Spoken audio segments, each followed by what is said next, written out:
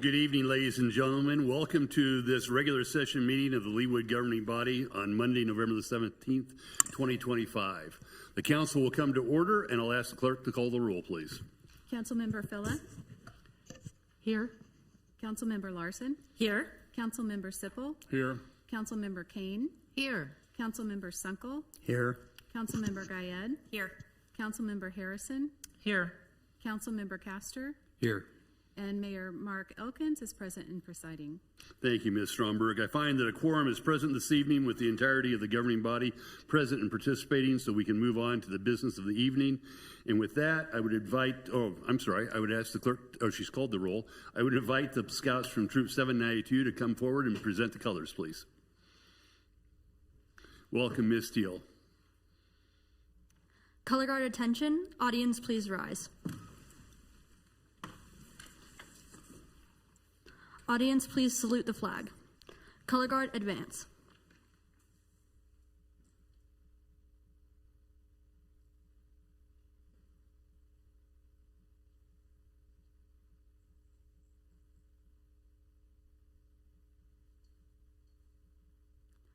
Color guard, halt. Color guard, present the colors. Please join me in the Pledge of Allegiance. I pledge allegiance to the flag of the United States of America and to the republic for which it stands, one nation, under God, indivisible, with liberty and justice for all. 2. Color guard, retrieve the colors. Color guard, return to post.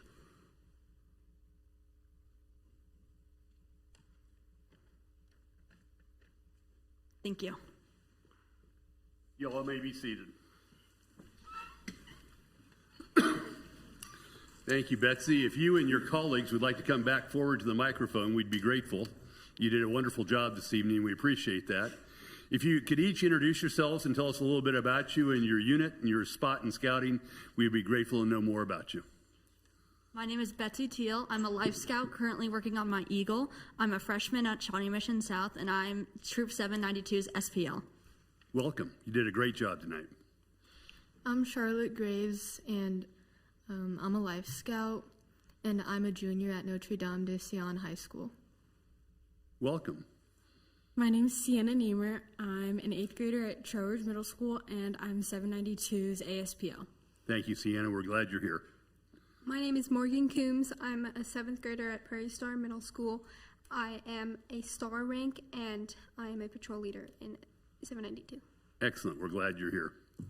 I am Abigail Keith.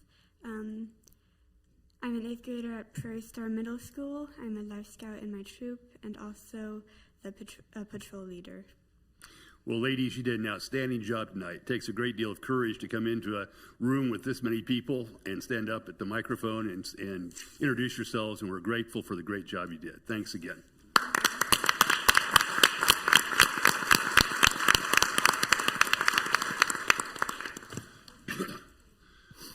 That brings us to the approval of tonight's agenda. Has staff had any additions or revisions to the agenda as it was already amended since it was published last week? There was an amendment as of 1 o'clock this afternoon. We had a reorder of the items listed under committee recommendations. And then we had some addition of public comments under item 12D. Thank you, Ms. Stromberg, but no additions or deletions from the agenda, just a reorder of the items that were already on it? That's correct. Thank you. In that case, I would ask if there's a motion to approve the agenda as it was amended. Motion to approve. Thank you, Ms. Larson. Second. Thank you, Mr. Sipple. Any discussion? All those in favor of approving the agenda as amended, please indicate by saying aye. Aye. Those opposed, same sign. The ayes have it, and the agenda is unanimously approved. We come now to the section of our agenda that relates to citizen comments, where members of the public are invited to use this section to make comments about city matters that do not appear on the agenda or about items that are on the agenda. It's not appropriate to use profanity or comment on pending litigation, municipal court matters, or personnel issues. Comments should be limited to issues and items germane to the business of the governing body this evening. The governing body will not discuss or debate these items, nor will the governing body make decisions on items presented at this time. Speakers are requested to keep their comments to 4 minutes. There will be a timer that the city clerk will be operating at about 3.5 minutes. The light on the dais or on the podium will begin to blink, and at 4 minutes, it will begin to buzz, and that will be an indication to you to bring your comments to a close. I'd also note that we have a great deal on the agenda tonight, and we ask that everyone recognize the decorum of the evening and the decorum of this governing body. There's not a decision to be made by the number of hands that clap, or if there are no claps at all. So I ask that you keep that decorum that we would expect so we can get through everybody's comments. There are a number of people who wish to be heard this evening. Now, I would also note that there are 2 items that are on our agenda this evening that a number of people have a great deal of interest in being heard on. One relates to the proposed planned improvements on 83rd Street. The other has to do with the proposed development at Mission West.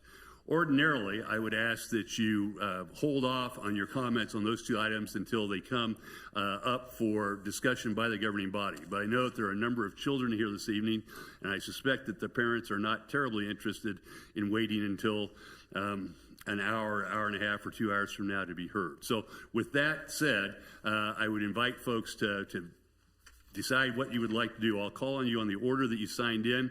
If you prefer to wait until the particular matter that you're interested in comes before us, we'll open the floor again at that time. Or if you would prefer to be heard now, we'll do it immediately. So with that, I think I've covered all the ground rules, Ms. Stromberg. Again, I'm going to call people in the order in which they signed in, and if you would, as I say, prefer to defer until we come to your item on the agenda, we'll be happy to do that. But first on the list is Mark Deshawn. Mark, are you here? All right, thank you, Mr. Deshawn. I appreciate that. Next is Rachel Rubin. Ms. Rubin? Thank you. And I'll call you in the same order when the time comes. So, I think it's Groves, if I'm not misreading. Mr. Groves? Okay, thank you. Debbie Bontrager. Thank you. A.L. Bontrager. Thank you, sir. Abigail Fink. All right, Ms. Fink, welcome. If you could introduce yourself and your address, we're interested in your comments. Good evening. My name is Abigail Fink, and I live at 8012 Belinda Road, just north of 83rd Street. I'm a mom of 3 daughters who love being outside, riding their bikes, walking to Corinth, and exploring our neighborhood the way kids should be able to. But right now, the infrastructure around 83rd Street makes that incredibly difficult and honestly unsafe. And I want to be clear, this is not a new concern for me or for many families in our area. I have been emailing the city about these issues since 2023, asking for safer crossings, better visibility, and improvements that would allow our kids to get to school without feeling like we're putting them at risk. Our neighbors want the same things. So many of us would love to walk our dogs, push strollers, and let our children walk or bike to friends' houses. But the current conditions make those everyday activities feel dangerous. Dog walkers avoid 83rd entirely. Kids are told no when they ask to bike to school, not because we don't trust them, but because we don't trust the infrastructure. Where we live, there are very few opportunities to cross 83rd safely. Along the entire stretch, the only true crossings are Lee and Mission Road. For families north of 83rd, that creates a real issue. At a minimum, we need at least one more safe crossing, ideally more, and not just a flashing beacon that drivers often ignore, but a hawk signal that actually forces vehicles to stop. A good example would be the signal at Belinda and Somerset. Just this morning, I watched 3 children cross 83rd from North Winonga during heavy morning rush hour traffic to get to school. They are forced to choose between staying on the north side of 83rd, where the sidewalk sits directly next to the street with no protective barrier, or crossing over to the school side, where it is again sidewalk directly next to the street, but slightly wider. These kids were doing everything right, waiting, looking, trying to be careful, but the cars were coming fast, and it was honestly frightening to witness. No child should have to navigate that kind of risk just to get to school. A proper light isn't a luxury, it's a necessity. Also this morning, as we were driving to school, my girls saw families walking along 83rd in front of the cemetery. They immediately commented on how scary that stretch feels. They said they always feel torn between staying too close to the fence or too close to the street, 2 options that feel unsafe. That portion is technically in Prairie Village, but the experience doesn't change at the city line. It needs serious attention and real protection. We need solid stone barriers there, similar to the ones on 103rd across from Brookwood Elementary. Even staying on foot isn't easy. As previously mentioned, the majority of the sidewalks on the north side of 83rd have no buffer at all between the sidewalk and the road. You're walking only feet, sometimes inches, from fast-moving traffic. For kids, strollers, or dog walkers, or anyone with mobility challenges, it's simply unsafe. Adding green space between the roadway and sidewalk, narrowing the driving lanes, expanding the school zone, lowering speed limits, and introducing stronger visual cues and signage for drivers would dramatically improve safety. These are standard, proven approaches, and families in our part of the city deserve them as well. At the end of the day, this is about giving us all, parents, kids, neighbors, dog walkers, the freedom to move safely through our own community. It's about making North Leawood as safe, walkable, and family-friendly as South Leawood already is. I'm asking that we prioritize our tax dollars to improve and invest in North Leawood, so our infrastructure, our safety, and our quality of life are truly on par with the rest of the city. Thank you for your time. Thank you, Ms. Fink. We appreciate your comments. Next, Lindsay Murray, please. Ms. Murray, welcome. Thank you. My name is Lindsay Murray. I live at 8223 Cherokee Circle on the north side of 83rd.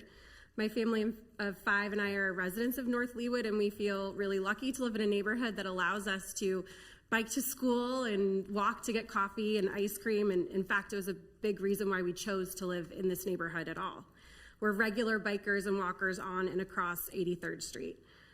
Yes, our community has recently experienced several heartbreaking accidents on our roads, one that occurred right as my 4th and 1st graders got on their own bikes to head to school, and another that we're all aware took the life of a child. But these are not issues that have existed for just the last month. We've all been concerned about them and voicing them for the last several years. No parent should have to fear that a simple walk to school or a bike ride to a friend's house could end in tragedy, or carry the lifelong burden of being involved in an accident that better infrastructure could have prevented. But I'm not only here as a parent tonight, I'm also a clinical psychotherapist who specializes in treating childhood anxiety. I work with kids and families every day and see firsthand how profoundly the environment around them affects their well-being.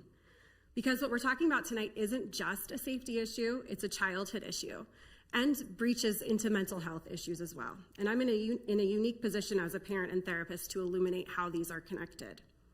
When neighborhoods lack sidewalks, protected crossings, bike lanes, and speed control measures, children begin to lose the opportunity to explore, move freely, and build developmentally appropriate independence. So we keep them inside, and often what fills that time are screens. What I see in my clinical practice is that independent and socialized outdoor play is one of the strongest protective factors against anxiety and depression. Yet, this independent mobility among kids has dramatically declined. Children today are missing out on everyday challenges that build resilience and confidence, navigating routes, problem solving in real time, and learning to assess risks in a safe way. And this is because the infrastructure surrounding our kids isn't protective enough. There are many factors at play, and this data is deeply connected to the choices you are all considering making tonight. The choices you make can improve lives from every angle: safety, mental health, childhood development, and community well-being. If we want healthier, more resilient kids, we have to make it safe for them to simply be kids, to walk, bike, explore, and choose the world outside over the world on a screen. Along these lines, we also have to acknowledge the reality that screens and the pace of our society lead to distracted driving, and that likely is not going away. What can change is our environment. The data is clear. When streets are designed with visibility, predictability, and slower speeds in mind, crashes go down, near misses go down, and stress goes down. The sense of comfort and confidence among families walking to school or crossing the street goes up. So tonight, I, along with many of my friends and neighbors, are here asking to prioritize measures that will make all of this possible. We feel very strongly that expanded school zones are not only important but necessary. Clearly marked and protected crosswalks, especially near our schools, parks, and bus stops, including the hawk lights. Traffic calming and speed reductions on 83rd, Lee, and other high traffic routes, and expanded sidewalks. Where the expanded sidewalks are not possible, the physical barriers are necessary. My children cross the 83rd cemetery line daily, and it is a very stressful experience, especially on having a first grader who's just learning to ride a bike, but wants that independence of being able to follow his big brother to school. These are not luxuries, they're a foundation of safe, healthy, child-centered community. It's not just about concrete or paint, we're talking about quality of life. It's about letting kids walk with more independence, giving parents peace of mind, and choosing solutions that work with human behavior, not against it. We can't undo the tragedies that have already happened, but we can prevent the future ones, and we can give our children a childhood that happens outdoors. Thank you for considering not only the immediate costs or conveniences, but the long-term well-being of everyone who uses these streets. Thoughtful design now means stronger communities for us moving forward. Thank you. Thank you, Ms. Marie. We appreciate your comments. Bonnie Geis. All right, thank you, sir. I'm sorry, is it Bernie? I apologize.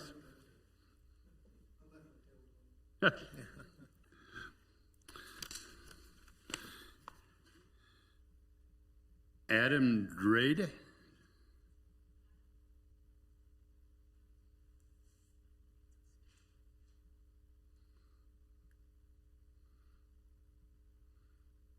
Stacy, can you pull that mic down where Adam can get to it?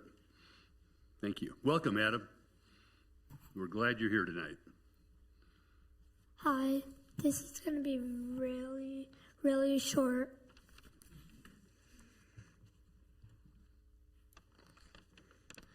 Hi, my name is Adam. I am the kid that got hit by the car today. Today is the very first time I rode my bike to school since my accident. I don't want any other person ever falling in Leawood, so can you put a fence so no more bikers, walkers, scooters, and even people with strollers fall into the street? Thank you for letting me speak tonight. Happy Thanksgiving. Thank you, Adam. We appreciate that. Thank you for your courage in speaking up tonight. These are some pictures of what I have to go through and many other people that go down 83rd to get to school.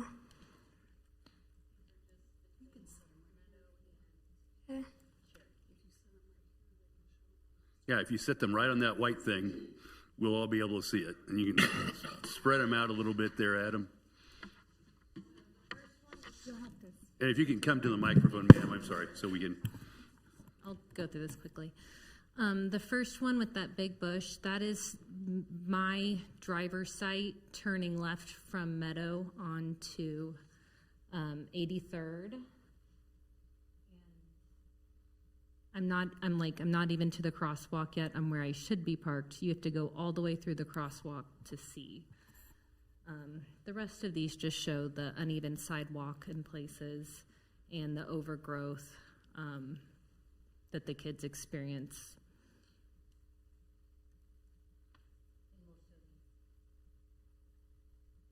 This one right here is where Adam's accident was. And if you see, the crosswalk doesn't actually line up with the sidewalk. Right there, the kids have to go across, like they enter the crosswalk and then they have to do a real quick right left to get back on the sidewalk. And that's right where his accident was. Oh, he has one more to show, I think. This is an example of how deep some of the divots are. I don't know if the city went in and put the gravel in to make it more even, or if the homeowner was nice enough to do that, but you can see how deep some of those inconsistency in the sidewalk are. So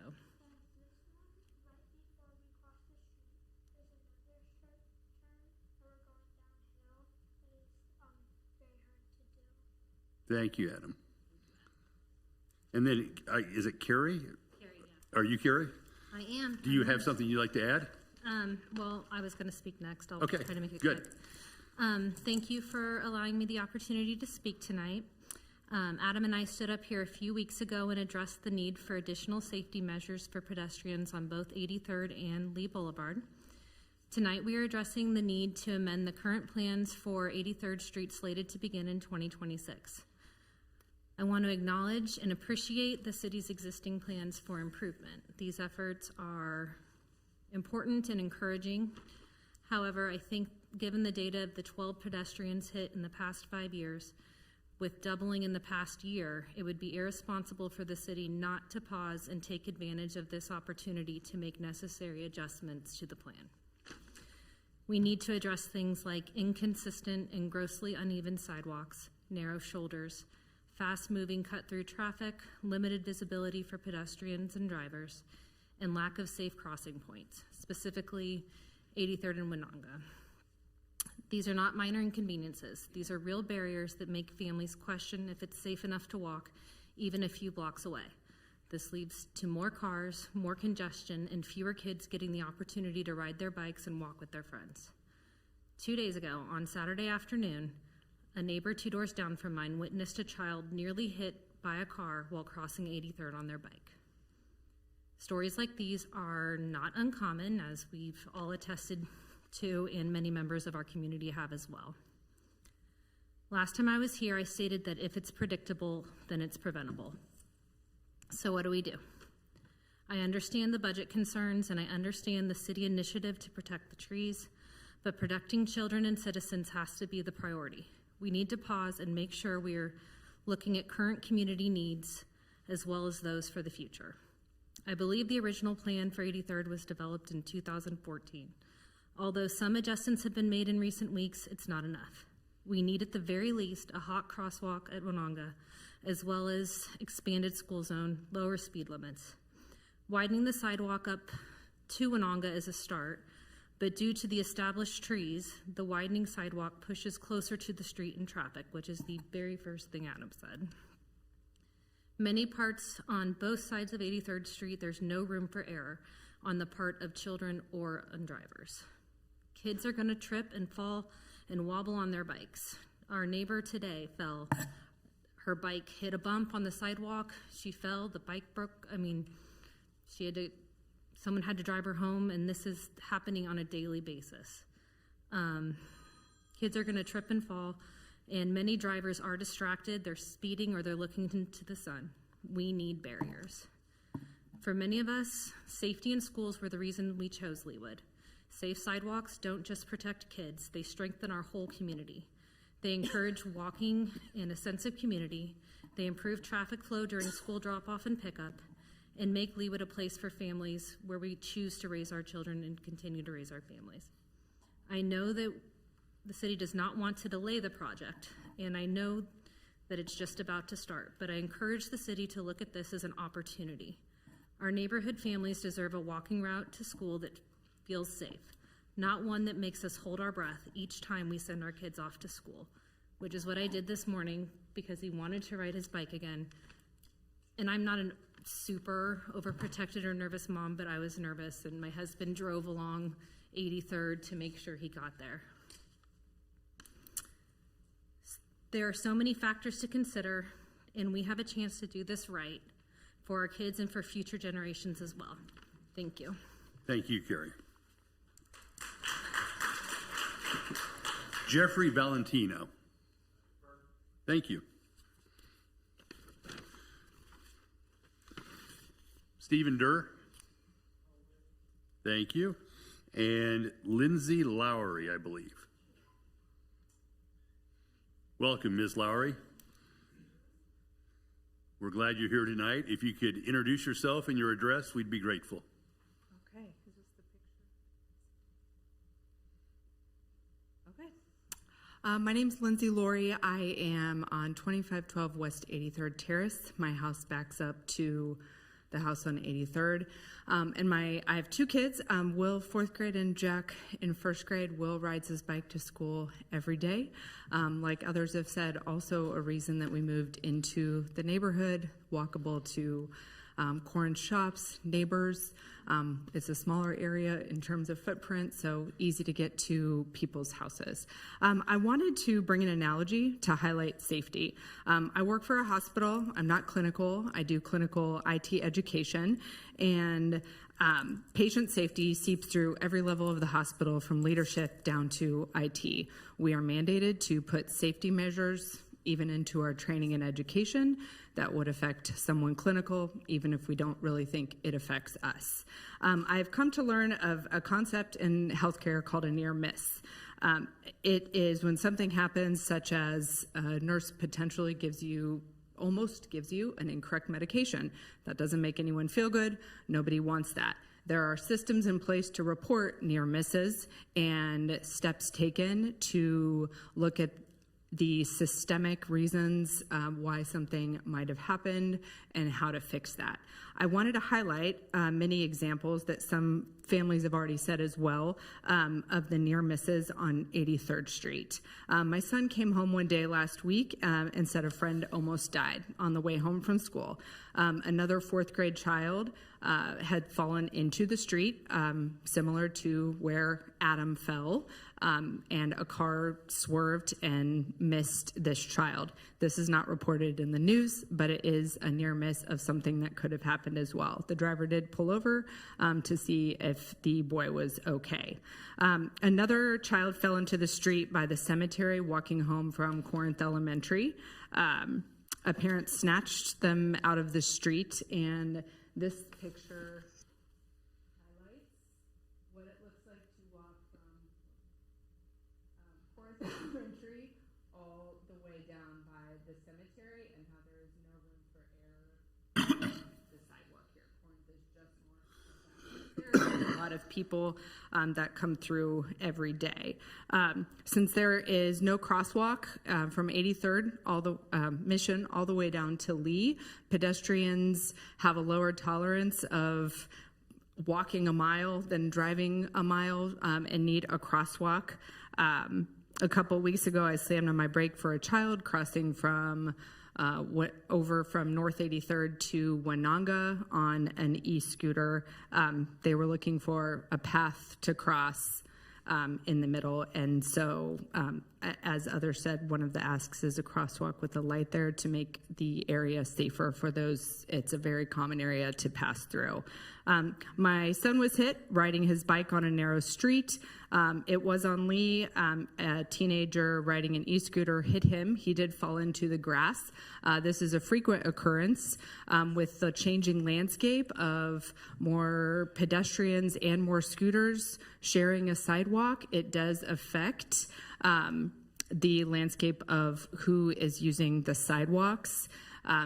If he was on this street, he easily could have fallen into the road as well. And this is one example of several areas on 83rd Street that back up to the sidewalk. Many more families are in the area. Our school's over capacity, so a lot of people walking in. Thank you very much for taking the time. And I did have another picture as well. This is what we would like to see as a barrier as well. And I'll stop. Thank you, Ms. Lori. So much. Appreciate your comments. That concludes the list of folks that I had signed up for citizens' comments tonight. As I indicated, a number of you deferred until we get to the Mission West matter, and I think at least one person who wished to be heard on the 83rd Street project also deferred, and we'll come back to you all when we get to that part of the agenda. So with that, we move on the agenda this evening. I have no proclamations this evening. And no presentations or recognitions. The matter that was on the agenda for special business was withdrawn by the applicant, and so that brings me to the consent agenda. Are there items on the consent agenda that individuals on the governing body would like to withdraw for additional question or comment, questions to staff, or comment for the governing body? Ms. Villa? G. G as in George, Ms. Villa. Anyone on my left? Mr. Castor, Dr. Castor. J, please. J is in James. Anyone else on the left? On the right? I was going to pull J, but it was already pulled. Thank you. All right, thank you. Any other matters?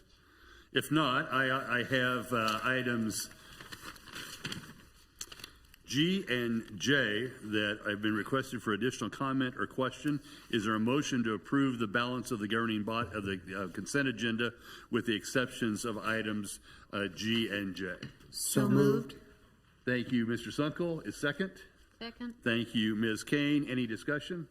All those in favor of approving and adopting the matters on the consent agenda with the exception of items G and J, please indicate by saying aye. Aye. Those opposed, same sign. The ayes have it, and those matters are approved. We come now to letter G, which is a resolution approving a revised final plan for Hope Community Church lighting plan located north of 83rd Street and west of State Line Road. Ms. Phillip. Thanks very much. I've already talked with staff about the situation in which the church was putting up some lighting. They didn't have the city's approval. They've got that now on the docket later for us to approve. But it did result in their initial installation of lighting for their parking with complaints from the neighbors of the lighting coming into their homes.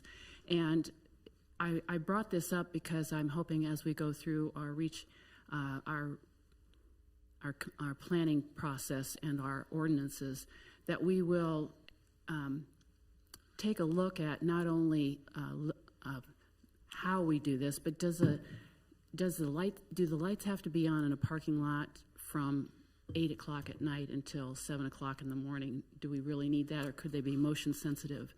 And also looking at, and hopefully our sustainability committee can get involved with the concept of sharing the evening, the dark, that many of our migrating birds and other creatures need because we are a little bit overwhelmed sometimes with the lights. I notice there's a trend now to light their houses, and that's great if you're on parade, but I don't know that we need that amount of lighting every single night. And whether it's a church and some residents noticing the light pollution, I mean, that can happen between neighbors. So I hope we will take a closer look at that as we go through the new ordinances to make sure we have a process for people to indicate that they're having light pollution in their yard from their neighbor, and how we address it on an neighbor-to-neighbor basis, as well as the overall impact of maybe toning down some of the lights that are above and beyond security. So with that, I'll turn it over to very capable hands in the planning division. Thank you, Ms. Phillip. Ms. Hurley? I don't have anything to add. Ms. Phil and I had a conversation this afternoon, and we are certainly happy to take a look at our lighting requirements as we move through our development ordinance update over the next year or two. Great. Thank you, Ms. Hurley. Ms. Phillip, anything else? No, move to approve. Thanks so much. Thank you, Ms. Phillip. Is there a second? Second. Thank you, Mr. Sipple. Any discussion? All those in favor of adopting the resolution approving a revised final plan for Hope Community Church, please indicate by saying aye. Aye. Those opposed, same sign. The ayes have it, and the resolution is unanimously adopted. Item J is references installation of crosswalks and rectangular rapid flashing beacons at 81st Street and Lee Boulevard, the 14,600 block of Mission Road, mid-block upgrade, and 151st Street and Mission Road intersection to the Public Works Committee. Dr. Castor. Yeah, I just had a question for Mr. Lay. We heard earlier tonight about drivers that don't stop when the beacons are flashing, and I've heard other instances as well. Is there some way for us to turn those beacons red to actually tell the drivers that you need to stop and not just to continue driving? Or is there some way the Public Works Committee can have a conversation about this, try to figure out how to make these more effective so that drivers actually stop for the pedestrians who are trying to cross the street? So those are the rectangular rapid flashing beacons, the RRFBs, and those are required by the MUTCD to be flashing yellow. So we are not allowed to go out and change those to red to follow the standards. One of the things that we are looking to do, and we are going to hopefully order them this week, is to put in the middle of the roadway at these RRFB locations and at some other mid-block locations, the vertical signs that say yield to pedestrians. And so those will be mounted in the middle of the roadway. So as people approach it, they'll see the flashing yellow lights, and then that sign will be there to let them know that they need to yield to the pedestrians. And Mr. Lay, for those of us who are not initiated into MUTCD? Yeah, so it's on Manual of Uniform Traffic Control Devices. So that's created by the federal government. for all the municipalities to follow that standard. So going from one city to another city, all the signs and everything are similar. So they're national standards National that we guidelines, yep. abide by. Yep. Okay, thank you. Dr. Castro. All right, that's all I had. Thank you.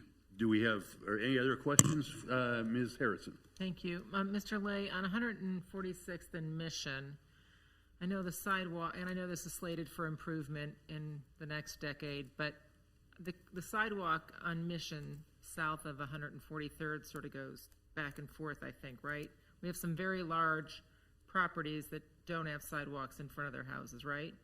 That's correct. So this is going to give a crossing at 146th, which is near Ironwoods Park, right? So on Mission Road, south of 143rd, from 143rd down to the north side of Iron Horse or Ironwoods, there's an existing crossing that's currently just signed, and then there's pedestrian or striping on the ground. So we're looking at proposing to put rapid flashing beacons in that location. Okay. And then south of there, the sidewalks are on the west side of the street. Okay.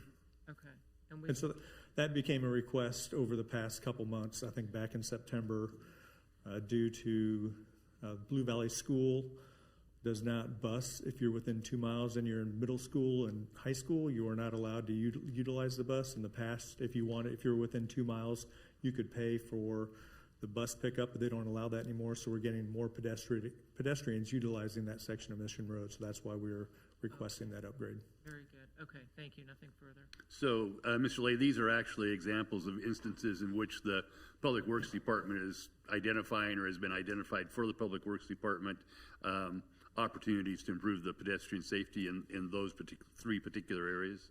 That's correct. Ms. Kane. Thank you. That's pretty much echoes what I was just going to say as chair of the Public Works Committee. Safety is paramount to us and has always been paramount to us. But as been illustrated by some of the comments in the audience and up here at the DS, the things have changed, right? The scooters and everything else have changed. So I was going to pull this one myself and also point out one of the comments tonight. I think there's a general misconception that this is only a North Leawood issue, and if you look at the addresses here, this one's 146th Street, this is 151st. We're about to hear 135th Street. Last week or the week before at Public Works Committee, we were hearing about 103rd Street. So this isn't a north versus south issue. This is a school issue. It doesn't matter if it's a public school or parochial school. In 18 years I've sat up here, I'm here to tell you this is a school issue. And our school children and their safety is paramount in our minds. So we need to kind of get that out of our heads and work together with Public Works, work together as a team. We're all on Team Leawood here. And again, think about all the kids and all the students. And again, get it out of our minds that it's a north versus south. It's not. It's a school issue. So that was my comment about that. But thank you for what you're doing, and thank you for this proactive step. Thank you, Ms. Kane. Other questions? If not, is there a motion? Thank you, Dr. Cass. Second. Thank you, Mary. Larson. Already, Ms. Larson. I've only known you for 15 years. Thank you. So this actually is an action to affirmatively refer the installation of crosswalks and rapid flashing beacons on these, I think there's 3 locations here, to the Public Works Committee for additional consideration and final recommendation of the governing body. All those in favor of making that reference, please indicate by saying aye. Aye. Those opposed, same sign. The ayes have it, and the matter is unanimously referred to Ms. Kane and the Public Works Committee. If I could add one thing, I didn't put the date on there. We are hoping to hit the first Wednesday in January for this meeting for these 3 locations. The December meeting is going to be on 103rd Street on that. We're continuing that discussion on going from 4 lanes to 3 lanes on a portion of it. Thank you, Mr. Lay. Ms. Fuller, did you have a comment? I was just going to ask the date. Oh, thank you.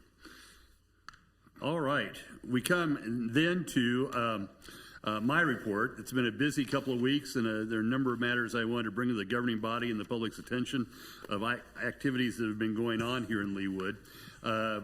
On November the 5th, the city hosted Kansas Governor Laura Kelly. Governor Kelly convened a town hall that was attended by about 75 people, including Councilman Harrison, for the purposes of discussing the budget process and her plan for submitting a proposed budget to the Kansas legislature early in the 2026 session. I believe this was one of 7 different town halls that she conducted. One was in Kansas City, Kansas, and I think ours was the only one in Johnson County. If not, I'll stand corrected. On November 6th, Girl Scout Troop 6768 visited City Hall to learn more about municipal government and how municipal government in Leawood works. In addition to listening to me talk about municipal government, which had to be a challenge for 6- and 7-year-olds, police officers Cody Morris and Christina Farquhar also provided a lesson on bike and scooter safety during the girls' visit. And this is another example of an effort that we're trying to incorporate into the police education of the community with respect to bike and scooter safety. Pardon me. The city and its consultants, Olson and Land Use USA, conducted planning charrettes and an open house at the lodge at Ironwoods Lodge on November 10th and 11th as part of our Rooted and Reaching project to redefine our comprehensive land use plan. Pardon me. That open house became a virtual open house this afternoon, and so now those of you who weren't able to join us at the Lodge at Ironwoods last week have an opportunity to participate in the process of our comprehensive planning by going to the website. You can get there either through the city's website or Googling Leawood, Rooted and Reaching, I think, and that will get you to it. And it's interactive, so it just as those of us had an opportunity to put physical Post-it notes on the walls last week, you'll have an opportunity to put electronic Post-it notes on with your comments and suggestions. So I would encourage all of you to please take advantage of that. We're trying to get as much civic engagement as possible in this process, and we made great progress last week, I think. There's still a lot more work to be done. Then last week we also had a National Fire Department accreditation team visiting Leawood and the Leawood Fire Department as part of our fire department's efforts to renew our accreditation by the Commission on Fire Accreditation International. Ms. Stoddard and I met with the leader of the accreditation team and Chief Fitzgerald to discuss governance and communication elements of the accreditation standard. They were here nearly all week, visited various parts of our city, quizzed our fire department, reviewed the written materials that our fire department had provided, and we're pleased to announce that at the conclusion of their visit, the peer review team announced that it is recommending renewal of the Leawood Fire Department's accreditation. So we're one step short of renewing that accreditation. The issue of our renewal will go before the Commission on Fire Accreditation, I think in the spring, in March or April, I believe, and for a final review and hopefully approval. But congratulations. This is a great example of cross-disciplinary work across our various teams in the city. Finance was involved, Diane and I were involved, HR was involved, and of course the fire department. So again, a great effort by the entire team. We're one of very few, I think across the country there may be 130 fire departments that have this accreditation, along with our ISO 1000 accreditation. And that has a direct impact on our residents because although they don't necessarily see it, that accreditation by our fire department results in reduced insurance rates for all of our residents as a result of the standards and the status that we have with that accreditation. And on November 12th, I was pleased to be invited by the Leawood Police Department to attend the graduation of the fall session of the Leawood Citizens Police Academy. And that is something that I would recommend to all of our citizens if they have an opportunity to do so. It's a 9-week program that's put on by Chief Robbins and our police department, and they do just an excellent job of explaining all the various ways in which our police department serves our community. And we're grateful for the work, and it was a great opportunity for me to meet with about 20 of our residents who participated in that. That Citizens Police Academy occurs twice a year, once in the fall and once in the spring, and it won't be long before we'll be taking sign-ups for that. Last, and of course I am embarrassed because I got caught short a little bit by the holiday lighting night, but I'm very sad to report that this morning a citizen of the city of Leawood, and I'm going to be embarrassed because I can't call out his name. He's a long-time citizen who was in his upper 90s and had a great deal to do with the work that we've gone to date to have the Veterans Memorial passed away. And it was a great loss to us all because we had all of us that are involved in the Veterans Memorial had hoped that we could get it completed by the time that before he was called on to his next assignment. It was Gary Swanson. Yes, thank you. I'm so embarrassed. Gary was a great guy. He was present. He led the charge on the initial stages of us even talking about a Veterans Memorial. He was there when we did the kickoff of the fundraising efforts. He contributed the first $5,000 to the effort, and having the city of Leawood recognize the contributions of our veterans was very important to Gary. And I'm sorry that he won't be here in person when we dedicate that memorial, but certainly the memorial is dedicated to him as well as to all the rest of our veterans. So on that sad note, I conclude my report this evening. And I would ask if there are council member reports from any of the various committees other than those matters that are on the agenda coming up. Ms. Kane. Last week, Thursday, we had our Parks and Rec Committee meeting, and it was very interactive and very proactive, I guess I would say. We have a couple new playgrounds coming, one at Elon Park, one at, where's the other one? Elon and... Ironwoods, thank you. I beg your pardon.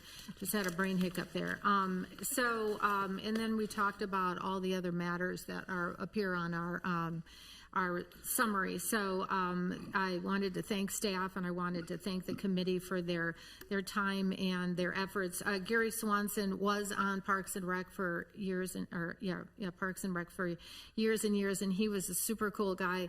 He interviewed all sorts of World War I veterans, and there's lots and lots of footage of his interviews, and he was a remarkable man. So that is too bad that he has passed before our Veterans Memorial, which will be right out here in our courtyard, will be inaugurated. That's a shame because we were very aware of his interaction. So anyway, thank you for that. Thank you, Ms. Kane. Other reports? If not, Ms. Stoddard, do you wish to be heard this evening? I have no report this evening. Thank you, Mayor. Thank you, Ms. Stoddard. We now move on to committee recommendations, and the first matter on the agenda is Planning Commission case number 110-25, an ordinance approving a special use permit, revised preliminary plan, and revised final plan for Leawood Village Cava, which is a restaurant located south of 86th Terrace and west of State Line Road. Ms. Hurley, do you wish to be heard? I do. Give me just a second. I'll get up my presentation.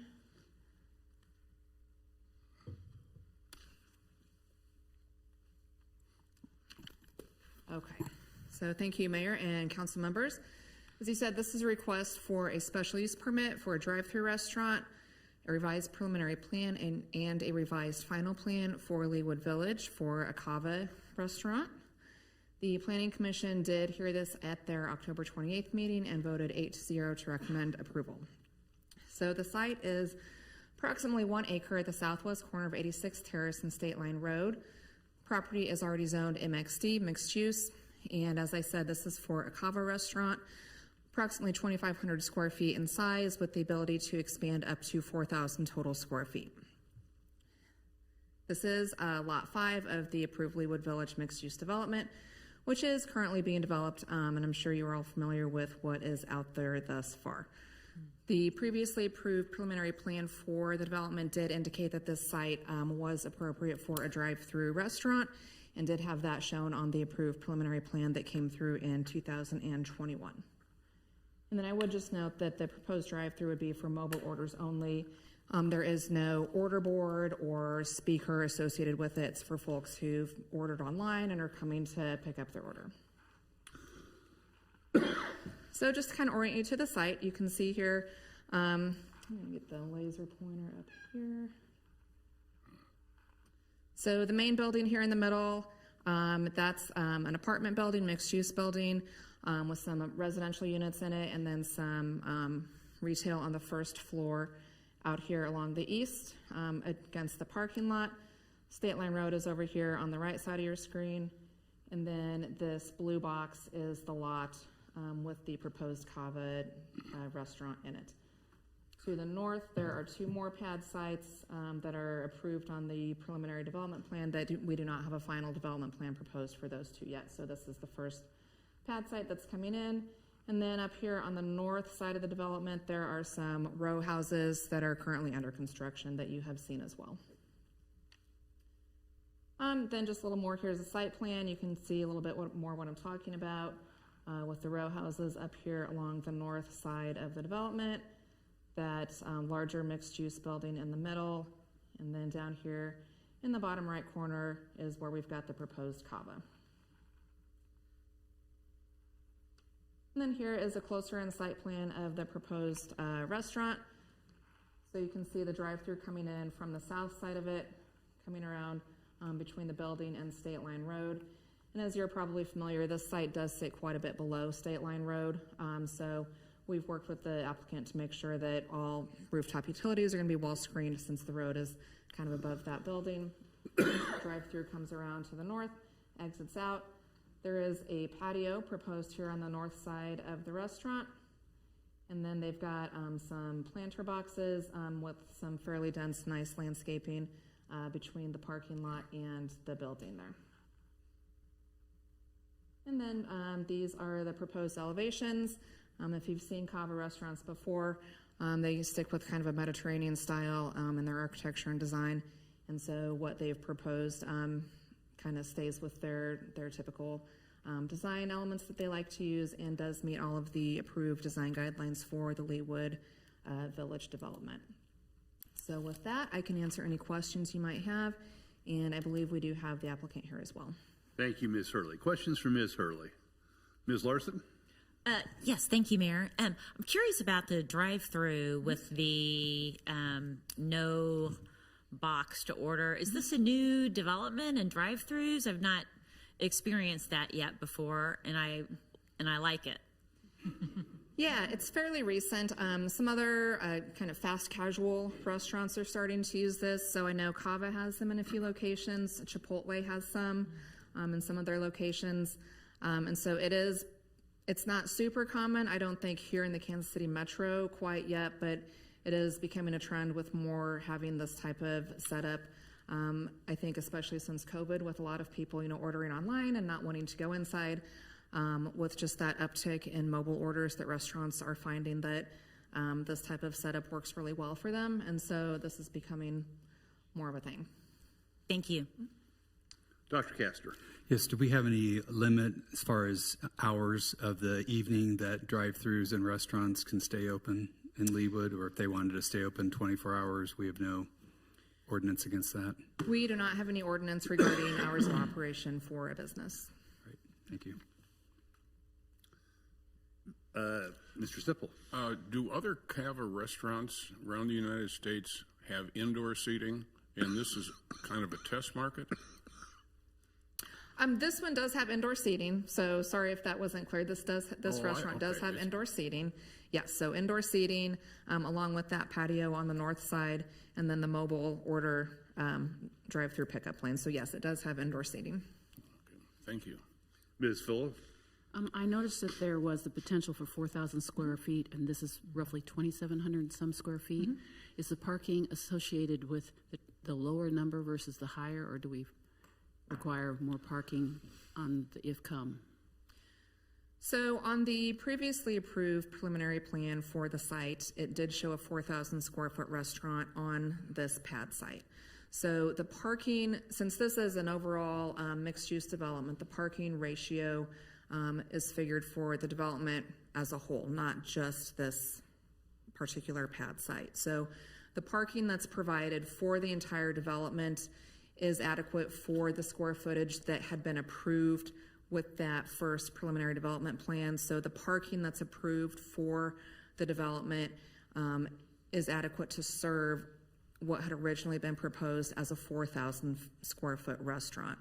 So they are keeping the ability shown on the plan to potentially in the future expand to 4,000 square foot, basically to kind of reserve that square footage so we don't lose that since it was already approved.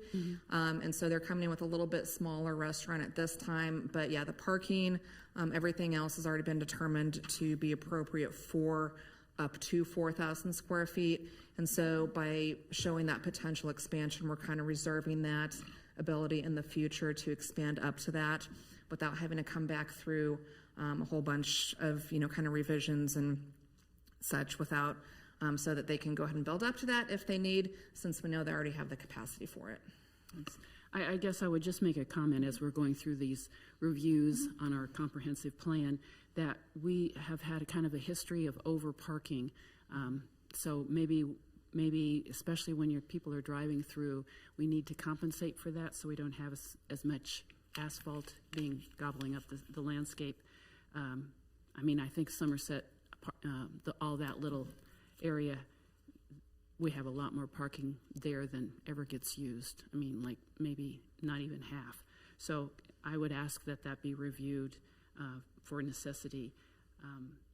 But I'm excited about it. If they're half as successful as Meddy's is, the Mediterranean palette seems to have no limit, at least in my household. And if the developer can share with us what's going on with occupancy with the village, with the apartments as well as the building, that would be lovely. Thank you, Ms. Phillip. Other questions for Ms. Hurley? Well, thank you, Ms. Hurley. I believe the applicant is here. Does the applicant wish to be heard this evening? If you could come forward and introduce yourself and your business address, we're interested in your thoughts. Hi there, Ryan Ramey. Address is 2188 Southwest Park Place, Portland, Oregon, 97034. I don't have a formal presentation, just wanted to get up here and say CAVA is very excited to come to Leawood and wanted to see if there are any questions I can answer. Thank you. Questions for the applicant? Ms. King. Are there CAVAs in Portland? There aren't. I knew that because my daughter. It was a trick question. That was a trick question. It was a trick question. Every time my daughter-in-law comes from Portland with my son, we have to go to CAVA. So there is one in Overland Park on 135th Street. So there is another CAVA, at least one in the metro, or not far. But I didn't happen to know that because every time we have to go to CAVA. So I think it'll be wildly successful right there because they have that food court or whatever across the street, but no CAVA, and it's wildly successful. So welcome to Leawood. Thank you. I actually went to dinner there tonight for good luck, so. I'll report back. She's coming for Thanksgiving. I assure you we'll be at the other one. Thank you. Yes, ma'am. Thank you, Mayor. I just wanted to say that I am thrilled that CAVA is coming because I am a big fan. So very happy about that and very happy about this new form of drive-through. As Ms. Larson said, I think that I would hope that others would take notice of that and maybe implement that type of concept. And I guess, with the onset of COVID and a lot more delivery services, I imagine kind of DoorDash and Uber Eats drivers would use that as well to come pick up their order that they're delivering through the that. Delivery services are directed into the store. Oh, so they will get out and go. Yes, they have a separate kind of cubby system that they use so that the pickup window is only for customers who have prepaid for an order. Great. Thank you so much. Thank you, Ms. Gayed. Mr. Sunkel. So I would just echo that for the drive-through because I know that a lot of the residents in that area have been concerned because it used to just be an empty parking lot, and now they have, an apartment building there, and I think having a quieter drive-through and less hectic because you're not ordering and waiting. So I think that's terrific. Thank you. Thank you, Mr. Sunkel. Any other questions for the applicant? Ms. Harrison. Just a comment because we don't usually have a room this full.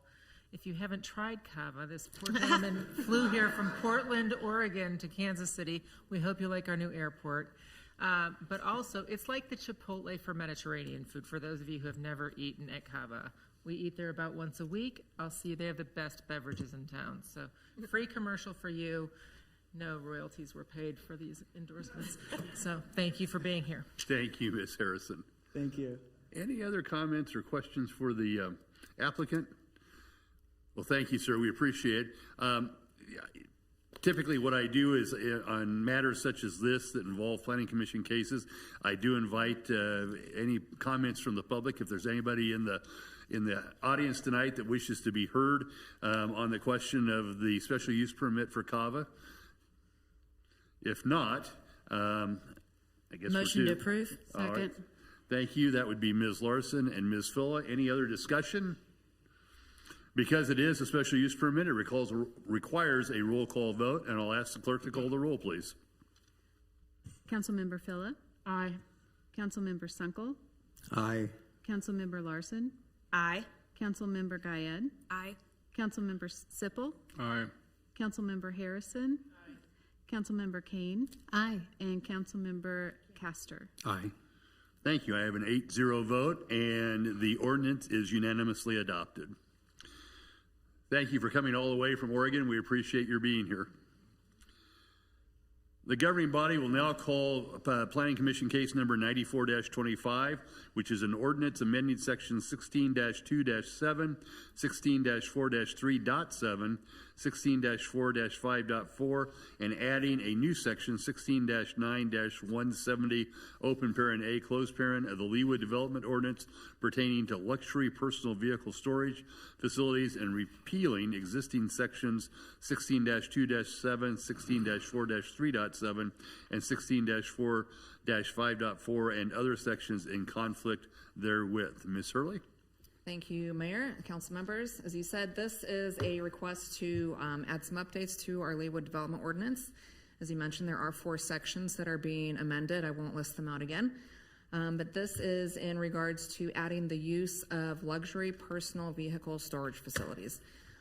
This is a very specific type of storage facility that has started to become popular across the country, and we have gotten several inquiries about building this type of use here in the city. And so we had taken this to the Planning Commission earlier this year to discuss potentially adding this use and see what kind of appetite there was for that. The Planning Commission was amenable to it and seemed like this might be a good use for our business park district. And so we started taking a look at some other examples around the country and crafting some language that might work for Leawood. So this would be a use that would only be allowed in the business park district, and as you're probably aware, we only have 2 areas in town that are zoned BP, which is the Centennial Business Park out at 143rd and Kenneth, which is maybe a little more than half vacant still. It's not had a whole lot of development and haven't had anything in recent years come in out there. And then the other spot in town that we have zone BP is there right at 103rd and State Line, where the Gates Barbecue is. So the 4 sections that we would be amending are the table of uses. So again, to allow this particular use only in the BP district and only with issuance of a special use permit. So this would not be a by right allowed use in the BP district. It would be coming through for public hearing through Planning Commission and then approval by governing body. And then amending the section regarding special use districts, special uses, so that we could add some specific requirements for this particular use. And then updating the section regarding required parking. This is not a kind of use that typically requires a lot of parking. Storage type uses typically don't, and this is no different than that. So we do want to have some parking there, but we don't need a whole lot of parking. It was referred to earlier that we overpark a lot of things, and I think a lot of cities have been becoming more aware that we do that. So we wanted to be sure that we're being diligent about not requiring too much parking for a use like this. And then the last section is just the definition section, so adding an actual definition of what this is. So I won't read the definition to you. I know you have all read it for yourself, but basically what this use is that has become more popular, folks who have additional cars, maybe luxury cars, higher end cars, RVs or boats or kind of those personal kind of sport vehicles that they might have. Like to have a kind of an ownership condo type storage unit where they can keep those vehicles, have it be a nice space where they can go maybe hang out. There might be a kitchenette or a bathroom in them. A lot of people have been using them in different areas kind of as like a man cave type setup. So not your typical, orange door storage facility. These are really more high-end type units. These are they would be for sale units. They would be condoed out, so it's not a monthly rental type thing. These units would be sold. Folks would purchase them, have ownership, and then be keeping their vehicles or other things in there that they chose to do. There are a couple in the metro area that are similar to this. There's one out in Johnson County, out south on 69 Highway, as you get out towards Lewisburg, that has come up in recent years. And then there is one out in I believe it's in Lenexa, that's this kind of concept, and then one out towards DeSoto that's this type of concept. There might be some more around, but those are the ones that we did find. So the cities around the metro area haven't updated their requirements to specifically just allow for this type of storage use. A lot of the cities just kind of have a blanket storage type definition. Leawood doesn't allow any other type of storage facilities, so we wanted to be really sure that we were being real specific with what type of storage we were talking about here. So if you have any questions, I can answer those for you or do my best to. Thank you, Ms. Hurley. Ms. Kane. I am familiar with the one on 69 Highway heading toward Lewisburg, and I've passed it by a million times. I think it strikes me as kind of creepy because there's a whole bunch of garages but it looks like there's apartments up above. So when I was reading this, it says specifically living quarters or human occupancy. Like I said, all these things sound kind of creepy to me, but would not be allowed. So this is specifically. And then it says the storage and display of high-end vehicles. So they're only displaying to themselves. I mean, it's because this isn't for public. This isn't for turning it into some kind of a automotive showroom, right? This is just an individual who's displaying it for themselves, storing and displaying it for themselves. Yes. But they can't live there. They cannot live there. And so putting the provision in here is that it can't be used for living quarters, and so our building codes are real specific in what constitutes a living quarters. And so I mentioned that they could potentially have a kitchenette or a bathroom in them. It would be a kitchenette or a bathroom. So when you start getting into having a kitchenette and a bathroom, then you start getting into where it could be considered a living quarters. So in the business park zoning district, there's no residency allowed. There are no residential uses allowed in the business park district. So we wanted to make sure that we were staying away from allowing anything that might turn into a sort of studio apartment type situation. So in my experience, sometimes when we have these changes in our ordinances because somebody's knocking on our door. So am I to assume somebody's knocking on our door wanting to put this kind of use out there? Yep, we have had multiple requests from multiple parties about this type of use, which is why, again, we took it to the Planning Commission to talk about. We don't take every request to them, but when we start getting into the territory of having multiple requests about the same type of thing, that's when we would take it. Thank you. That's all I had. Thank you, Ms. Kane. Ms. Harrison? You just brought up a second question when you said multiple requests, but I have some others. So realistically, though, we only have two places in town where we could have these, 103rd and 140-ish. But do you anticipate Leawood having multiple units of this sort, or do we feel like this is a one and done, or once we license it, might we have many knocking at our door? Or we just don't know? I think that would probably be a business decision for anyone looking to open one of these. I'm not overly familiar with the business model, so I couldn't tell you, what number of units this market might be able to sustain.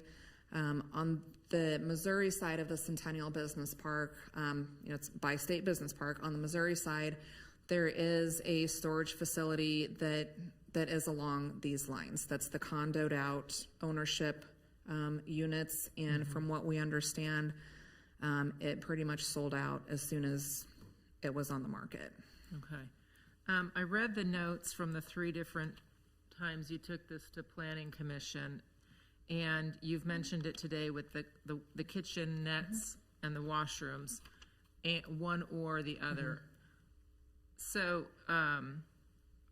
are we going to patrol that they get one or the other, or once they buy these out and start to fit them out, we're not sure if it's going to have both? Because I'm here to tell you that all a Harrison needs is a microwave and a beverage fridge, and we've got a kitchen, because plug me in a crock pot and we're good to go. So I don't know how, and my son's boss has one of these and entertains 20, 25 people at it for every Chiefs football game, and they have to take a golf cart to a porta potty, a quarter of a mile away, because they don't have washrooms in the man cave, for lack of a better word. So how are we going to control that it doesn't become a livable man cave, for lack of a better word? So a kitchenette, there would be some specific building code definitions for that. So that's how we would be controlling it. So if someone is putting in an actual kitchen with a stove and a plumbed sink and a refrigerator, that type of thing, those are things that would have to come through our building permit process. Same thing with a bathroom. If you're going to plumb it for a bathroom and put in a bathroom or a washroom, those are things that would need building permits. So that's where we would be catching that regarding, what they have permits for. To your point, someone could certainly plug in a little mini fridge and a coffee pot. That wouldn't meet a building code definition of a kitchen. So, I think it's like anything.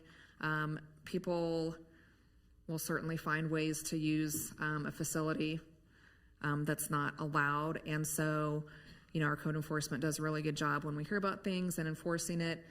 Something like this would be subject to fire inspections as well, since there's going to be, requirements with all of that. So there are going to be ways that, staff is in and out of these things and kind of keeping track.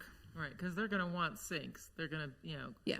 My son, the grease monkey, please don't wash your hands in the bathroom sink. But also, they're working on these things, so, it's going to be a messy job. So I think these are going to sell. My neighbor with his RV and his 3 Porsche is going to be your first, the first client. But and all the neighbors will miss seeing all the cool cars. But I think it's an interesting concept. I just worry about them being party caves, on occasion. So that's my only concern. Yeah. Thank you, Ms. Harrison.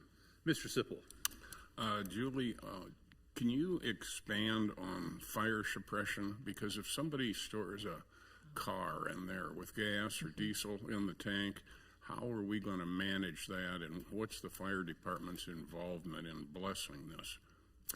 Well, I know Fire Marshal Brown is here, and if she is listening, I might see if she could come in, but she has been a part of our discussions about this use with the Planning Commission. So I'm not sure and here she comes. She's on the way. Yep. So I will let her get into their specific requirements regarding suppression and inspection on something like this. So would you think we would have some with and some without sprinklers or something like that? Chief Brown, welcome. Yes, Chief Brown, answer that. Brittany Brown, Leawood Fire Marshal. So I'm happy to answer your questions about fire suppression. So we've had an ordinance here in Leawood since the 90s that requires any commercial building over 1,000 square feet to be sprinkled. These are not separate occupancies. This will be one building occupancy classification, so that it will be fire alarmed. It will have a fire sprinkler system. By unit? The whole building. We don't consider, even with firewalls, it is one building. They're all just attached. Like, think of a storage unit, how you may have separate ownership per bay, but the whole building as a whole is constructed as a whole and is one occupancy classification. That building will exceed 1,000 square feet and will require sprinklers. If fire detection says there's a hot spot in number 3, they all get sprinkled? Is that what you're saying? No, so when sprinklers go off, only one goes off. That's what I was looking for. Yes, sir, that's all sprinkler systems, so every sprinkler is an individual activation device. Okay. So there are different ways that we can identify panels. So if you have a fire alarm, that's what's saying, hey, what I'm detecting smoke or I'm detecting heat. There's two different types of sensors. So you also have your sprinklers, which are directly activated by, there's a couple different activation means, but when one sprinkler goes, that's it. It's one sprinkler. Okay. It's not one goes, they all go. So you could have one sprinkler system in a localized area in one unit, which is usually going to have some degree of firewall, so it's going to be partitioned. And that damage will be localized to that one area. That's the intent. That's usually how we build and develop all of our codes. Okay. Thank you for clearing that up. I appreciate it. Yes, sir. Thank you, Mr. Sipple. Any other questions for staff? If not, I think we can go to discussion. Any comments or thoughts? Mr. Sipple? Would we be in competition with the people on the Missouri side because they're sold out? Do they have a better deal or cheaper prices? Or, I mean, is it one of those crossed state line rivalries? I guess that would be between the individual owners of the facilities, how they wanted to price it and handle that. Thank you. Ms. Larson, do I hear a motion? Yes, this is a weird concept to me, but seems harmless, maybe for people with more money than sense, and I make a motion to approve. Thank you, Ms. Larson. Second. Is there a second? Yes. Thank you, Mr. Sunkel. Any additional discussion?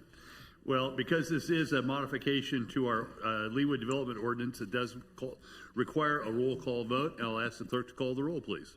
Councilmember Phila? Aye. Councilmember Larson? Aye. Councilmember Sipple? Aye. Councilmember Kane? Aye. Councilmember Castor? Aye. Councilmember Harrison? Aye. Councilmember Sunkel? Aye. Councilmember Guyed? Aye. Thank you. I have an 8-0 vote, and with that, the ordinance amending various sections of the Leawood Development Ordinance is hereby adopted. Thank you. Appreciate it. I now call a recommendation from the Bike Walk Committee that recommends that the City Council review the 83rd Street Improvements Project and consider the feasibility of incorporating additional pedestrian safety enhancements as part of that project. And with that, I'll invite Mr. Lay to give us an update. I'll just note, and Mr. Lay, correct me if I've got this wrong, because I think this actually may even predate my becoming mayor, but this is a project that has been reviewed in the past by the Bike Walk Committee. It's been reviewed in the past by the Public Works Committee, and it's been approved and authorized by the governing body. Contracts have been let, I think, with a contractor, general contractor, and we're looking at breaking ground early in the 2026. But with that, Mr. Lay, I am interested in your update as to where we are and what recommendations the Public Works Department may have for us. Thank you. Now I have an overhead or a presentation here that I'm trying to get started.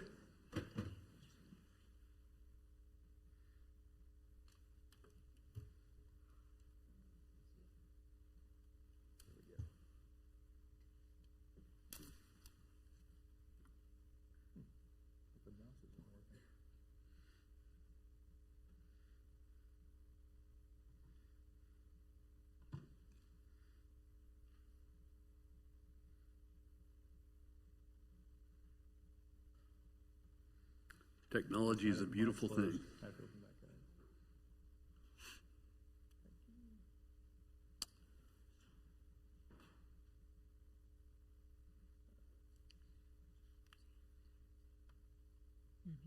All right, if we can bring up the PowerPoint, thank you. Okay, so as you mentioned, 83rd Street has been in the works for quite some time. So a little bit of history. Back in 2015, the Bike Walk Committee created a self-propelled Leawood, which is a bicycling and pedestrian plan for the entire city. Had different corridors identified with proposed work. On 83rd Street, it was identified as to improve the sidewalks, which is pretty vague, and then also to install bike lanes. And so in 2020, I believe it was 2020, we added it to the CIP for reconstruction of 83rd Street. So currently it's in the project. The estimated cost is about $5.3 million. And what we are proposing with that $5.3 million is that's a complete curb and gutter replacement and pavement replacement, 8-foot trail on the south side of 83rd Street from the west city limits to Winonga, which was requested by the Bike Walk Committee. We are going to replace all the sidewalk ramps with ADA accessible ramps, so those would all be improved. And then we are proposing to remove the sidewalk that's against the back of curb and just provide, it's really just a 1-foot buffer, and then provide a 5-foot sidewalk in those locations. We were going to stripe bike lanes from Winonga to Meadow Lane, and then we are doing some work at 83rd and Lee at the traffic signals. We are proposing to modify the signals to restrict left turns when a pedestrian signal is called up, so that way you don't have that opposing left turn crossing where the pedestrian is. That will require all new equipment in the cabinet and some work on the overhead signals. And then at 83rd and State Line, we're replacing the entire traffic signal. So that's the total cost of $5.3 million. And I did have a map that I'll show here on the top. So on the west side where you see the light green, that's in Prairie Village. Far left, there's a north-south street, that's Mission Road. Corinth Elementary is on the southeast corner of that intersection. You can see my mouse there. And then if you go east a quarter of a mile to where the cemetery is, the east side of the cemetery is the city limits for Leawood. And then we go all the way over to State Line Road. So that's our project. It's an existing 32-foot roadway that was built in the mid-90s. It has mostly 4-foot sidewalks when they're not against the back of curb, and when they are against the back of curb, they are 5 feet. So the Bike Walk Committee has been talking about this project for some time, and recently they've sent this request to the governing body. They would like us to slow the project down and include some additional pedestrian improvements. So if you can see that chart, this is it's showing the width of the sidewalk existing condition, and then with the current project, what we're proposing to do. So about 2/3 of the length of the corridor has 4-foot sidewalks. 1/3 of that has 5-foot sidewalks, but where those 5-foot sidewalks are, as I mentioned, those are up against the back of curb. With our current project, we're proposing to eliminate some of that 4-foot sidewalk to where we'd be down to about 50% of the corridor would still have that 4-foot sidewalk. We would have about 20% 5-foot sidewalk. And I mentioned the 6-foot sidewalk, but in reality, that would be doing that 1-foot buffer. So it's more of like a 5-foot sidewalk with a 1-foot buffer. And then we have the 8-foot trail, which is about 11% of the project, and that's just on the very west end of 83rd Street, where they have more pedestrian traffic. So here are some pictures. So this is at 83rd and Winonga. So I'm sitting on the west side, so I'm right at the Cloisters entrance. And if you look on the bottom left there, that picture is looking west towards Prairie Village. And you can see this section of 83rd Street, we actually have a little more right-of-way. We have about extra 10 feet, and that's because the Cloisters came in the mid-70s when the city had more requirements for right-of-way. And so this section of roadway, we do have a little bit more right-of-way, and that's where we're talking about adding that 8-foot sidewalk. So currently we have, I think it's about 8 feet between the back of curb and the sidewalk, and then we have a 4-foot sidewalk. So in that area is where we would put the 8-foot sidewalk. The back of it would still match the back of where that 4-foot sidewalk is. It would come 4 foot closer to the roadway, but it would be 8 feet. So it'd be 4-foot green space with an 8-foot sidewalk. And then that would be, if you look to the left on that picture, that's, as I mentioned, looking west. And on the right, it's looking east towards the other Winonga. That's just as the hill, as the road starts dropping off, that's about where that other section of Winonga is located. And so along this entire corridor here, we would have that 8-foot sidewalk. This is 83rd Street and Cherokee. So this is a little bit further east, and this kind of shows some of the problems that we're having today. So on the upper left, that's again looking west. And you can see we have some steel plates out there. Water One had a water line break last week. And so to do that repair, they ended up tearing out a portion of the sidewalk. And so we have reached out to them to let them know that this is a critical piece of infrastructure for kids to get to school, and so they have put it on their priority list to get out there and repair that ramp. But that does create some issues there for pedestrians.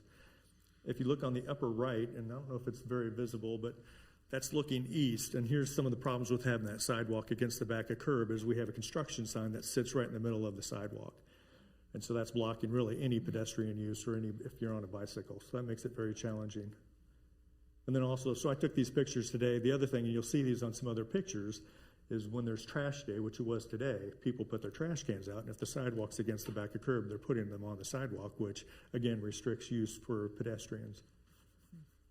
So this is the 83rd and Lee. Upper left pictures, again, looking west. Upper right is looking east. And this is a very tight area. We have the sidewalks are up against the power poles on the right side of the, if you're looking at that, looking west. So on the north side, we have the power poles. And so we can't really move the sidewalks out any further to try to create that separation. Then across the street, we're already outside the right-of-way. We have a sidewalk easement for that, and so it makes it very tight also. But the sidewalk is it's 5 feet, and it's against the back of curb at Lee.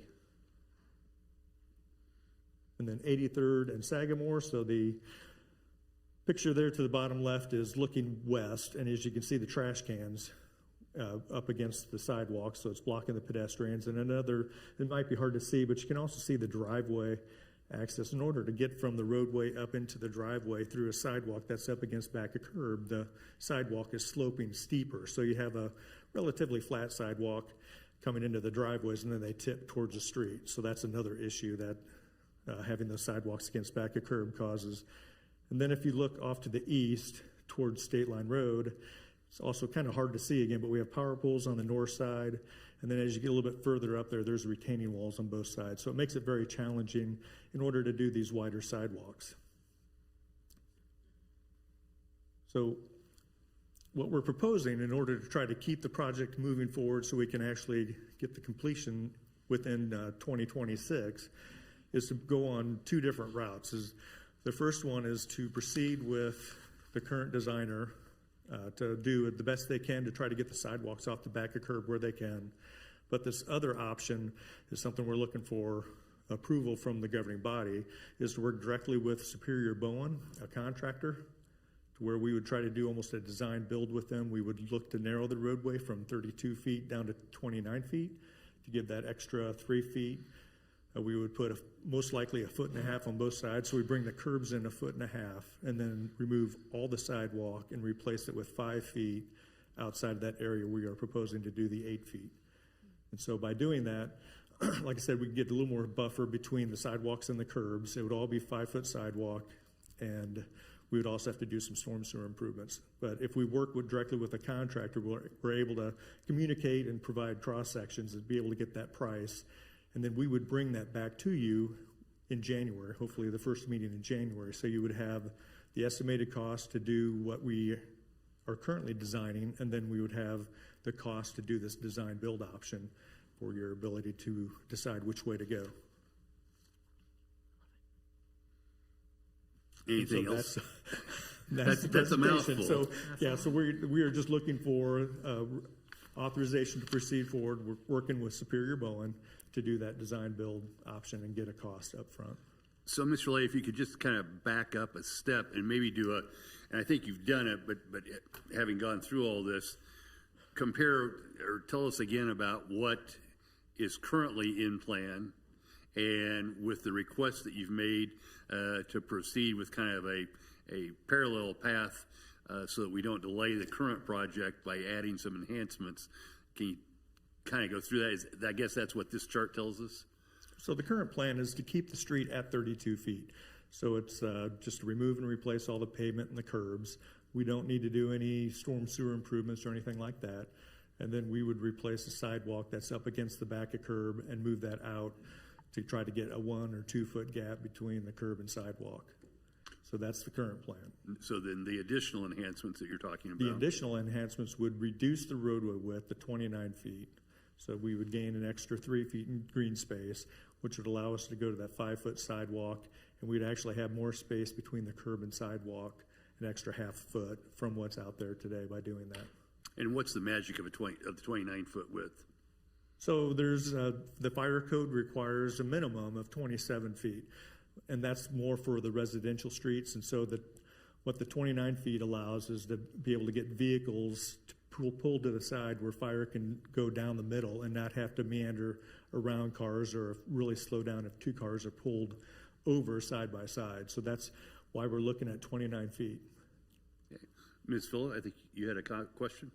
I just wanted to commend you for listening to what the neighborhood is requiring and going the extra distance to make all of the sidewalks 5 foot. And we'll know that there's going to be a cost increase coming back in January. But to do half of, the current project, which only really gets you more than half the sidewalks better than they were before, is not anything to get excited about compared with your ability to be collaborative with this consultant and to work on all the engineering that you've already done. You know so much about this and can proceed, and I would very much like to go to the 29-foot street with the wider 5-foot sidewalks through the entirety of this stretch.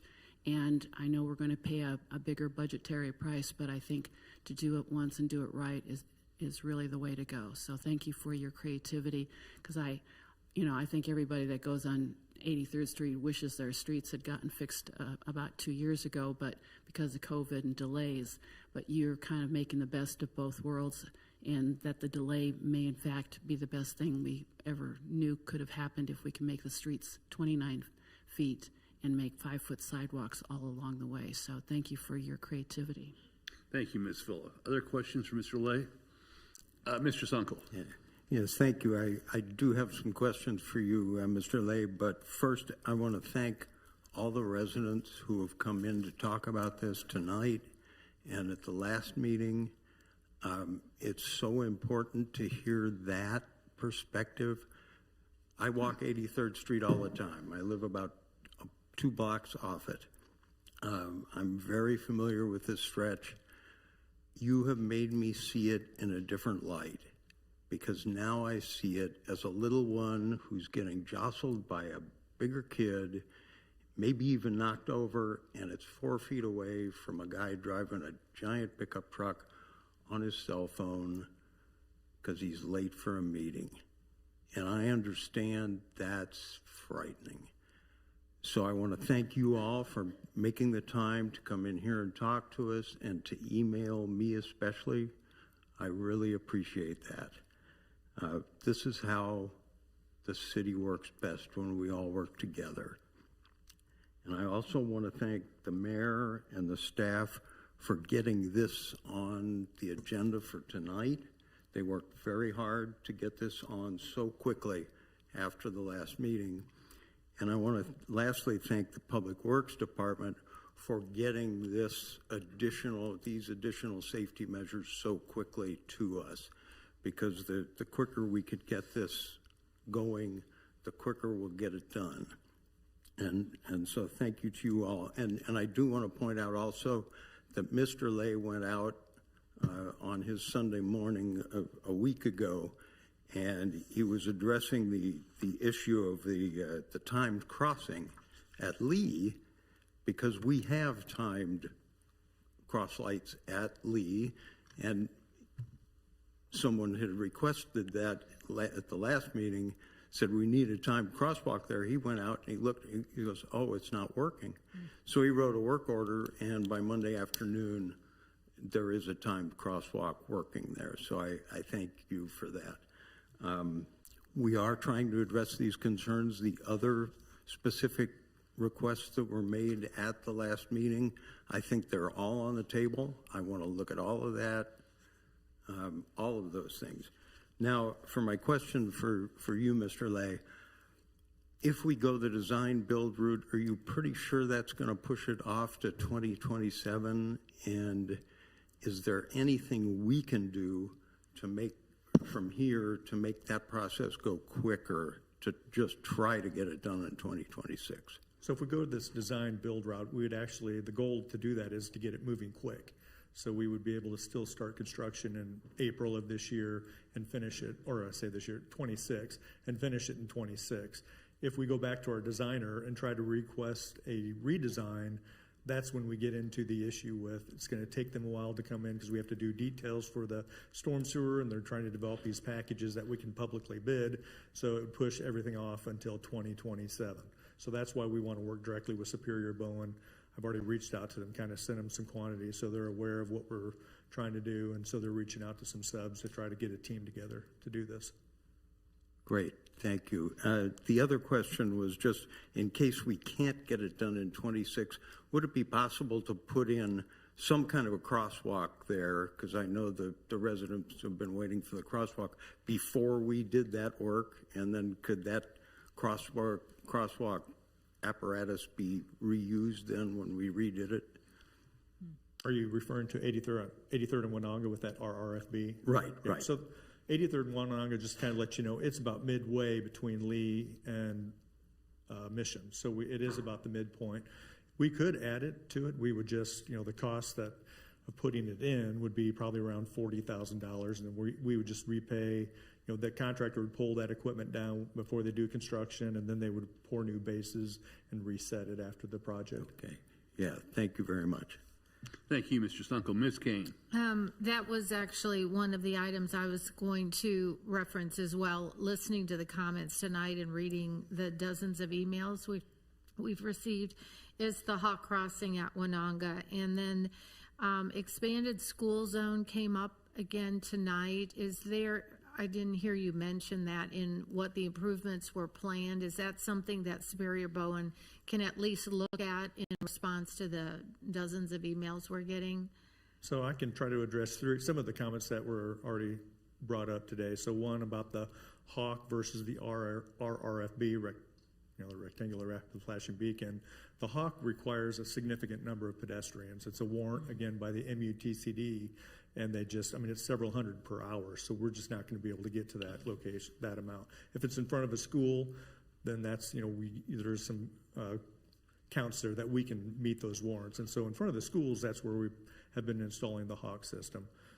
As far as the school zone, that is within Prairie Village, and the MUTCD mentions about 500 feet is the maximum distance you can carry it. So I'm not sure exactly where it is in Prairie Village, but when I measured it out from the property line, it doesn't get into Leawood. It's still short of the Leawood boundary. And when I first started on Public Works, I wasn't aware that there's federal regulations that no city anywhere cannot follow the federal guidelines for some of these. And that was news to me years and years ago. So what you're seeing is the Hawk, we don't meet the requirements for a Hawk at Winonga, but doesn't mean we can't have some kind of a crossing light at Winonga, is what you're saying, right? It cannot be a Hawk because it doesn't meet the threshold. The federal threshold. So we would put the RRFB, which is the flashing yellow lights, and we'd place this sign in the middle of the road to try to draw everyone's attention to it.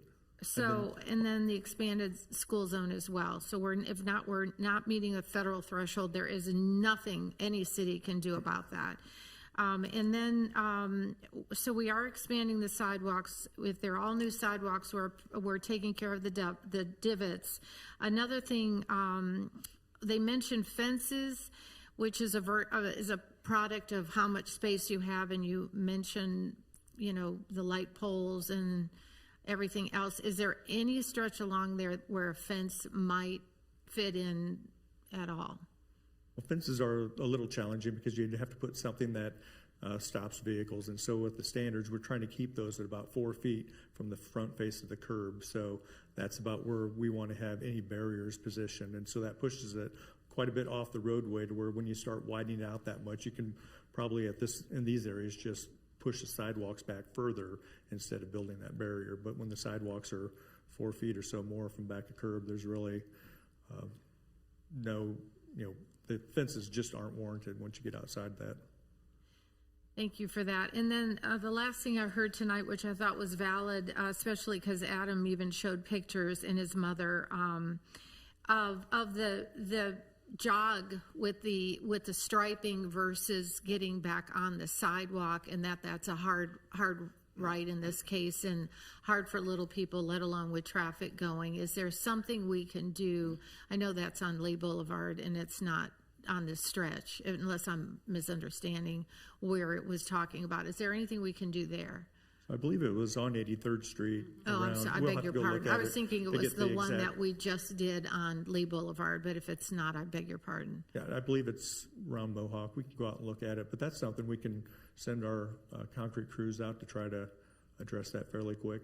Because I do believe they mentioned there was 2 spots where that there was a jog there. Did I hear 2? Like I said, my brain was thinking that was the one on Lee Boulevard that we just put in, but it wasn't. The one was the cloisters, right? Yeah. So wherever that is, we can look at that, and that's something short term that we may be able to help. A temporary repair, yes. All right. Well, again, as chair of the Public Works Committee, I think we have received your emails. We've read your emails. I believe the mayor said he responded to every single one of them. So you are being heard. You are being respected. Safety, like I said, safety is paramount in our mind. So I think in the interest of the fact that this has gone through all the procedures, that it's in the best interest of our children to full speed ahead with what we've got, knowing that there will be an additional layer of eyes and modifications based upon the comments we've heard and the changes that we've heard in traffic accidents and whatnot, that the comments that we heard tonight. That's correct. We would try to implement those. One other thing I would like to add that I didn't get to is there's been some requests for traffic calming. And so the city does have a traffic calming policy, and there's some streets that are restricted from that, which most of the streets up north are going to be Lee Boulevard, 83rd, 195th, and then 103rd. Those are the main access roads for police and fire when they're responding to emergencies. So that's why it's restricted. Right. So I do believe we're being proactive, and I feel comfortable with and would be happy to make a motion tonight to go ahead with your recommendation. But I think I saw another hand down here. Let's not forget that we have at least 2 members of the public who still wish to be heard on this. So thank you, Mayor. We've got a Thank you. ways to go yet. Thank you. But before we go to at least those 2 individuals, Ms. Phillip, other questions or comments for Mr. Lay? Ms. Phillip? We've mentioned crossing guards, that you can't do a hawk at Winonga.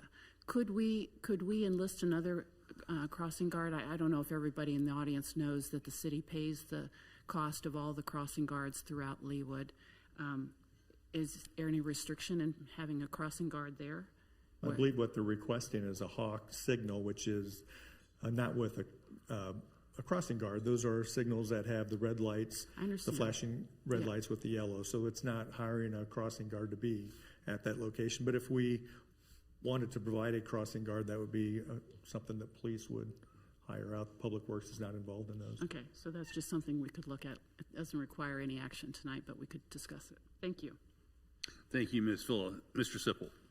David, there's been a number of citizen ideas thrown out about what about this, what about that, what about at this location, the width of the sidewalk, the difference between the curb, the green space, and the sidewalk, and so forth.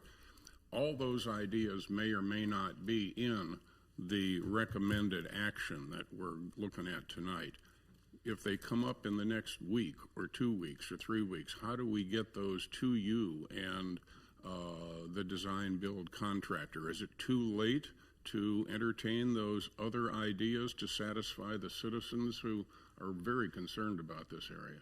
Yeah, we can listen to their comments tonight, and if they want to reach out to me, they can email me, and it's really best when they're requesting items, if they've seen these in other areas, to provide an image of it, even or a location, so we can look at that. Even if it's Google Earth, we can zoom down, make sure we're looking at the same, like the street's the same width as what we have on 83rd Street, because there's been some comments about putting barriers down the road. Well, you can't really do that to meet fire code. We'd actually have to widen the roadway out by 10 feet if we're going to do that. So there's a lot of things that we can't do just because we're looking at a road that's already, it's going to be somewhat narrow for 29 feet, and then our residential streets are 26 feet, which is 2 feet more narrow than most other cities have locally. So we kind of already have that narrow width, and so the concern is with police, or it's with fire, and also public works, of just when we're doing snow removal or they're doing an emergency response, knocking things down that are out in the street, which leaves debris out in the street. So that's some of our concerns, but we're more than willing to listen. We have until we sign the contract on what we're doing. We still have time to entertain different ideas. So the window of citizen ideas brought forth to either Public Works or the Bike Walk Committee or an email to you, what is that window? When do you think that window would close? I mean, it'd be nice if we would have something within, early December, maybe the second week of December, because we're going to be actually have a meeting tomorrow with the contractor to kind of start going, just assuming we're going to get approval. So we already have the meeting with the contractor to start going over ideas and, in the areas where we don't have enough right of way, but we think we could grade out a sidewalk and move it back a little bit further. We'll work with those property owners to see if they're willing to provide an easement without going through condemnation. Try to see, we'll pay for the easement, but just try to see if they're willing to accept that so we can move the sidewalk a little bit further from the roadway. Thank you. Thank you, Mr. Siffel. Other questions for Mr. Lay? Ms. Harrison. Thank you. David, are we working with the city of Prairie Village at all or having any conversations with them? Because until you showed us that map, I didn't appreciate the frustration that must be involved with it being a city boundary right there in the middle of all of this. So again, we did meet with them a couple weeks ago, and we discussed some things. They have a project on 83rd Street in 2027, so they're going to overlay their street. As part of that, we were looking at how our 83rd Street connects to their section. And so there's a pinch point right at the cemetery where the sidewalk narrows up. And so we're looking at, with our project, realigning our section of roadway so it better ties in to remove that pinch point so we can maintain that 8-foot sidewalk and then swing it a little bit further south once they get into Leawood. Okay. And I imagine the Prairie Village City Council meetings are as busy with parents sharing their frustrations, I hope, as ours have been, because, as has been said, it's made a difference. So, but I would add that until these improvements are made, I would add, as a parent whose child rode their bike to Mission Trail for 6 years, it seemed, if you don't feel like this is a safe place for your kids to ride their bikes, please have a conversation with them about walking their bikes in these places where there are divots or where the sidewalk doesn't line up with the crosswalk or where it gets very narrow. And for the parents of children who have scooters, we can only do so much about teaching kids scooter safety from here.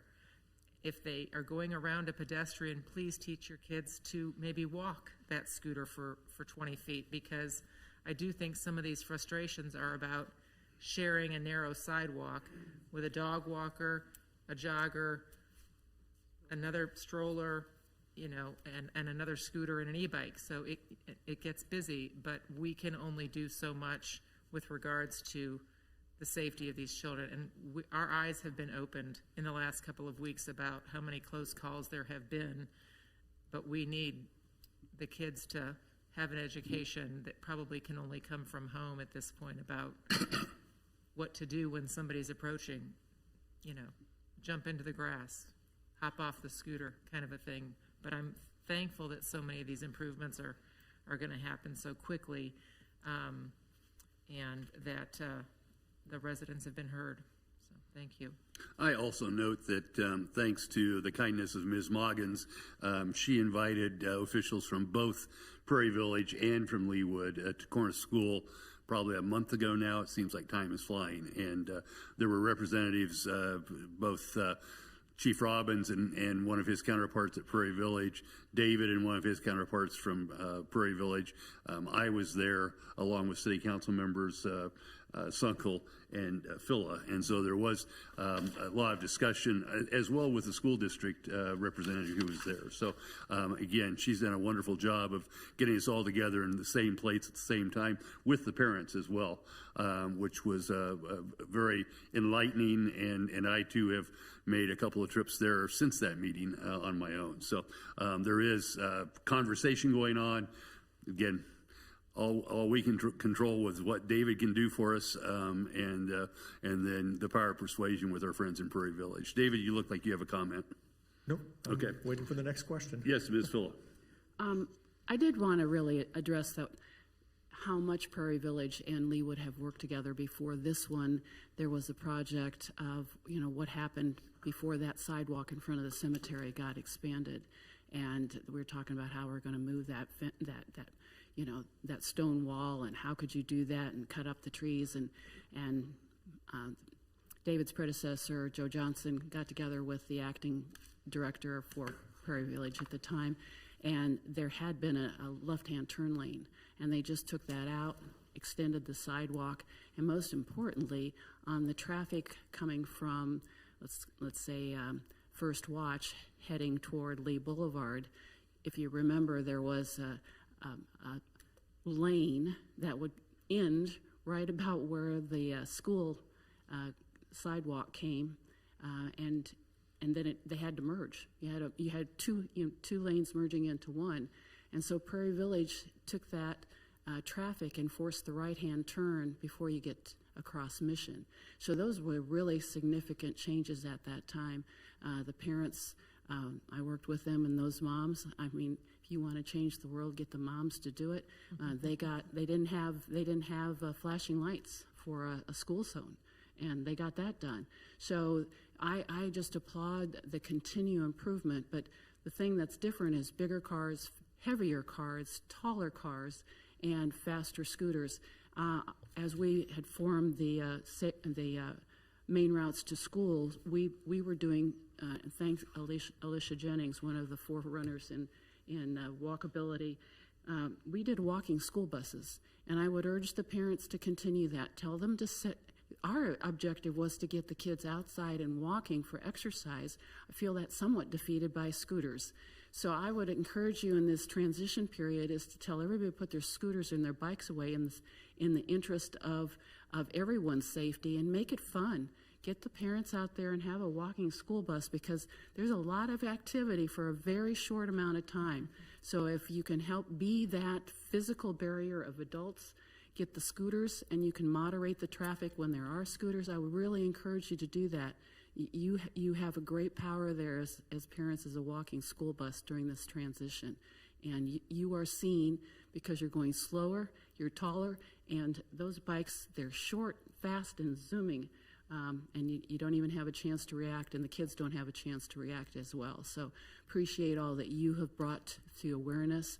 And I know David and his crew would make that curve that you showed, that curb, that it was hard for a fourth grader to do that.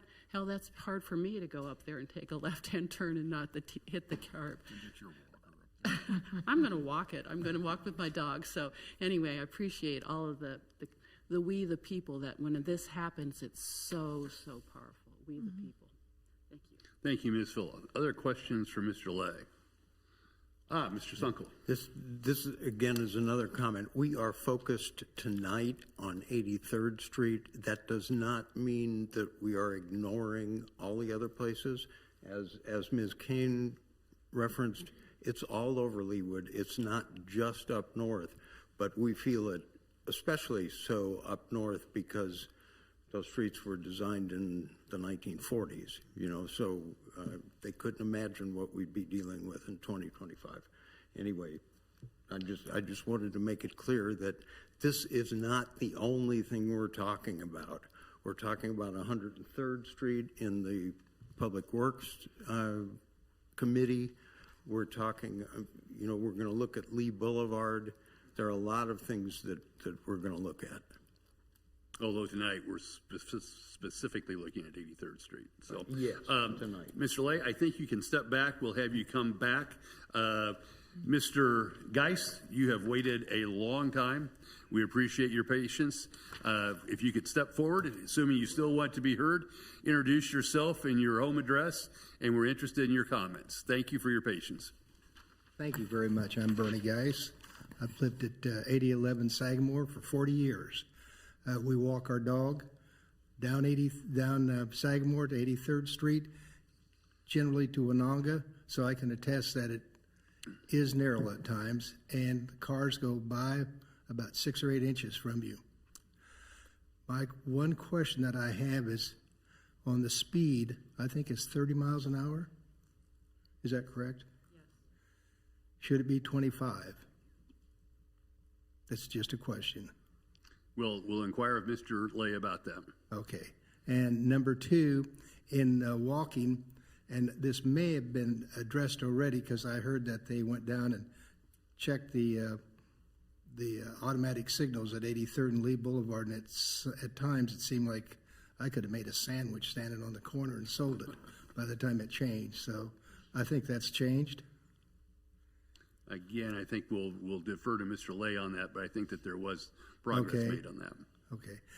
That's my only comment, but I do have one thing. I think Leawood is one of the greatest places to live, and I've lived in Prairie Village and Overland Park, and this by far is the best. Well, Thank Mr. you. Geis, we very Thank much you, everybody. appreciate that Thank you. comment. Thank you, sir.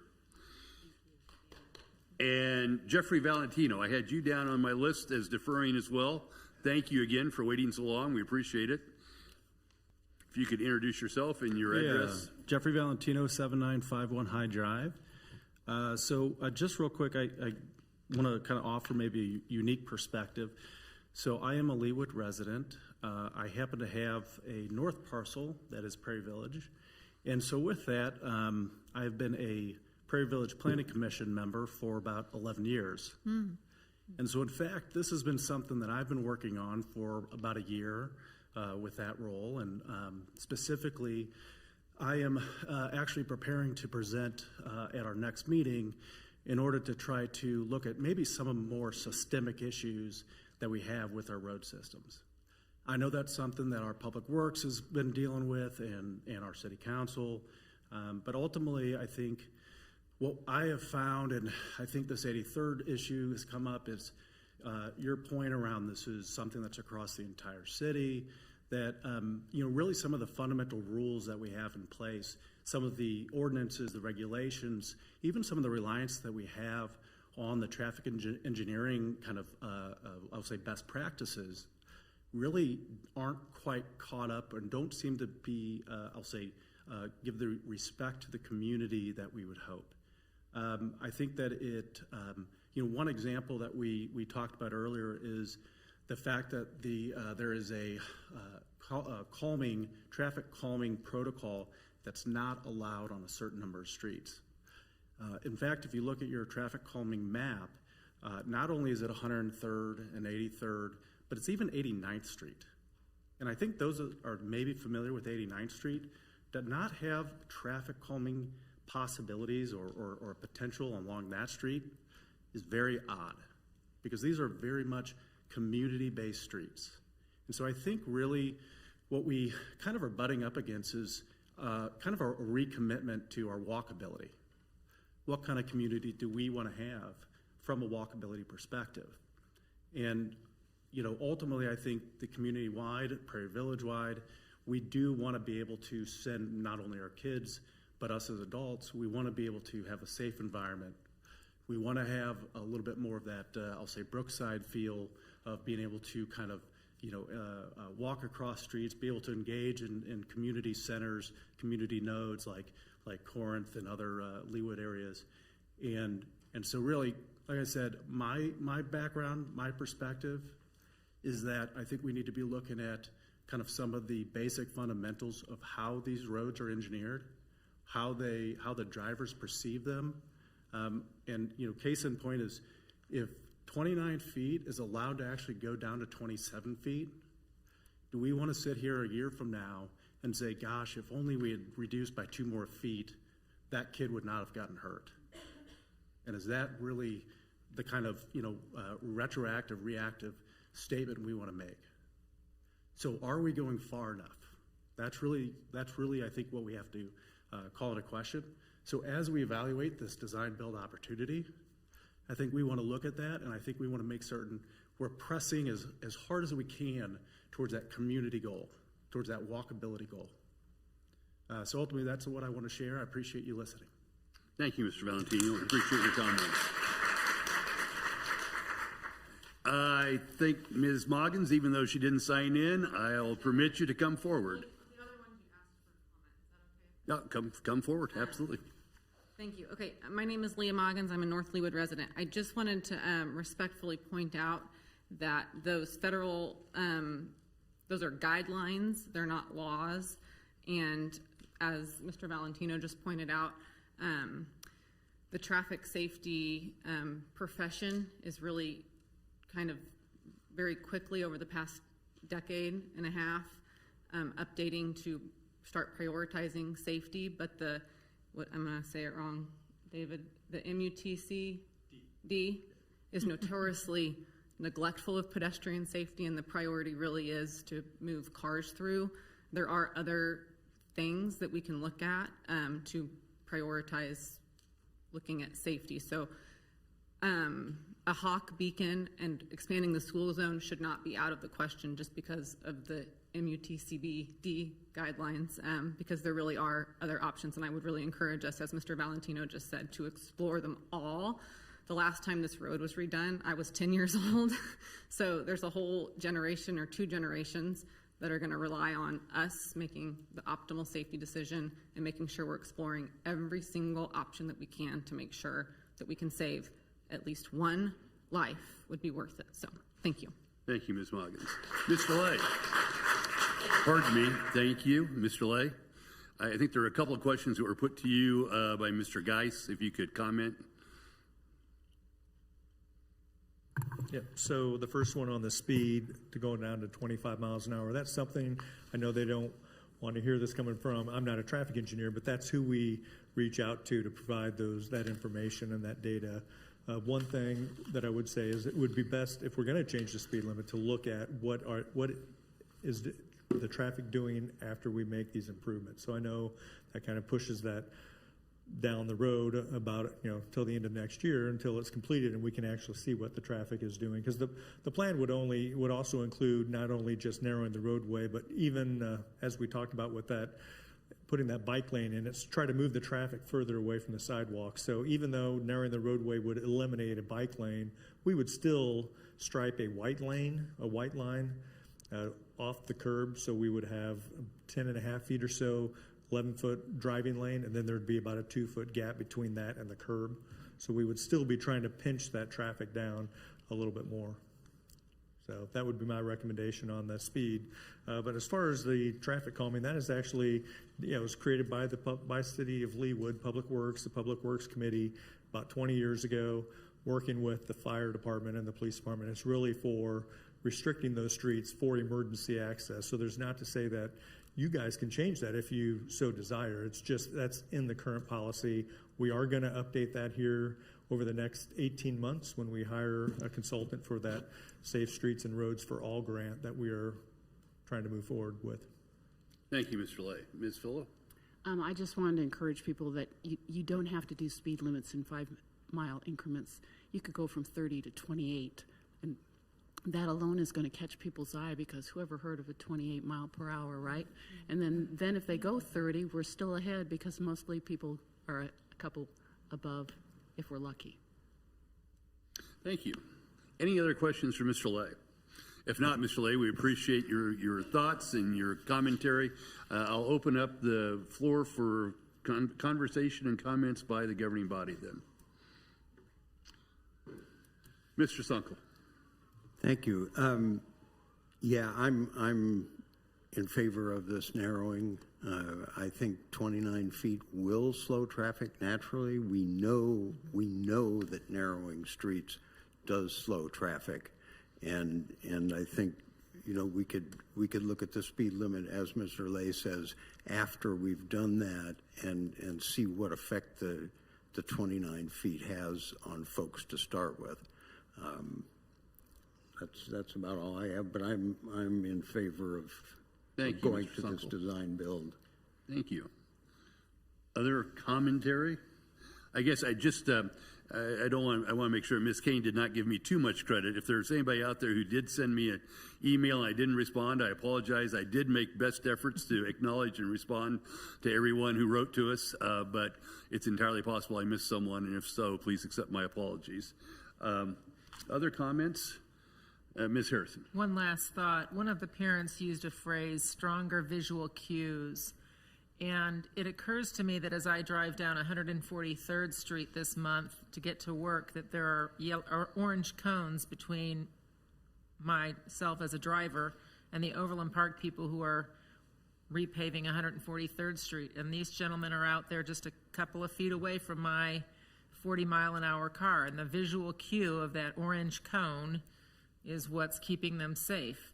And I'm wondering if we can talk to the school about setting cones out in the morning for 50 or 100 yards, the crossing guard or a parent volunteer setting cones out along that sidewalk near that cemetery where it seems especially pinched, because sometimes a 3-foot tall bright orange cone can be a visual cue to say, hey folks, kids are here, slow down, get off your phone, whatever, as it does in a construction zone when people are traveling 60 miles an hour, 45 miles an hour, and the cone is the thing between you and the road workers. Is that an option, David, do you think, or a conversation with the schools? Do you think that's just ridiculous? Well, that school would be in Prairie Village, so it'd really be up for Right. the bike walk committee, who have a couple parents that have kids that go to school there, to talk to the principal there to try to do that type of awareness for the school. Okay, thank you. All right, I want to thank David as well for the work that he's done over the last couple of weeks to a month. Absolutely agree with the comments that Mr. Sunkel, Ms. Phila, Ms. Kane have made with respect to the importance and the impact that the parents have had upon this discussion. It's important. Clearly, there's an issue that needs to be addressed. My view when it comes down to where we are today is that the situation seems to be dire enough to me that we need to get the safety benefits that we can as soon as possible. Mm-hmm. And that's not to suggest that that's a final answer, that there needs to be a strategic plan, as Mr. Valentino pointed out, on an ongoing basis, but I'm extremely reluctant to do anything that holds up shovels starting to move as soon as the weather's right in 26 to get this done, because everything that we do has at least an incremental positive impact, in my mind, on the safety of these students, upon these children, upon these families that use this, not only to go back and forth to school, but just to go back and forth in their daily lives, as so many people have said, of kids being kids. So I strongly support the suggestion that Mr. Lay came up with, and commend him for the idea of coming up with a way that we could continue on the project that has been approved and gone through the entire process,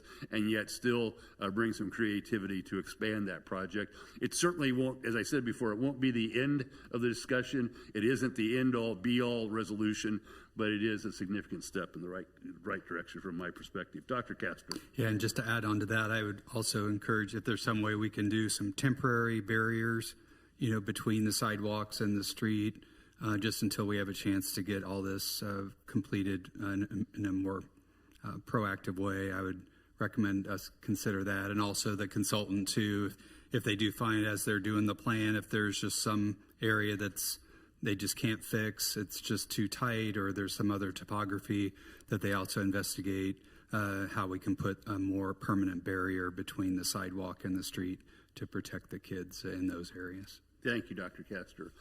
With that, I believe that what Mr. Lay has asked for is authorization to expand his process for proceeding with the project, to include this design build concept, to add additional features to the project without slowing it up. Do I hear such a motion? So moved. So moved. Oh, second? All right, I'll take that from Ms. Phila and from Mr. Sunkel, our representatives, our council members from Ward 1.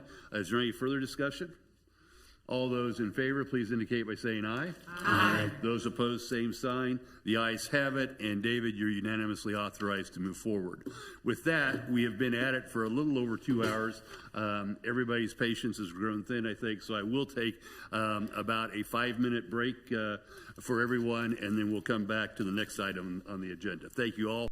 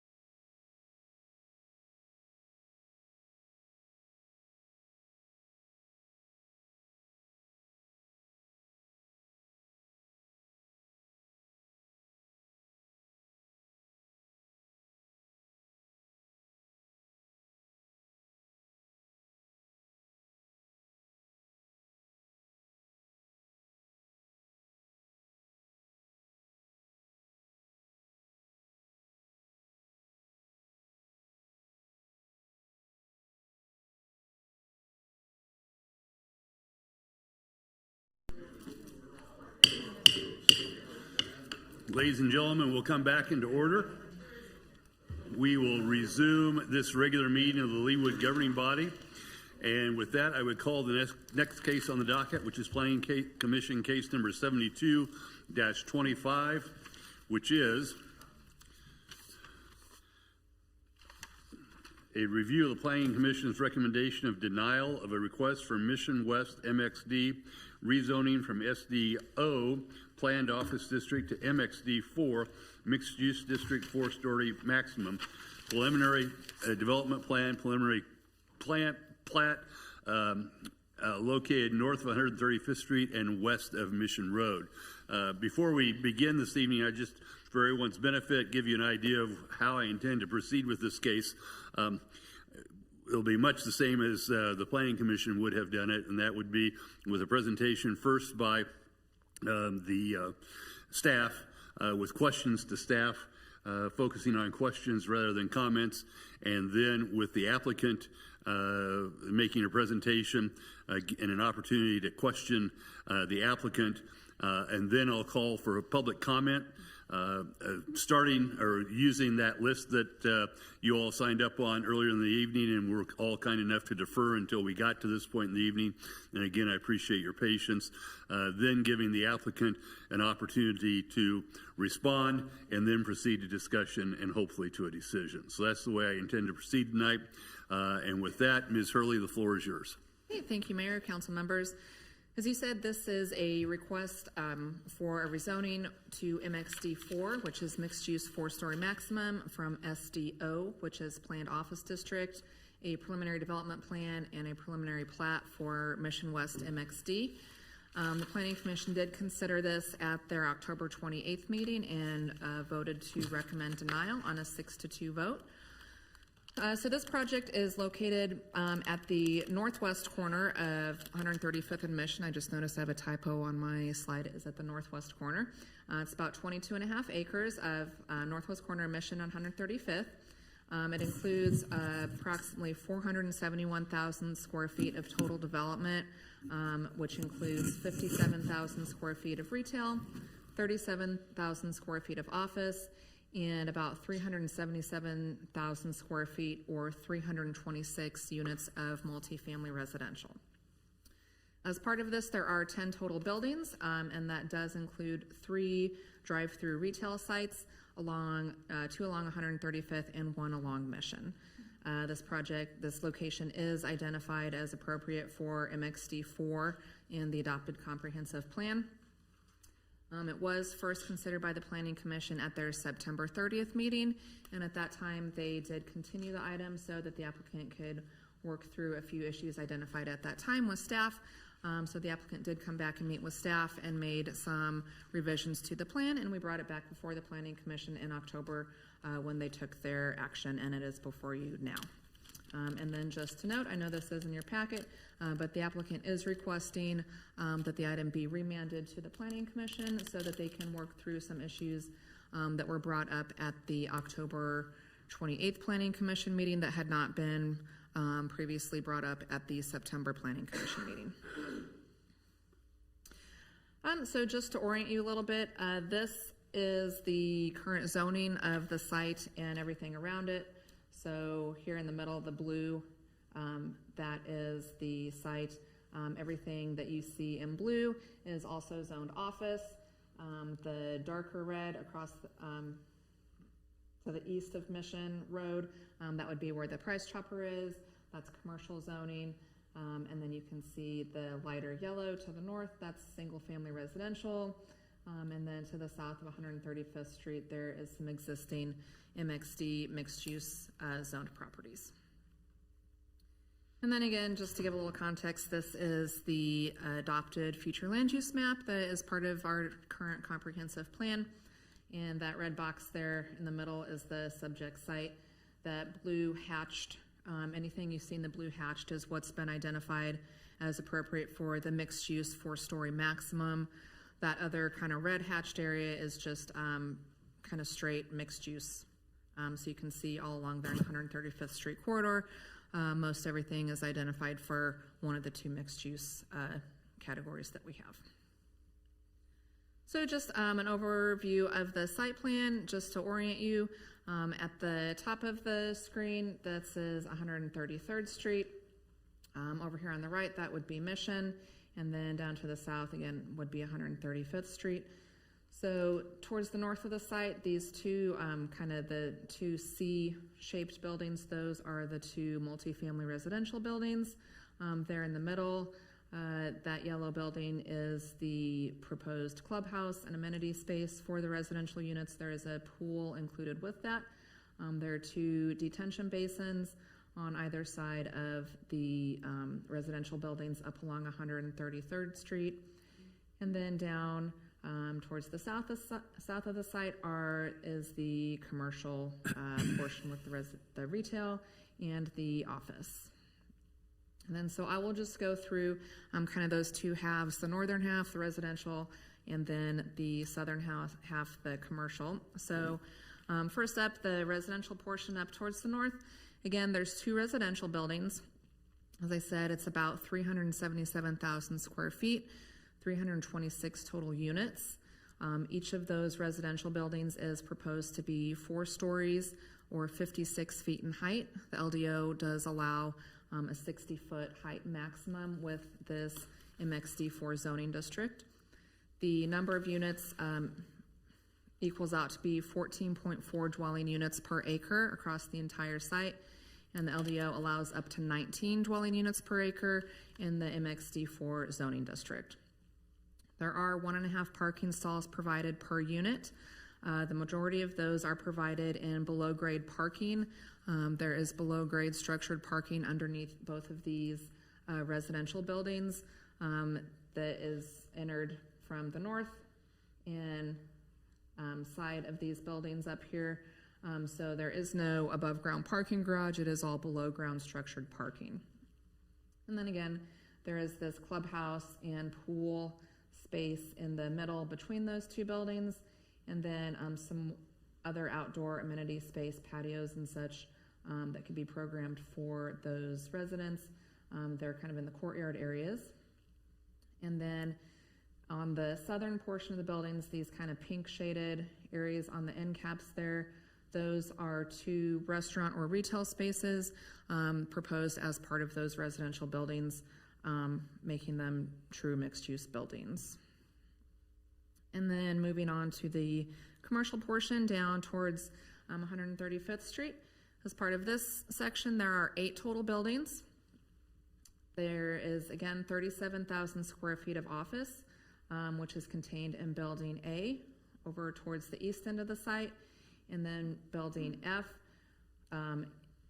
These 2 pink buildings located or identified as F down here, that's proposed as a 2-story building with retail on the first floor, kind of in 2 separate buildings, and then a 2nd-story office use that would span over both of those 2 sections below, with some courtyard space in between those 2 retail portions. 39,000 square feet of restaurant or retail space, which would again be all of those pink shaded buildings. As I mentioned, there are 3 different drive-throughs proposed. Those are buildings D and E right here at that main entrance off of 135th, and then building H over here off of Mission, again kind of right off of that entrance to the site off of Mission. There are pedestrian and plaza amenities provided throughout the site. You can see with all of the green space.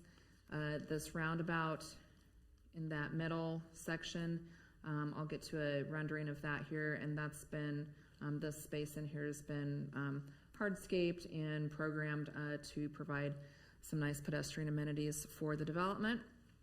And then the maximum height on this portion is 40 feet or 2 stories. And again, the 2-story buildings would be Building A and Building F over here. All the other buildings are proposed to just be 1 story. Then here's that rendering of the that central kind of plaza space with the roundabout, that kind of circulation path through the center of the site.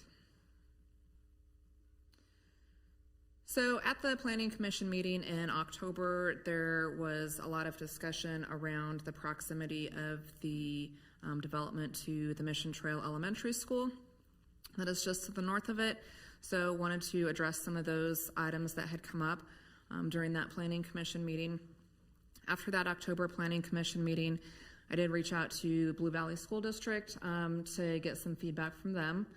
So I sent over the plans, and their executive cabinet has reviewed the plans.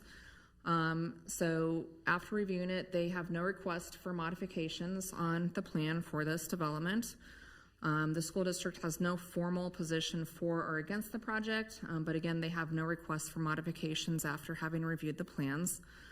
And they did state and wanted to be sure that it's made clear that they're prepared to serve any family that moves into the district, and they do have a long history of accommodating rapid growth throughout the entire district. They did indicate to me that Mission Trail is not currently at capacity. The school district does quite a bit with their projections for enrollment. They do 5-year projections, and Mission Trail has typically come in under their even projected enrollment for the school. Then I just wanted to show this. I know there's been some talk about the kind of the closeness of those 4-story apartment buildings to the school. This is a site cross section, so imagine you're kind of looking east towards Mission Road through the site, kind of cut through the site, dissected it.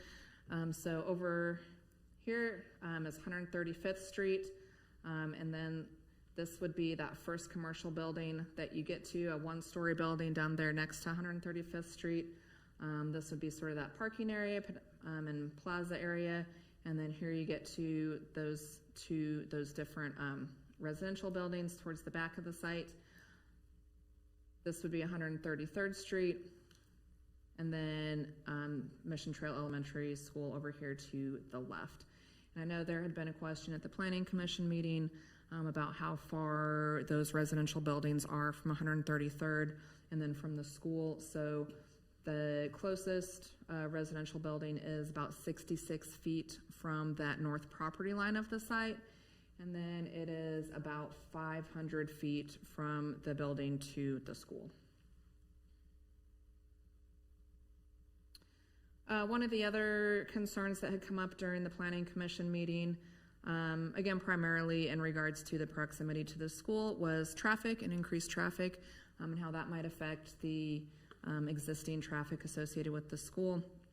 So I know the applicant will address this a little bit more, but their traffic engineer did provide a little bit more information after that Planning Commission meeting, so just wanted to give you a little bit of that. So this green line on the site plan, that is the primary residential route. So it would be primarily residents living here in these apartment buildings coming in off of 133rd Street. And then the site has been designed for the primary commercial routes to be through the entrance off of 135th, and then the entrance here east to west through the site. And then again, just some more numbers that had been provided by the applicant based on some concerns that were raised during the Planning Commission meeting. This is in one of the memos that was in the packet, but just wanted to bring it up. There had been some question about how much more traffic is generated along 133rd with this particular development versus leaving it zoned as office and potentially having an office development there with the current zoning. So that's what these numbers are illustrating. So with the proposed multifamily housing with the 326 units, there would be an estimated 1,466 trips generated per day. With an office building of the same size, that 377,000 square feet, that size of office use would generate 2,538 trips with the same size of building. So, and then it's broken out into the peak traffic in AM and PM. So just wanted to provide that for your information since that was specifically brought up during Planning Commission. So with that, I can answer any questions you might have, and I know the applicant is here and has a presentation for you as well. Thank you, Ms. Hurley. Questions for Ms. Hurley? Mr. Sunkel. Thank you. I think my first question is around the process.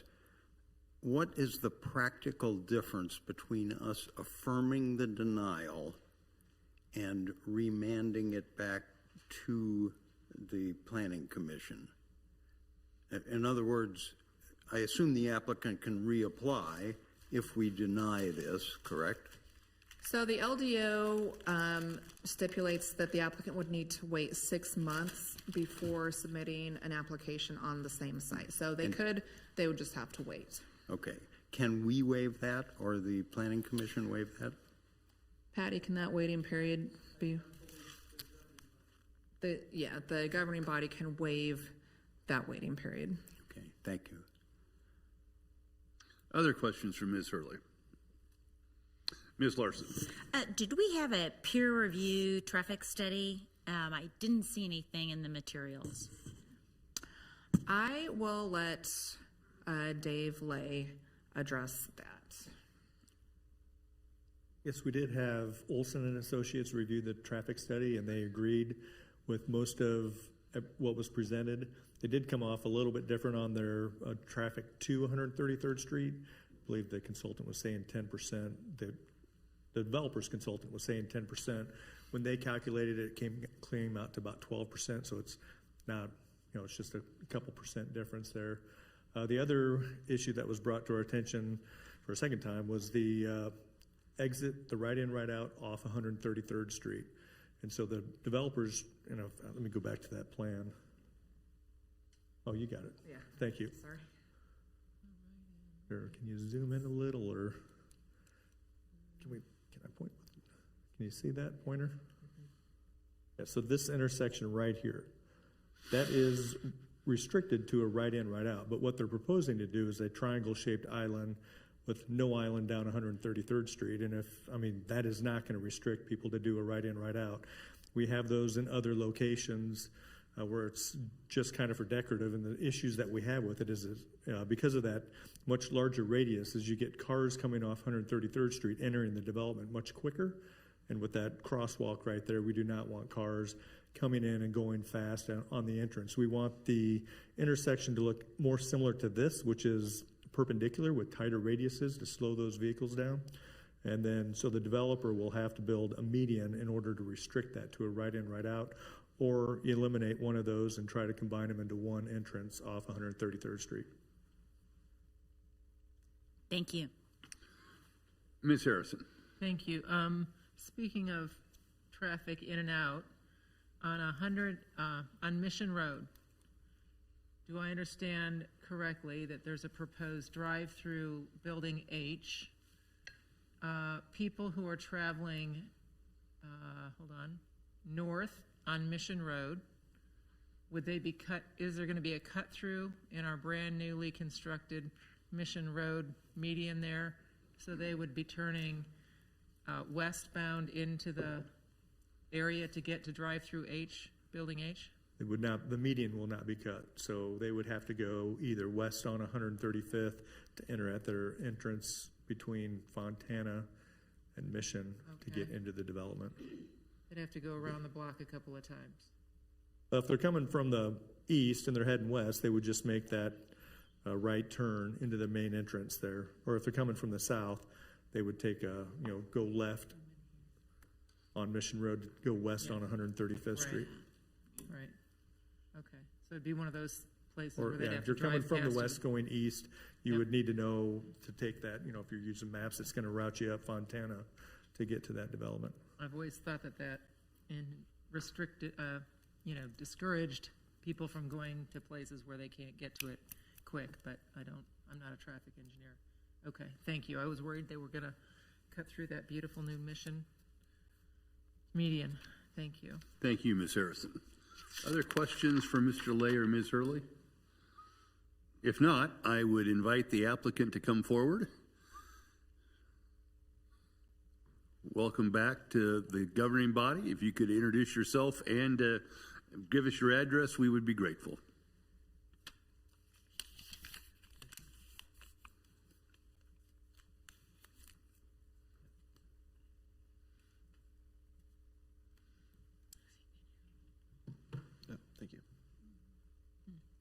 All right.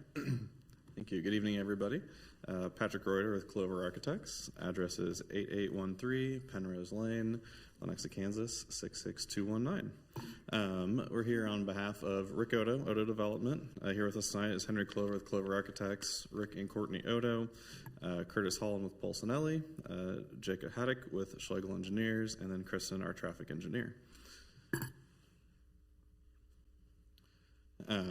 Again, thank you to staff for the amazing presentation there. I'll just go through a few quick highlights here.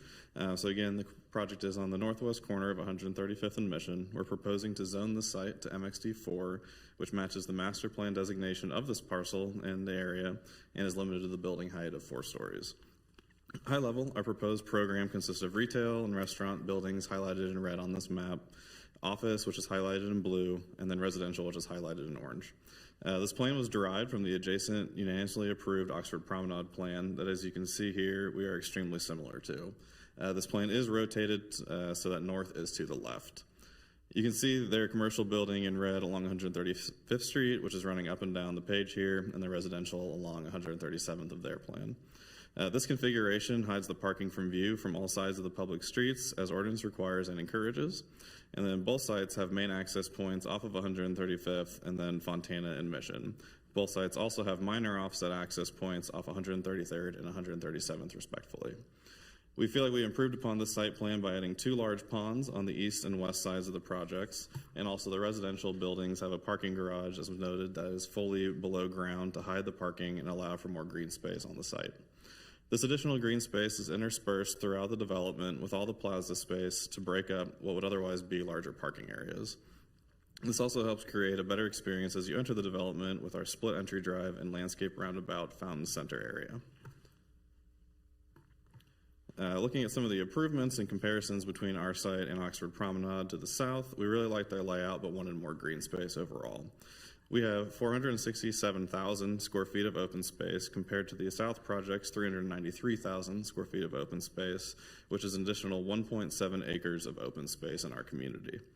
One of the bigger items is the parking garages, with ours being underground and fully screened, as opposed to the parking garage on the other project, which is 2 stories and therefore would be directly visible from apartment windows.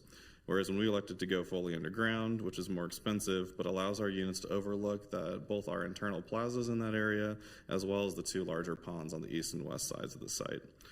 We really like the more natural elements that the larger retention ponds offer, which is why that we wanted to surround the site with them. Overall, our ponds in comparison are about 76,000 square feet versus the almost 19,000 square foot pond to the south.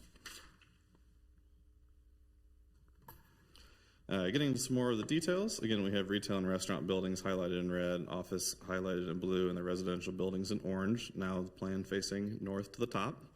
As Julie noted, we have 326 units split into 2 4-story buildings. Each of these buildings also contains 9,000 square feet of restaurant space, and we have a clubhouse building in the center with a pool for residents. Excuse me. Overall, there, like Julie mentioned again, 57,000 square feet of retail and restaurant space, and 37,000 square feet of office. As you all know, the mixed-use zoning designates certain minimums of square footages for the different uses that we need to comply with in a mixed-use zoning. Again, site with its 2 larger ponds has over 53,000 square feet of plaza space, which is 466% above code requirements. The site also has over 10 acres of green space, which is 15% above code requirements, which overall green space, open space, makes up 45% of our site area. To highlight some of these green areas and all the different plaza spaces and amenities throughout the development, we've highlighted them in red here on this site plan. So in addition to the large ponds that have walking paths and seating areas around them, we have several internal open courtyards on the inside area of the residential buildings as well.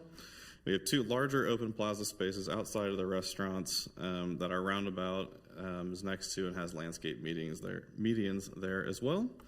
We also have seating plaza areas on both corners of 135th Street that can be used primarily by the office and retail and restaurant users here, as well as the overall public.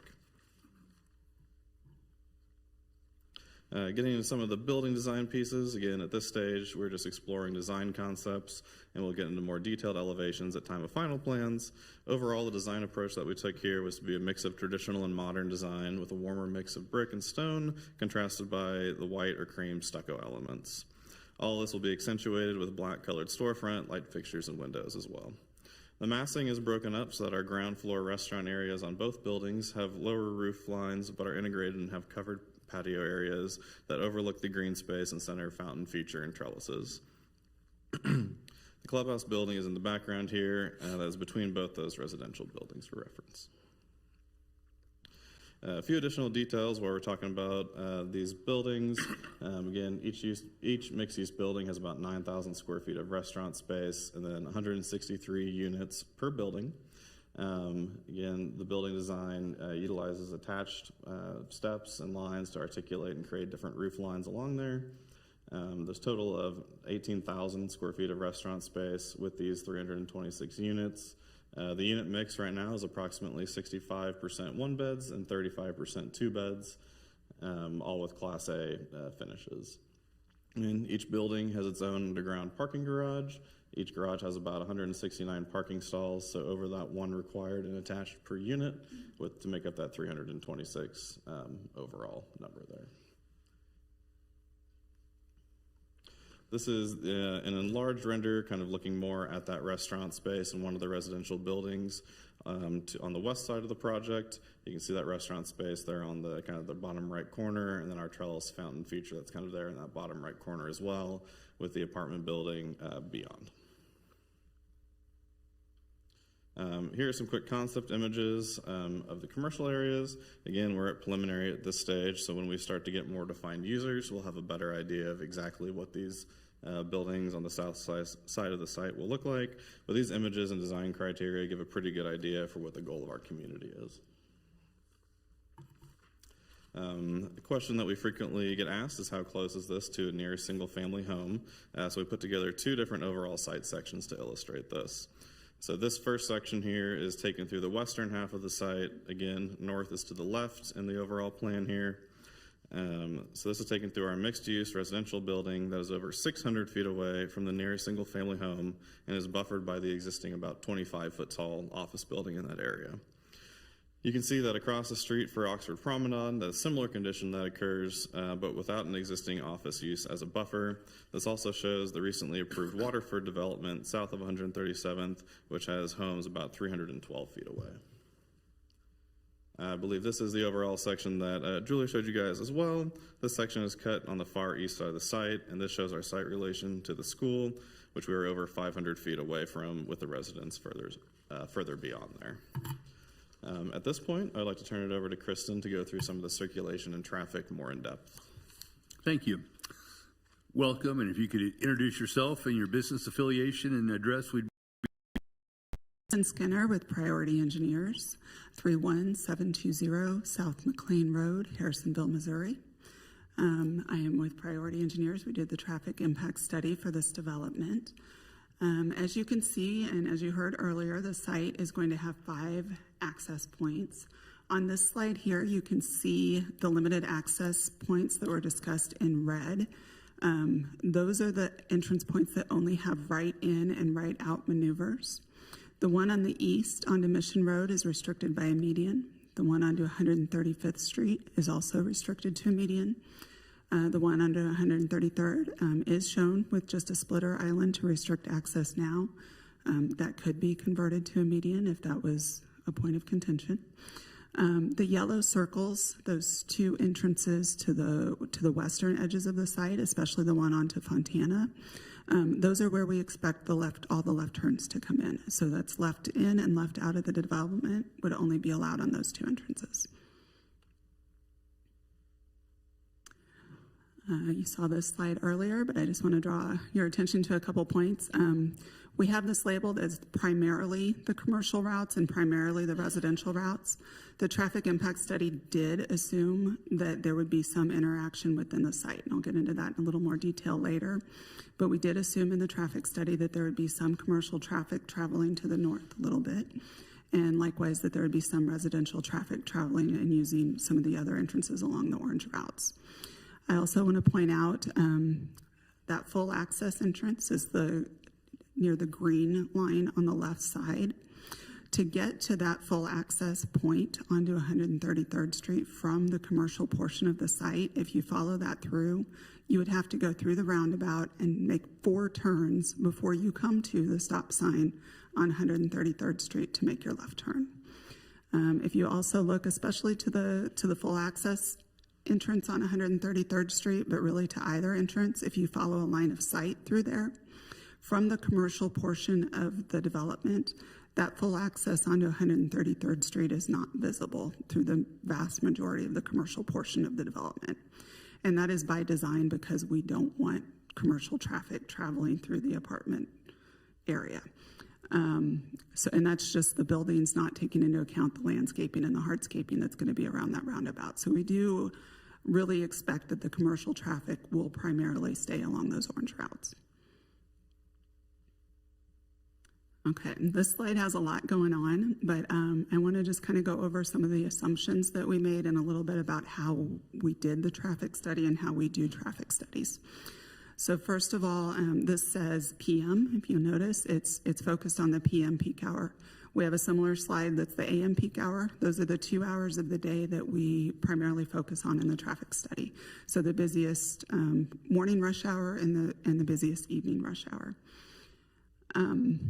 When we look at a site like this is a mixed-use development. So we look at the different land uses and we estimate the number of trips that will be generated by those land uses. We do that using the trip generation manual. It's an industry standard. We're really restricted. I don't get to get creative with how I do that. And it is reviewed, of course, by Olson as your third-party reviewer. So looking at these buildings within the site, there's some green numbers. And those are the percentage of traffic that we expect by building. So if you'll notice for the PM peak hour on those residential units, the residential traffic is only expected to be 11% of the total site traffic in the PM peak hour. In the AM peak hour, that's 12%. We do, as I mentioned, consider some interaction between the various uses in this multi-use development. And again, those are based on industry standards and reviewed by the third-party reviewer. So I don't get to be super creative with that. But that does provide for some reductions for the residential traffic that is going to the retail uses, that is going to the restaurant uses, the office folks that are grabbing a meal or some food while they're doing their retail shopping. And so that does reduce, just that interaction within the site does reduce the traffic load, if you will, on the surrounding streets. So moving on to some of the other colors on this one, if you'll notice the pink and the blue numbers, the pink is the entering traffic into the site and the blue is the exiting. If you look at the 4 corners surrounding the site, those numbers show you the assumptions on where we assumed traffic was coming to and going from. So we have 65% using 135th Street, east and west, 5% to the south on Mission, 5% to the north on Mission, 5% east on 133rd, and then we have 20% west on 133rd. That western number also includes traffic that's traveling on to Row at 133rd and 135th, which those 2 intersections were also included in the traffic study. Going in from those 4 corners, the percentages that you show at each of the drive is the total number of traffic that we assumed using each drive. So that gives you a little bit better idea of how we estimated traffic would utilize this site. And you can also see that it's only those 2 western entrances that have full access that can make left turns. And so I heard some concern earlier about, having to go around the block a couple times. Fontana is really going to be a main route for folks coming from the west.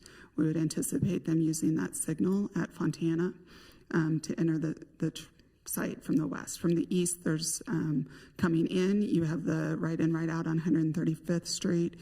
If you're going back out to the east, you have the right out onto Mission Road that then you can turn left at that signal. Also, again, just looking at the concentration of the buildings, some of the bigger commercial generators are located next to the entrances, and so that also keeps more of the traffic volumes on the main thoroughfares within the development and keeps them closer to the entrances. Finally, I want to draw your attention, there's a little purple number on 133rd Street adjacent to the school.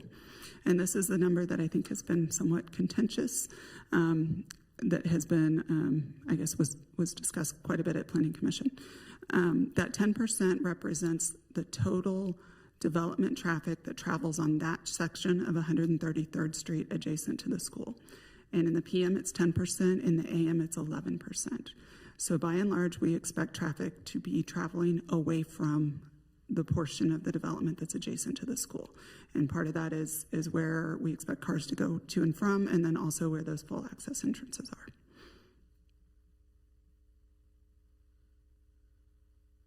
This slide shows pedestrian paths to and from the school. As you can see, the school has some great trails that go through the neighborhoods that keep the kids completely off of Mission and off of 133rd Street. When we did our traffic counts, we also counted pedestrian traffic at all the study intersections that we looked at. And what we found, and I've got more details if anybody has any questions, what we found is, of course, there is pedestrian traffic on 133rd Street. All of the pedestrians that we counted in the peak hours were on the north side of 133rd Street. Obviously, right now, there's nothing on the south side. There is a sidewalk, though, and that sidewalk is not being used. We don't have data on whether it was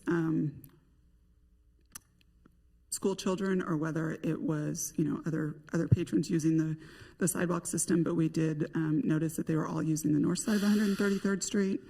133rd Street and Mission is signalized with pedestrian crosswalks in all directions.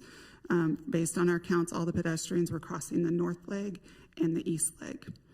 I also want to point out right in front of the school there is a hawk signal there at this point.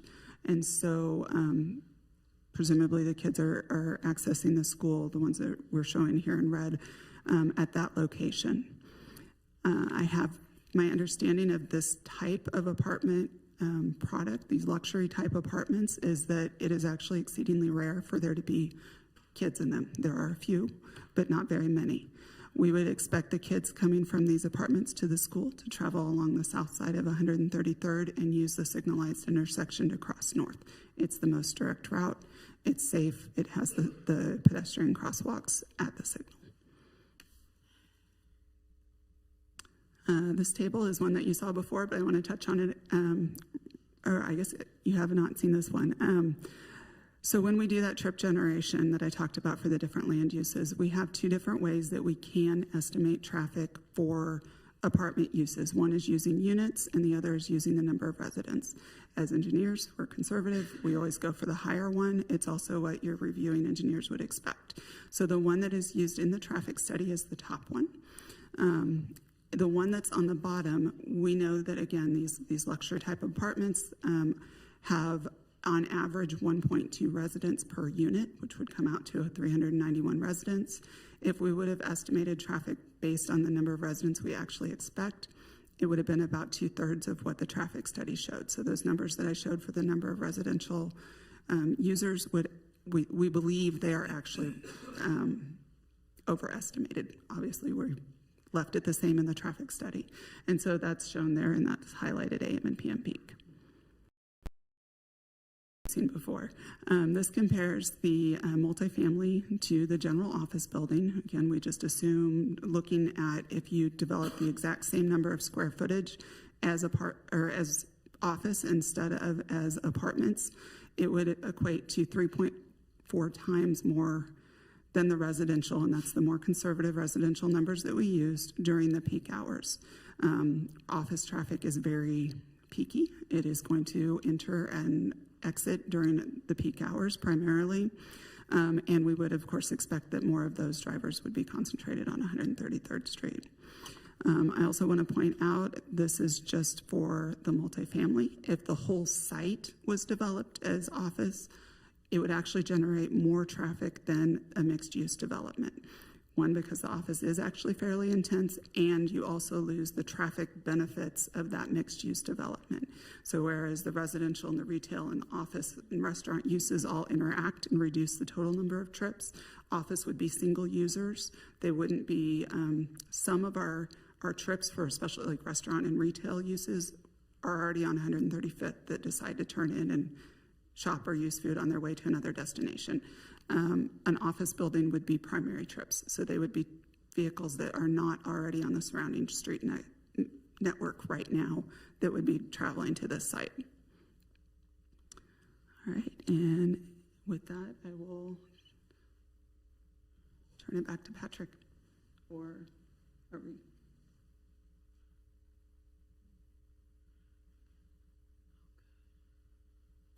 Good evening. How you doing? My name is Curtis Holland. I'm happy to be here, legal counsel for Odo Development Company, and appreciate your hearing our application tonight. As you mentioned earlier, as staff mentioned earlier, we have requested a remand of this application to go back to the Planning Commission, and we outlined those reasons in our letter to you. And so really that's our request tonight. We wanted to present the case to you, give you an opportunity to look at it, ask questions, give us some direction on things you might want to see and have looked at or re-looked at by the Planning Commission. But we are asking for a remand tonight. Obviously here to answer any questions you might have about it. There's a lot here that the Planning Commission unfortunately didn't get to hear our traffic engineer give the presentation. She was remote that night, and the audio, I'm not sure what happened that night, but was not given the opportunity to speak and to answer questions for the Planning Commission as to traffic. And again, that's a big issue that was raised and has been talked about. And again, as you saw earlier tonight, what Kristen's presentation did, Planning Commission didn't have any of that information in front of them when they were making decisions about whether to recommend approval or denial. So there's some other things that we would like the Planning Commission to have the opportunity to revisit and discuss in terms of whether the compliance with the project to the 135th Street Corridor Plan, which it does comply. There wasn't much discussion about that. There was some discussion about leaving it as office because there was a feeling maybe that there was less traffic. It would be safer to have office here instead of a mixed-use project, and as was indicated by our traffic engineer tonight, that's not the case, and that wasn't able to be presented to the Planning Commission to clarify that particular issue, and also whether or not there's a real demand or market for office on this property and really along the 135th Street corridor. There's not a huge demand for office, and as you know, the site itself has been zoned for a long time for office without any users there. Just been empty field. So we think that there's some things that we'd like the Planning Commission to visit again about, and perhaps there's some things that we can tweak about our plan. I know that there was some concern about the detention pond facilities and what we could do to address safety there. We'd like the chance to get some direction feedback from the council here as to what their thoughts might be as to that, but we've got some ideas on how to help make those areas safer. And really any other ideas that you guys might have that you could direct our way, and things that we could take back to the Planning Commission and continue to work with them on and bring back a plan that maybe they can support. We'd prefer not to have this denial, wait 6 months, or waive the 6-month period if that's what the governing body wanted to do. We'd prefer to keep working on the plan that we have in front of you. We're already in a process, and let's just keep doing that if we can. So that's our request tonight, is to have it remanded with your approval. So thank you for your consideration, and I think our team's here to answer any questions, or I know that you mentioned that the staff, or not staff, but the public would be given an opportunity to have some comments, and maybe we could come back after their comment period and maybe address some of their concerns as well. Thank you, Mr. Holland. Questions for the applicant? Dr. Castor. I had a question for the traffic engineer. If I was reading your graph right, it looked like there was approximately 11% of the trips would go by the school. Is that 11% of the 1486 trips Yes, per day? travel. Well, we look. Yes. So about 146 cars would drive by the school every day. Yes, we look primarily. Honestly, we do not what I call chase the trips for the daily traffic. We primarily focus on those peak periods, and so that's. But yes, And then it's 11-12%, so it'll be the same for the daily. And then do you all also, because the closest grocery store to this development's across the street at Mission Road, does your model take into account that maybe more cars would go to the grocery store down by the school? When we look at our trip generation, so when we look at those four corners, we look at where traffic, residential portions are, where their other retail, yes, where their grocery store is. And so all those things are considered. All right, thank you. Thank you, Dr. Castor. Ms. Larson. I had a question for the traffic engineer as well. The drive-through restaurants, the two of the drive-through restaurants have double lanes, and so, you know, we all visit drive-through restaurants, so we've got a pretty good idea of who those candidates might be. And there's a pretty big difference in trip counts for fast food restaurants. I can't really think of anything else that would be a double drive-through than fast food. How do you determine what your counts are for those drive-through restaurants? So for drive-through restaurants, we use numbers provided in the ITE trip generation manual. And so that is for each drive-through restaurant. That's the only thing really that we can use. It's the only thing that Olson would accept that we use. And as far as I know and understand, and I can be corrected, I don't think there are users identified at this point. Is that correct? And so I'm going to get out of my way here, but I assume based on other projects I've been on, that is the trend is towards those double drive-through lanes. And so I think that's shown that way because that is the industry trend. Yeah, so I'll touch on that last part a little bit.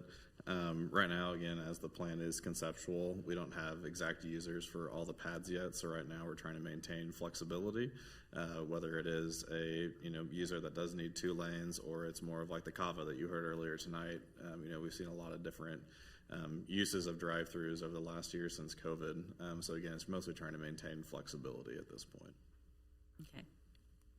Thank you, Ms. Larson. Other questions for the applicant? Well, if not, we'll move on. Oh, I'm sorry. Sorry. Ms. Harrison. Slow to raise the hand. The retention ponds, are those the size? It seemed like in the presentation, I got the impression that they were bigger than they needed to be, or we were supposed to get the feeling they were bigger than they needed to be, and that was a good thing in terms of aesthetics. But are they the size that they are because of the amount of asphalt, cement, that paving that's going in, and therefore it's a stormwater runoff requirement that they be as big as they are? I sit on the stormwater committee, and so I think about runoff more than I ever dreamt I would. Yeah, so you're correct. So they are sized to deal with that runoff. They're no bigger than they're supposed to be for that storm report. So it has nothing to do with exceeding the percentage of what's required. It's what's required when you're going to put in this much cement. Correct. Okay, I just felt like one of the bullet points was a little bit like we're going above and beyond what we need to do, and when in fact it's what you need to do because of the cement ratio. Well, I think part of it too is that, you can handle stormwater many different ways, right? Whether you put it underground or where you have it on site. We do see it as a feature of the development, having fountains in it, et cetera, as an activated area. So I do think that it is a beneficial and a smart way to deal with the stormwater by having it actually be like an activated space, especially with the plazas that we have around there, the different sidewalks, and the proximity to the apartments and just all those walking trails that it offers and that visual look. Much more economical to keep the water above ground than it is to bury it in bladders. But I guess my concern, which I'll bring up, is its proximity to the school. But we'll address those later. Yeah, no, we appreciate that. I think, like we noted, I think Planning Commission had similar concerns on that, and so we're definitely, we have like I said, have a few ideas of our own. But if there's any options that you guys want us to explore, we're all ears. Thank you. Thank you, Ms. Harrison. Ms. Larson. Maybe one more question. with this development proposal being so close to an elementary school and then restaurants being attractive in the proliferation of e-scooters and e-bikes, are there any plans in the designs to accommodate e-scooters and e-bikes? Are there any bike lanes or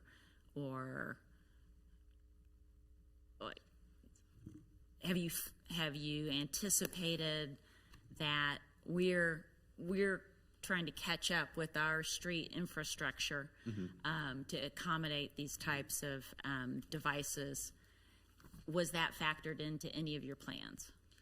Not at this point, but hearing obviously the case before us and all the talk this evening, I think it's definitely something that we want to look at and consider, to your point. Okay, thank you. Great. Well, thank you. At this point, Mr. Williams, you may step back, and we'll entertain public comment then with respect to this proposal. And I'll go back to the list that we started with earlier this evening. And Mr. Deshawn, I think you were the first on the list. If you could state your name and address. We're interested in your comments. The rules will be the same. There will be 4 minutes. At about 3.5 or so, a light will start to blink, and at 4 minutes, the buzzer will go off, and it'll be your cue to bring your comments to an end if you haven't finished already. So thank you very much for your patience this evening, as I will thank everyone for their patience in waiting this long, but please proceed. As my phone goes off. Thank you. Good evening, everyone. And Mayor Elkins and Councilmember Fila and Councilmember Larson, thank you very much for responding to my comments earlier this afternoon. I appreciate it. So my name is Mark Deshawn. I live at 13204 El Monte Street in the Wilshire subdivision, Leawood, Kansas. I'm a longtime resident of the Wilshire subdivision, which is immediately adjacent to the north and west of the Mission Trail Elementary School. Wilshire is comprised of 161 single-family homes, with several of the homes bordering Mission Trail Elementary property. Wilshire's main entrances, if you don't know, are at Rowe Avenue and Mission Road via the east-west 132nd Street, which is 1 block north of 133rd Street.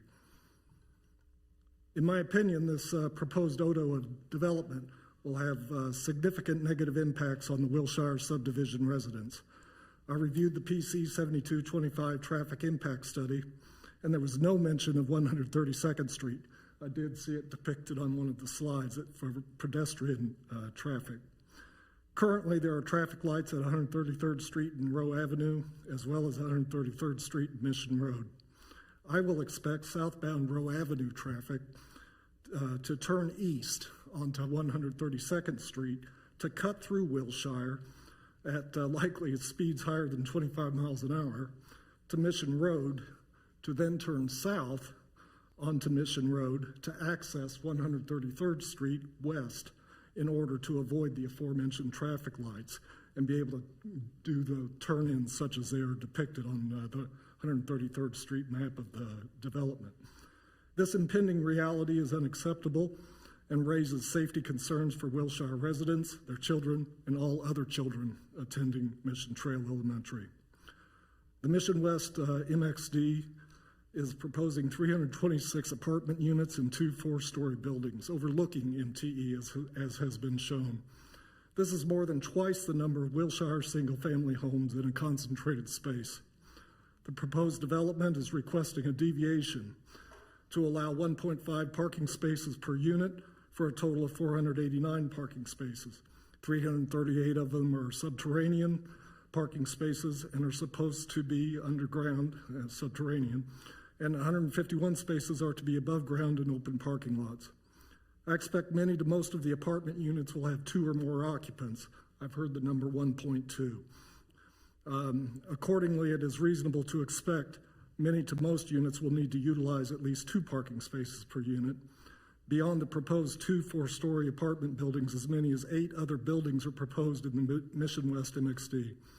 I expect all of these vehicles will contribute to increased traffic, noise, safety, and crime concerns, such as vandalism, property theft, and other crimes of opportunity.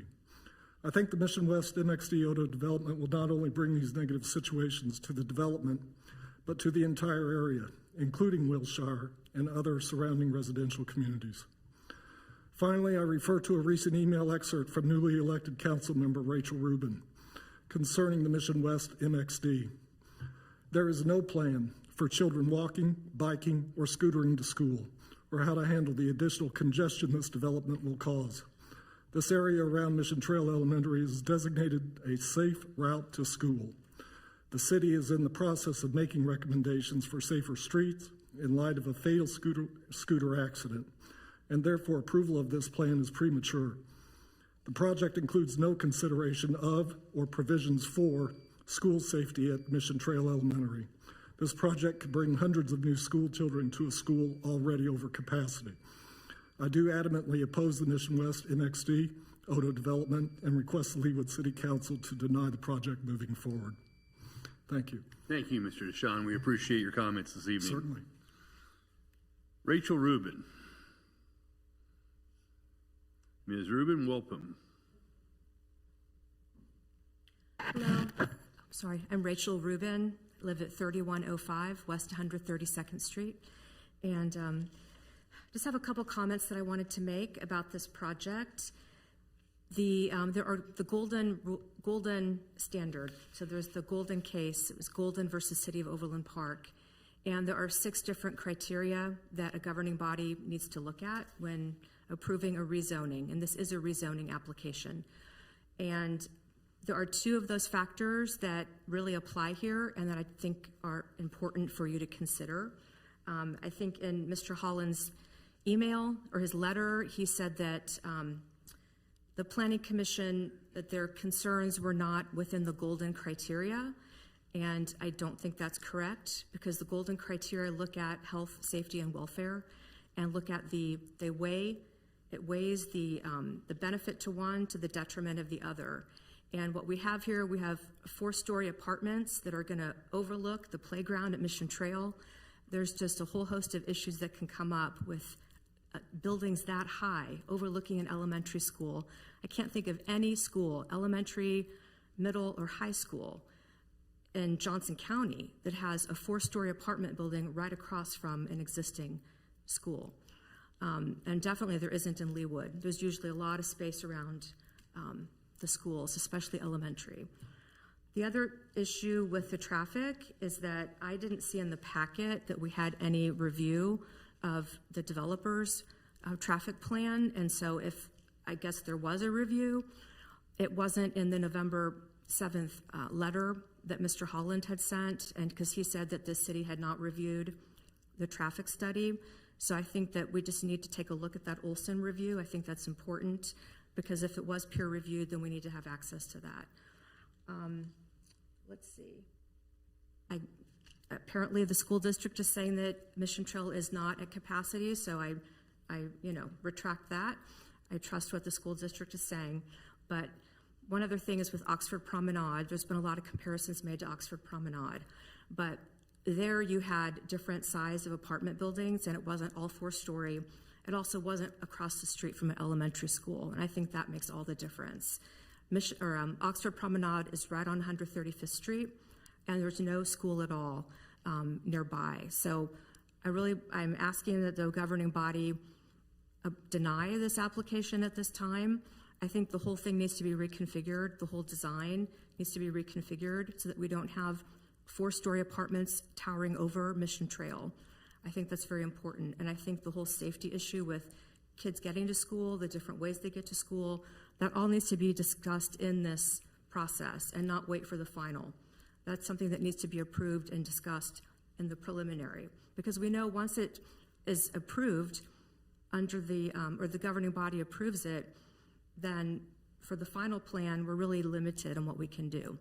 So any improvements need to be in this initial plan, in my opinion. My mouth is getting very dry, I'm sorry. Anyway, I think I'm going to conclude my remarks, and I just request that you deny this application. The applicant can definitely come back later and with a revised plan for your consideration. Thank you. Thank you, Ms. Rubin. Rob Groves. Mr. Groves? Welcome.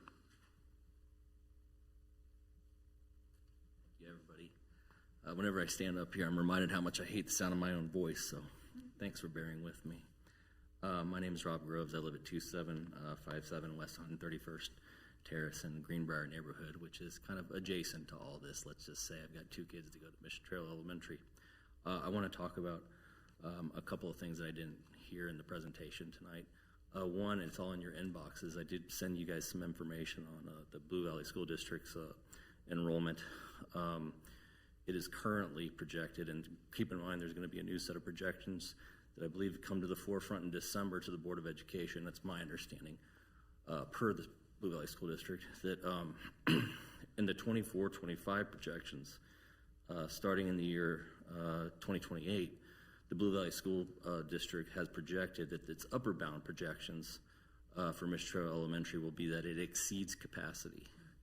Exceeds capacity in the Blue Valley School District's mind's eye, by the way, is not 100% capacity, it's 110% capacity.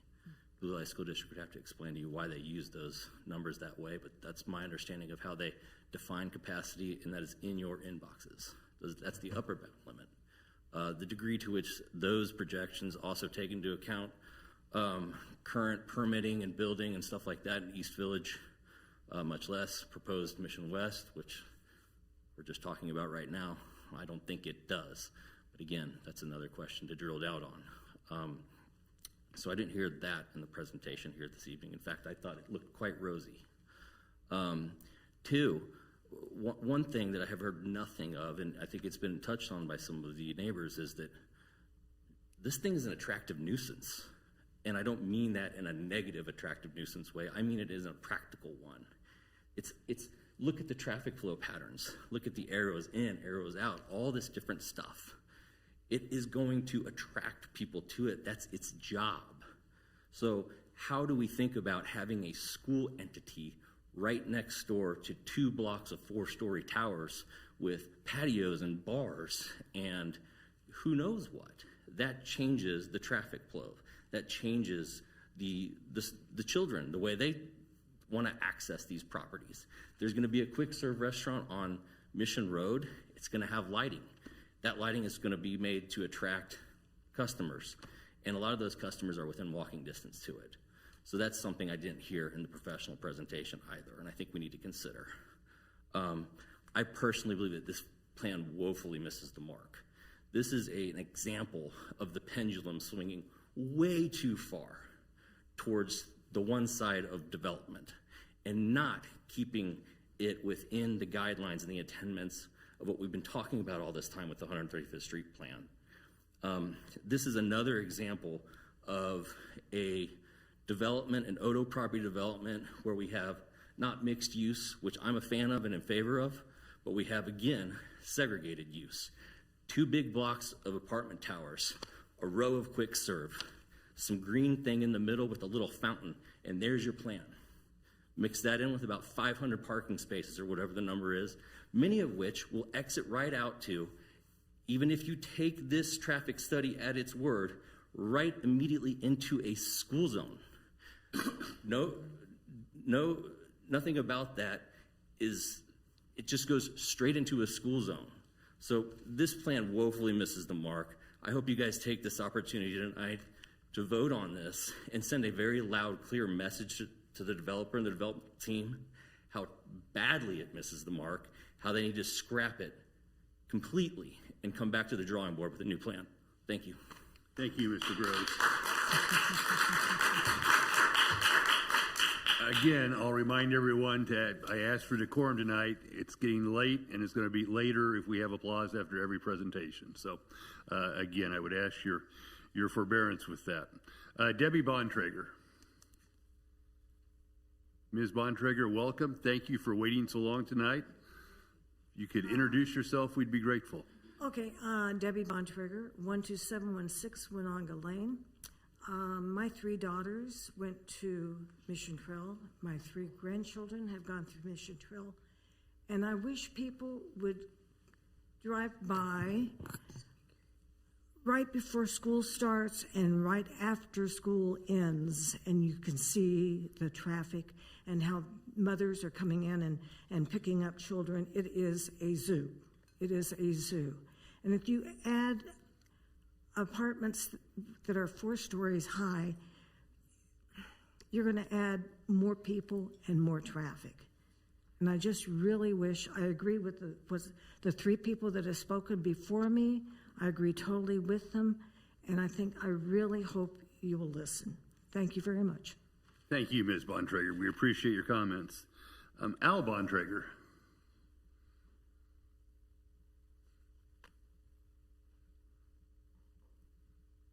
Welcome, Mr. Bontrager.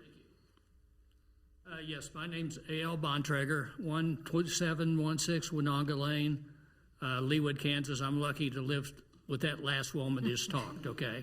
Sorry about calling you Al as well. So, a couple of comments. I know recently, I think this last week, there was a young man on a scooter that was killed over like in Lee and I think 103rd Street. And I know you guys have been talking about the high density of traffic and roads, et cetera. And I can tell you that Mission Road, 133rd, 135th are very busy streets, and they're getting busier all the time because of the construction on Knoll and on Row and on State Line. And so if you take 100 or 326 additional vehicles and all the vehicles for the office buildings, and I know they don't run at the same time, but they're going to run a lot in the morning, a lot in the evening, it's going to be a total mess, and it's not going to be very safe for the children that are going to Geyser Park or going to school. So hopefully you'll stand by what the Planning Commission said. I mean, those people that live in that area bought those houses and built those houses because they knew what the surroundings were like. And this really changes the surroundings. So I hope you guys will make a good decision. I believe the mayor's got a letter from my oldest daughter, Katie Houlihan, or Katie Bontrager, that you were talking about reading, I think. So, well, thank you very much, okay? Pardon me. Thank you, sir. Appreciate it. Stephen Durr. Welcome back to the governing body, Mr. Durr.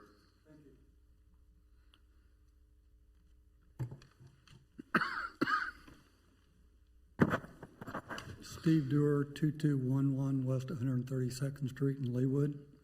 I'm here to ask the governing body to deny this application tonight. First, the new comprehensive plan isn't even complete yet. Seems inappropriate to start any approval process on any large development at this time. Secondly, most importantly, is safety, and you've already gotten an earful tonight about that. We definitely need safer streets, safer sidewalks, and safe playgrounds. You know, I am a member of the Bike Walk Committee, however, I'm not here speaking for them tonight. I pray that Duke Omert's legacy will be a safer, better Leawood when we get done. Along that line, lose my place here.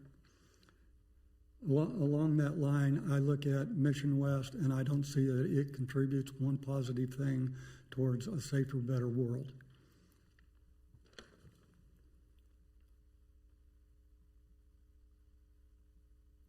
Now moving on, when it comes to total volume of pedestrians, bikers, children crossing the street, I don't see a single intersection in Leawood that's busier than 133rd and Mission. If you look at their numbers, according to the developer's own traffic study,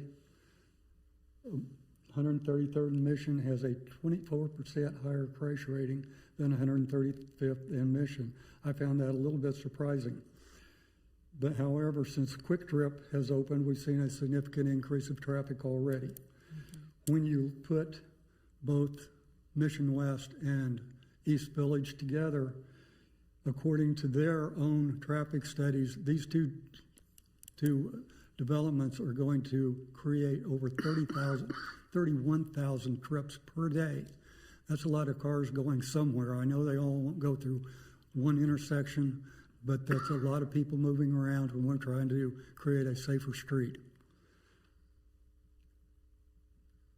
Moving on from there, you look at East Village, it's already been approved for 947 apartments.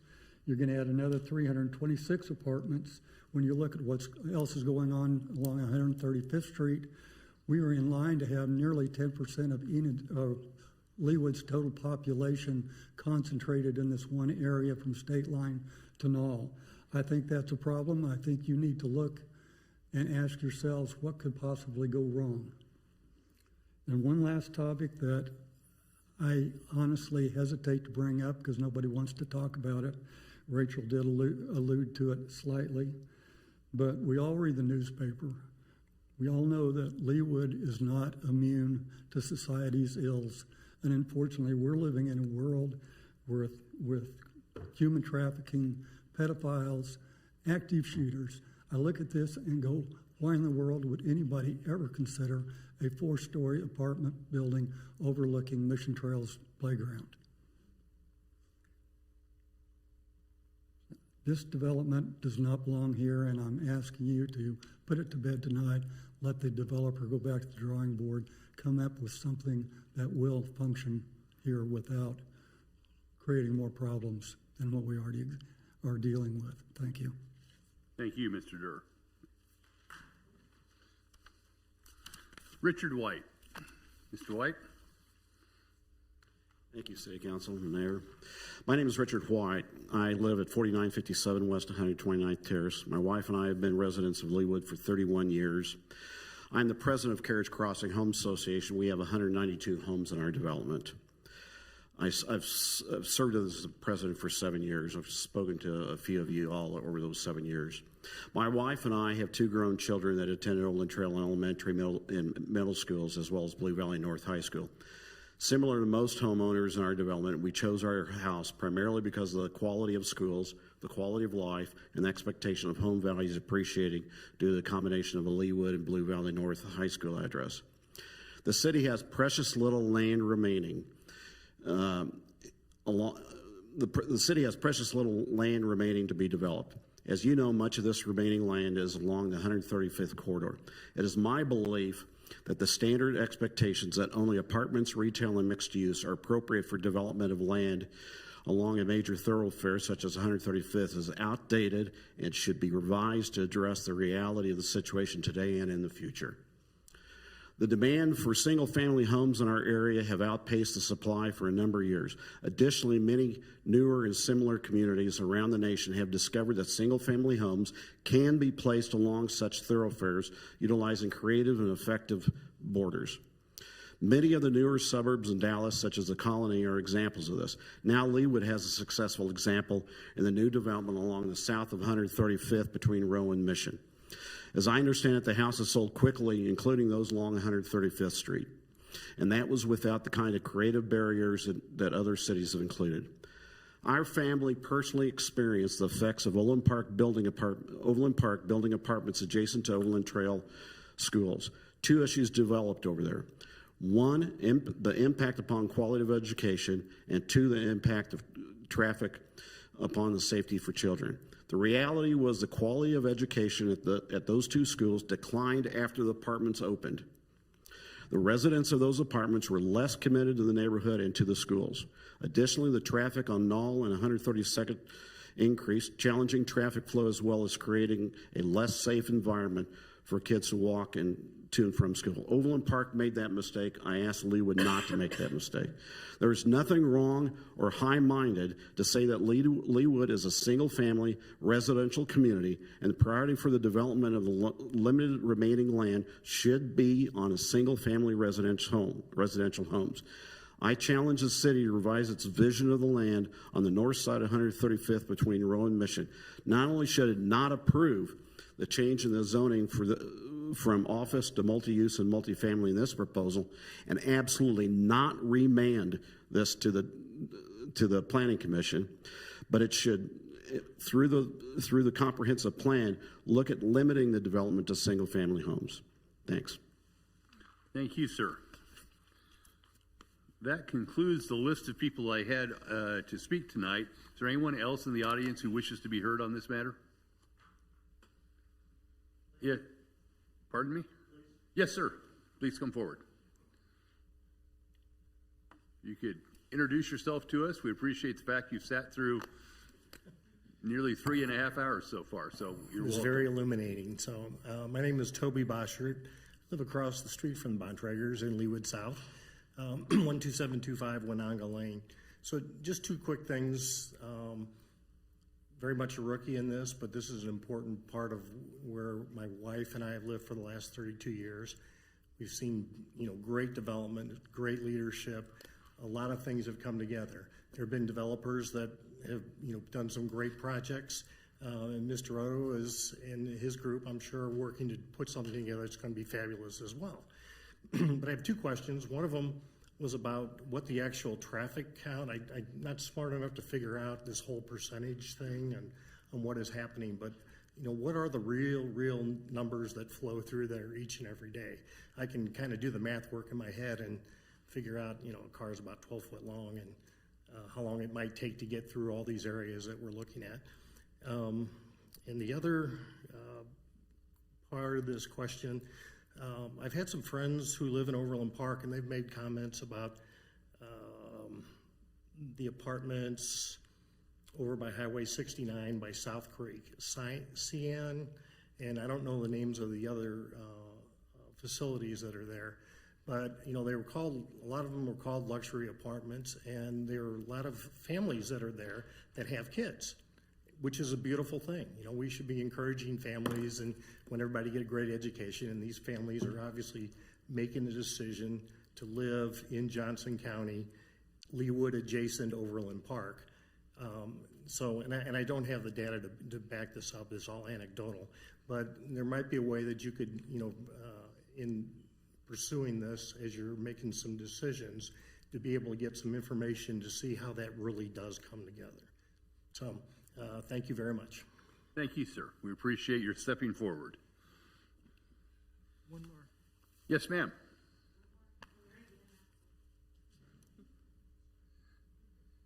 You're welcome tonight. I'm a rookie too. My name's Tracy Boschert, 12725 Winanga Lane. I came tonight because we've lived here for 32 years and we, like everybody else, chose Leawood because it's just a beautiful community because of the serenity of it. We left Overland Park because we could see what was happening in Overland Park with all the apartments, with all the congestion, the lack of kind of zoning that really was in line with how the citizens wanted to see their communities develop. I don't have a covey of lawyers. I don't have a covey of people representing me. It's you guys. Rachel Rubin, when she ran for office, was kind enough to send a letter to the people in her district letting us know about what was going on in this development. I sat through a lot of those hearings when Leawood East or East Village was up for development, and it broke my heart to see how many of my neighbors were so opposed to that, but yet it passed, and it passed barely. It passed by one tie-breaking vote, and I love Peggy Dunn. I know her personally, but it was very discouraging. Now we have no idea what the impact of Village East and Regent's Place and all of that development that's going on right now in that area is going to have on that little corridor, especially our little elementary school. Rachel said welfare, safety, right, for our communities. Is it good for us? I say we don't know. I say right now, absolutely not. But put the pause on. What's wrong with putting the brakes on? There is a crisis in single-family housing in this nation. Me, all my friends, we would love to move out of these two-story houses we've been in for 32 years. There's nowhere for us to go and stay in our community. I want to stay at Nativity Parish. Where am I going to go? No single-family housing is being built. It's all apartments. I agree with what this gentleman said. There is nothing that says we can't have good single-family development along 135th Street, along with some nice, maybe some apartments, like Meadowbrook. Meadowbrook's got villas. They have single-family housing. What is wrong with that? Aventino is sold out like that, you guys. I think that's what's needed in Leawood right now. I probably could name you 20 couples who would die to move to a single-family home somewhere north of 135th Street. That land is precious. We moved to Leawood for this reason to begin with, and I ask you to put the brakes on. I ask you to reconsider it at this time. Thank you. Thank you. Anyone else? Well, if not, I would invite the applicant to come back and respond. I think there was at least one specific question about traffic counts as opposed to percentages. That's one that I remember. There may have been others as well, but you're welcome to respond to what you heard. Yes, I believe the request was to see the actual numbers. Those are all included in the traffic study. I can give you the exact figures if you would like. Figure 11 and 12 in Appendix 1 of the traffic study shows the actual traffic volumes that are going through each of those entrances. And they're broken into two different types. If anybody has any questions, I can give lots of detail on it. But it is the site-generated traffic counts, and so those are essentially trips that would not be in the area if it weren't for this development. And then in brackets, we also have the number of pass-by trips, and those are those trips that I referred to briefly that are already on, for instance, 135th Street and turn into a restaurant on their way home or stop at one of the retail uses on their way to their kids' game. Those are those type of trips. So that is in the traffic study if you have that. If I'm looking at Table 2, trip generation, is that the right table to be looking at? That gives you some information. If I understood the request, though, they actually, instead of my percentages that I showed you, wanted to see the volumes, the actual number of cars. And so if you keep flipping probably 25 pages or so, you're going to get to some figures. And figure 11 and 12. Mr. Royce, can you help us with that? Oh, put it on. So we do not have that in the PowerPoint presentation. I don't know But if we we've can got the turn Elmo this right on there. and put it on the overhead would be maybe easier. Thank you.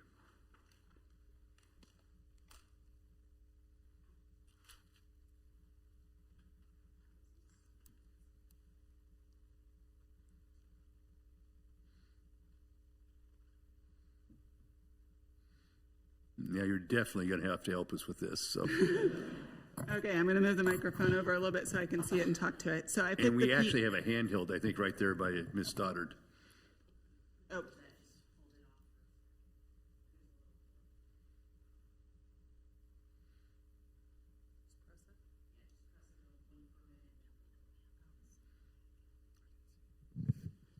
Okay, thank you. Can you hear me okay? Mm-hmm. Yes. Okay, so I picked the PM peak hour because that's what I spoke to earlier.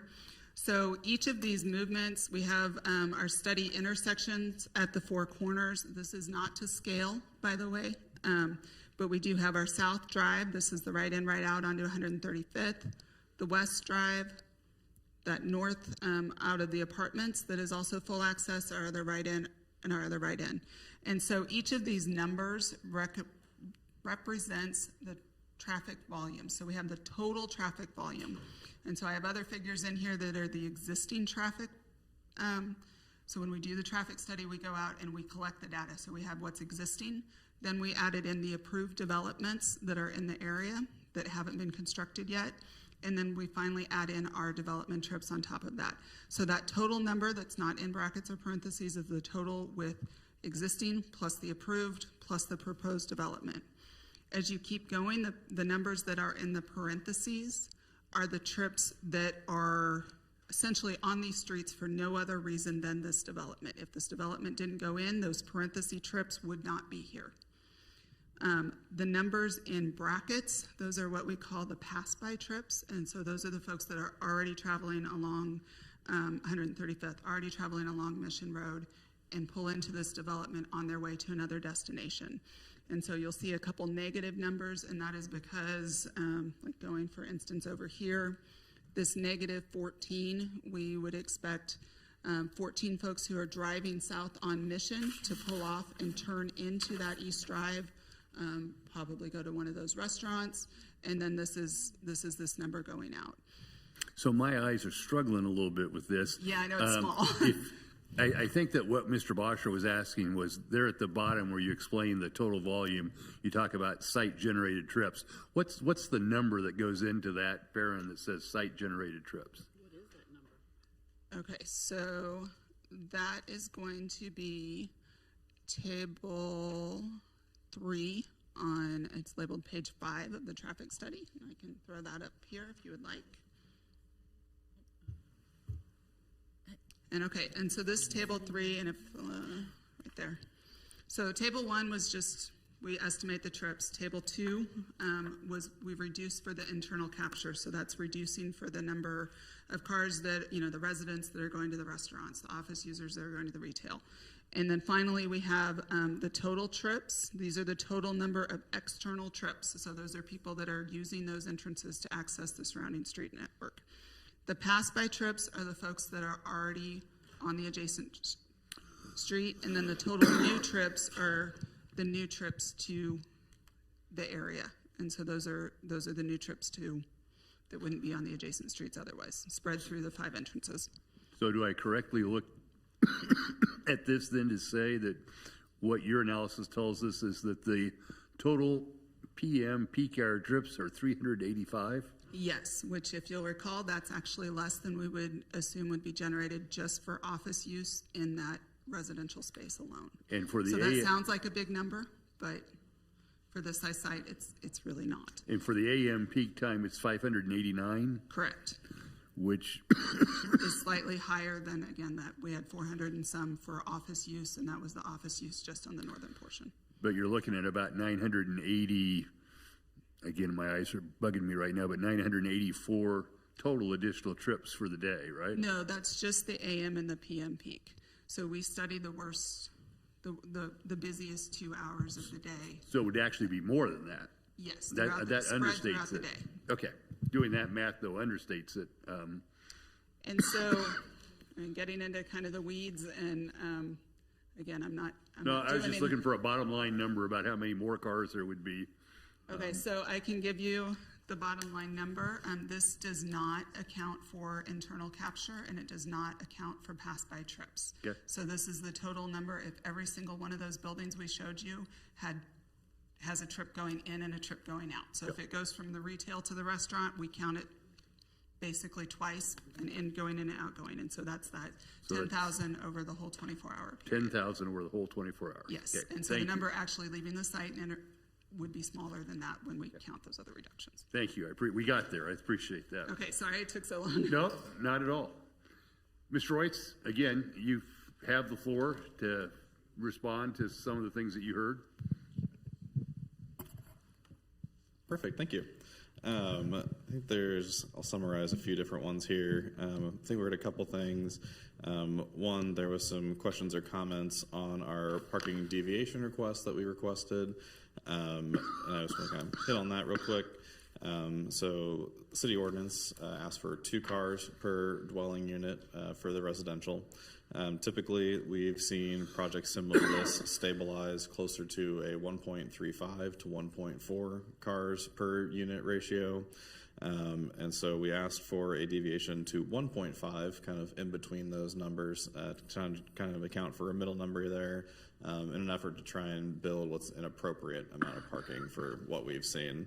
We don't want to overbuild and take away more green space than we need to with parking, so that is the reason for that deviation request, is really to park what we've actually noticed over the last 5-10 years with these developments.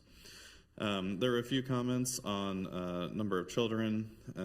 I think if we've said this before on some other projects, but because this development is focusing on 1 and 2 bedroom units, we typically only see total of 1 to 2% of those units actually having kids in them.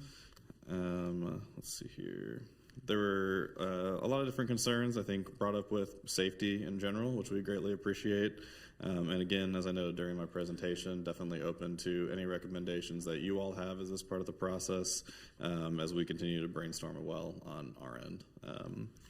Then I'm trying to see if there's anything else I want to hit on before I turn it over to Kurt.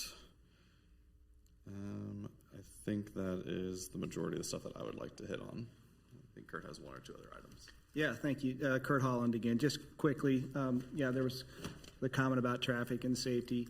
I just want to remind everybody that, there's going to be some traffic generated from the project, but there's going to be always traffic generated from anything that gets developed on this site. So to just simply say we can't do it because there's going to be some traffic on 133rd Street is not a valid reason to deny a property owner the right to use their property. And in fact, as the traffic engineer indicated, if we left this property zoned and developed for office, you'd have 3 times more traffic on this same road that we're talking about that everybody's worried about. So we don't think it's fair to say we shouldn't have anything developed here because it's going to generate traffic along 133rd Street. That leads into the whole golden criteria and the restriction on the landowner's rights to develop their property. If you're going to deny a landowner's right to develop their property, there really needs to be rigorous review based on the criteria here. And it's pretty amorphous to say and vague to say health, safety, and welfare. That you can say anything really under those words, but what we're talking about is what is the master plan for this property, and it shows it for mixed use development, which is exactly what is being proposed for the site. We're at a density of under the allowed 19 units per acre. We're just a little over 4 units per acre on the density. We comply with all of the development standards that is part of your LDO and really part of your comprehensive plan. So if we're not going to allow for mixed-use development on this site, and we already know that office, even though there's not a strong market for it, will create a lot more traffic on this property, then what else is left for the landowner to develop on this site that meets your codes and meets your policies as they exist today? Staff did a thorough review of the project, again, is recommending approval. We think that should be taken into consideration as well. So having said all of that, we heard the comments from the residents and from the Planning Commission. We have yet to hear from you all, but we would like the chance at least to address some of the issues, if there are, that you would guide us to and ask us to look at, and let us try to keep working on it. Let's just not say deny it and then come back. We think we have a valid plan here. We're willing to take some additional look at it. But again, that's our request to you. And I do want to keep in mind that whether it's a detention basin or whether it's traffic, you're going to have the same issues, whether it's this mixed-use development or an office development or a similar development like this. So with that, again, we'll answer any questions if you have any, but I appreciate your time and thought. And again, we're asking for the remand tonight. Thank you. Thank you, Mr. Holland. Well, I think with that, we come to the discussion part of the agenda. Who wishes to speak up first? Mr. Zippel. I'll speak up.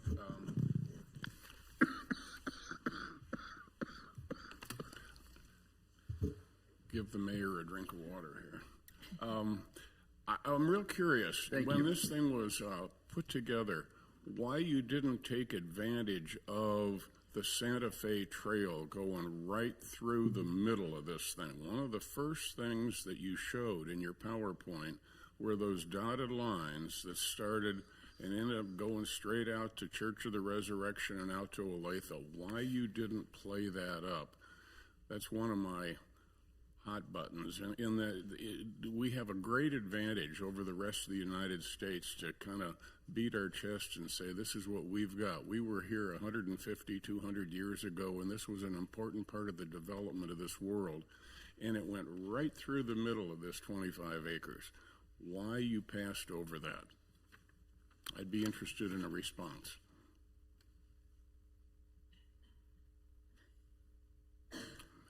You all have a lot of creative juices. That's one of the things that I think we should play up more in our planning and in our execution along 135th Street. That's the first of my comments, so I'll pass it off to someone else. Ms. Guyette. Thank you. Sorry, Ms. Guyette. Thank you. I just want to make sure I have this straight. So current zoning is for office, but our future land use is for mixed use. Is that correct? That's correct. So it is already future land use zoned for mixed use. Yes. Okay. And then this other question is probably for the applicant. You mentioned that Planning Commission didn't get to see a whole lot of information. Can you tell us what they did not see from what was shown to us?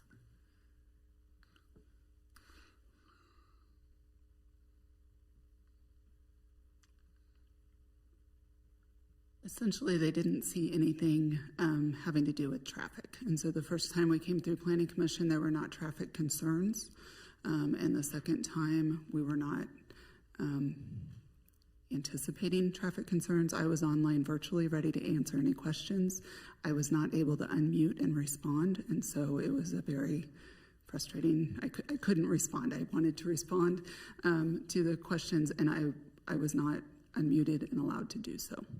And I'm not sure the reasoning or what happened there, what technical breakdown there was, but they didn't see anything on traffic or hear anything from me.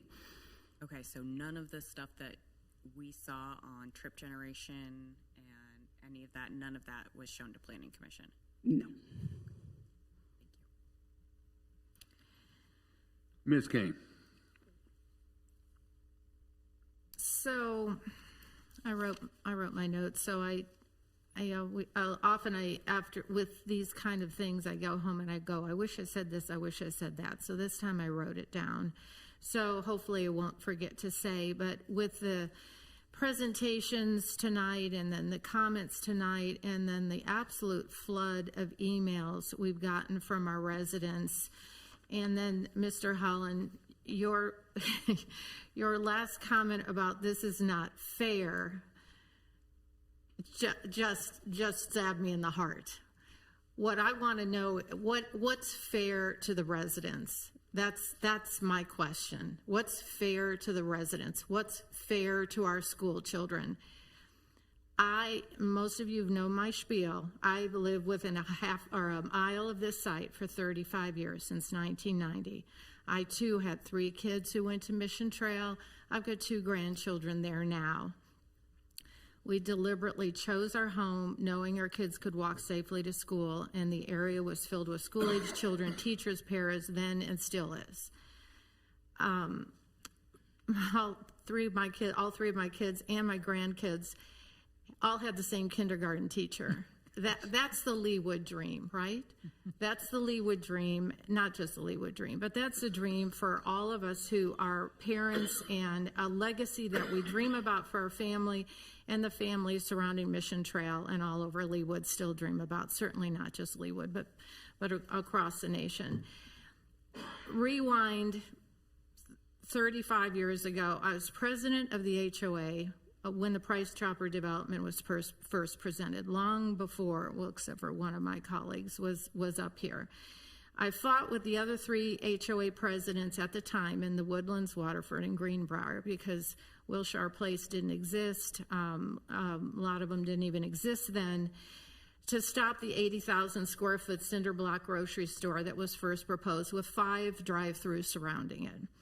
And the developer specifically called out wanting to put a liquor store across the street from the school, when literally 135th Street was nothing. There was nothing on 135th Street, and even way back when my kids were little, and now my kids have little kids, that was what was the developer thought was in the best interest of our residents. So 5 years later, multiple lawsuits. It does remain a shining example of how this process can work in our city, and what can happen when developers and citizens and staff all work together in what truly is the best interest of this city. After 5 years, that original plan finally transformed into a beautiful 1-story red brick development with 10 acres gifted to the city for an adjacent park, and 0 of the original 5 drive-throughs proposed were accepted. And instead, a stipulation still exists, to my understanding, to forever maintain the green space along Mission Road with no pad sites. So again, this is my soapbox. You've heard it before. I'm sure the developers heard it before, and most of the residents have heard it before. But I stand before you, proudly elected for 18 years and reelected for another 4 years. So it's 22 years of my life to fight and represent the citizens of Leawood. Starting back in 1990, I started the fight to uphold the golden criteria we have in place in Leawood, and I continue the fight to this day. And I feel just as strongly about Mission Trail as I do about 83rd Street in Ward 1, in Corinth Elementary, 103rd Street, Brookwood Elementary, Curie, Nativity, St. Michael's, the Prairie Stars, you name it. They're all equally important. I just happen to live within a mile of this particular school. But I have fought for all the schools across for 18 years. I've fought for all of the schools and all of our children, not just Ward 4 children. I've fought for all of the children, and I continue to fight for all of the children. In my opinion, this proposal is not ideal based upon the golden criteria. It is not ideal for the character of the neighborhood, nor should the denial of this application outweigh the relative gain to the public health, safety, and welfare.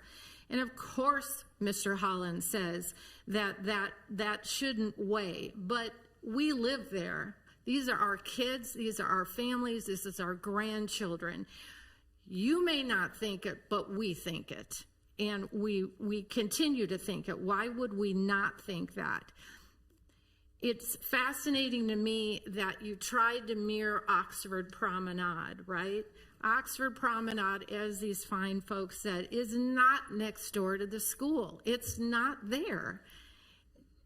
There is no school in this city that has 4-story apartment buildings adjacent to it. It doesn't exist. I don't even know where it exists in other cities.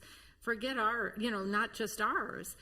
This site is directly south of an elementary school.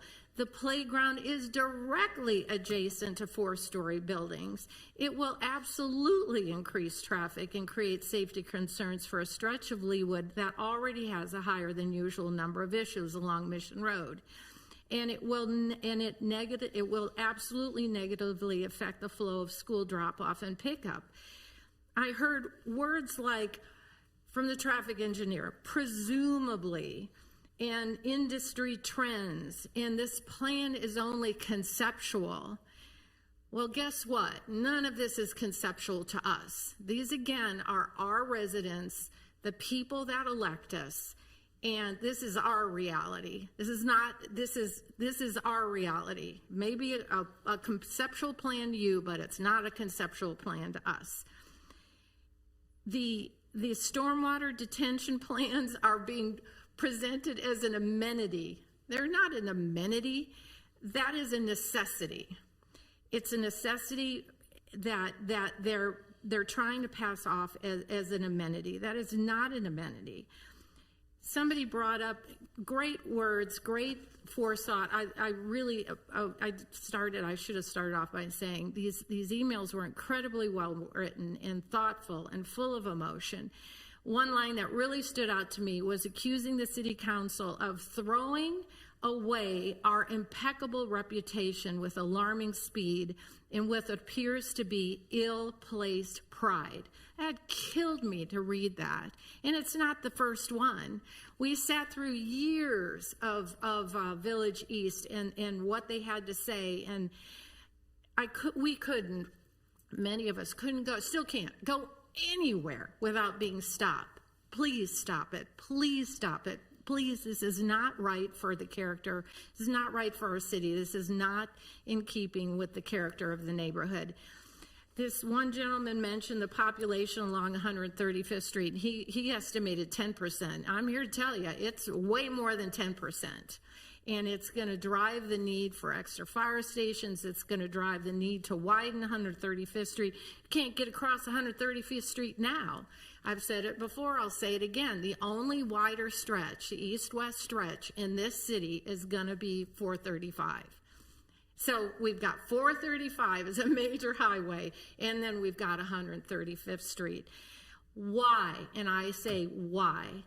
With all the development going on to the east and to the west, mainly to the west, Overland Park, we don't have a vote. We don't have any say unless it affects Knoll, and yet we're going to have this absolute corridor of dense, high. You drive down Knoll right now, and the landscape is dramatically changed. So I say, why? I've said it 1,000 times. Why would we do this to ourselves in our city? We have a choice. We're in the middle. They're saying it meets all the LDO. It meets the 135th corridor study. Well, they're right. It did. But what are we in the middle of right now? We're in the middle of a comprehensive review to change all of that, right?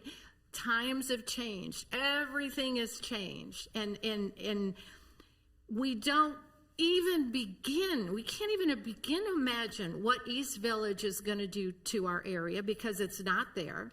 There's only a few foundations of the single family and the twin villas. And the twin villas, somebody wrote and sent pictures of, instead of a nice berm kind of blocking it along 133rd Street, which we were told over and over, oh, it's going to be bermed, it's going to be beautiful and it's gentle. No, it's not. They're sitting on top of the berm. So did the berm create a buffer? No. The berm made them higher. And that's the reality. So we have sat here. I've sat here for 18 years, and I've been told, oh, don't worry. The berm is going to protect it. This is going to happen. Oh, we're going to do the landscaping. And then it gets improved, and then it's a runaway train. And somebody said it out there. Then we have little to no control. You know what we have what control we do have is to hit a pause button. You can tell what time it is. Hit a pause button. We don't even know what East Village is going to do. If Oxford Promenade comes, whether or not it comes, who knows? We don't even know what that's going to do. We don't even know what Regents Park is going to do. We've got the new Waterford subdivision. We don't even have a clue because it hasn't happened. They've barely dug a foundation to any of that yet. And some of them haven't dug it at all.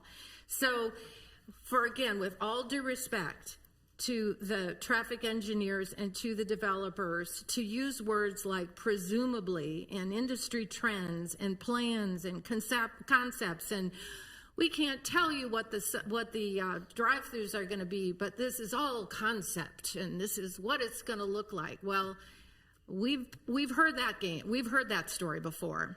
And then we have to live with the reality. And so I implore my colleagues here to not remand it. I implore them to deny this application. This is not in the highest and best use of our city. We have a choice. If we work together like we have all over this city, we've worked together with the developers who want to play in the sandbox and are not out for their own personal gain.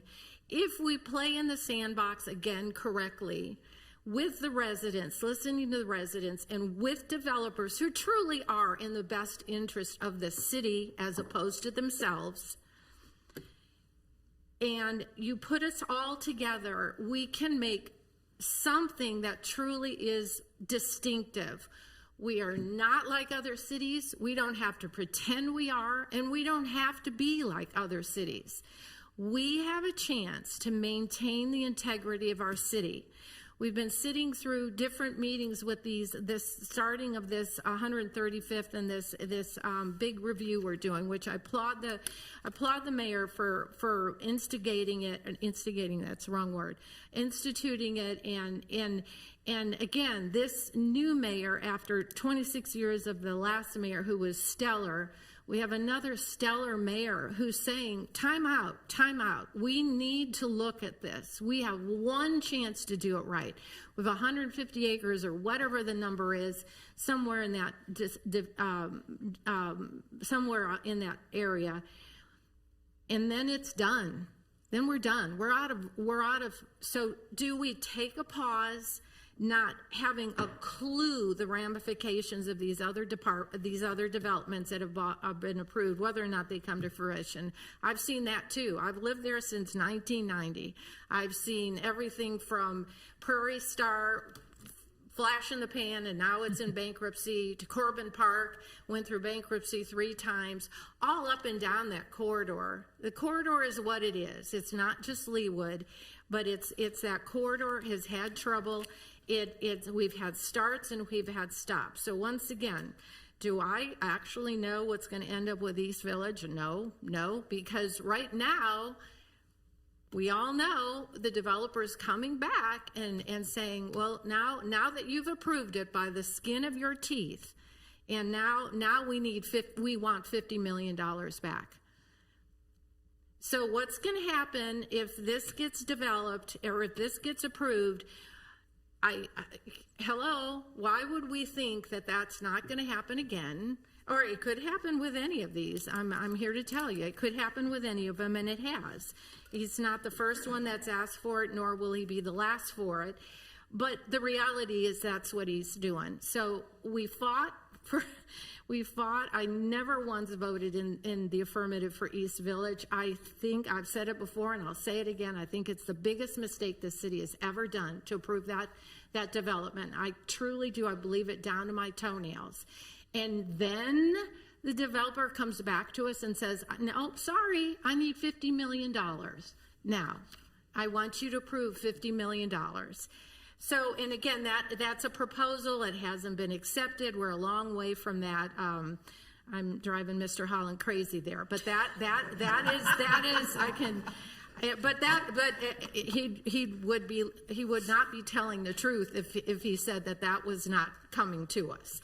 And they may amend that. We don't know, but that's the last that I've seen. That's the last that I've seen. So why? I ask my co-counsel, why? Why would we do this to ourselves? Why would we do this to our city of distinction? Why would we do this to our residents? We don't have to. And let's take the time to finish the comp plan, to revisit the 135th Street with all the new information and what we have in front of us and what's going on to the east and what's going on to the west. It makes my head hurt. It makes my heart hurt to see what is happening all around us. None of us can, we have no control over anything but our city. And so I implore you to just deny this. There's nothing unique about this, in my opinion. You've seen it all over town, these 4-story building or these 4-story apartment complexes all over the metro. This is not unique. This is not distinct. This is not Leawood.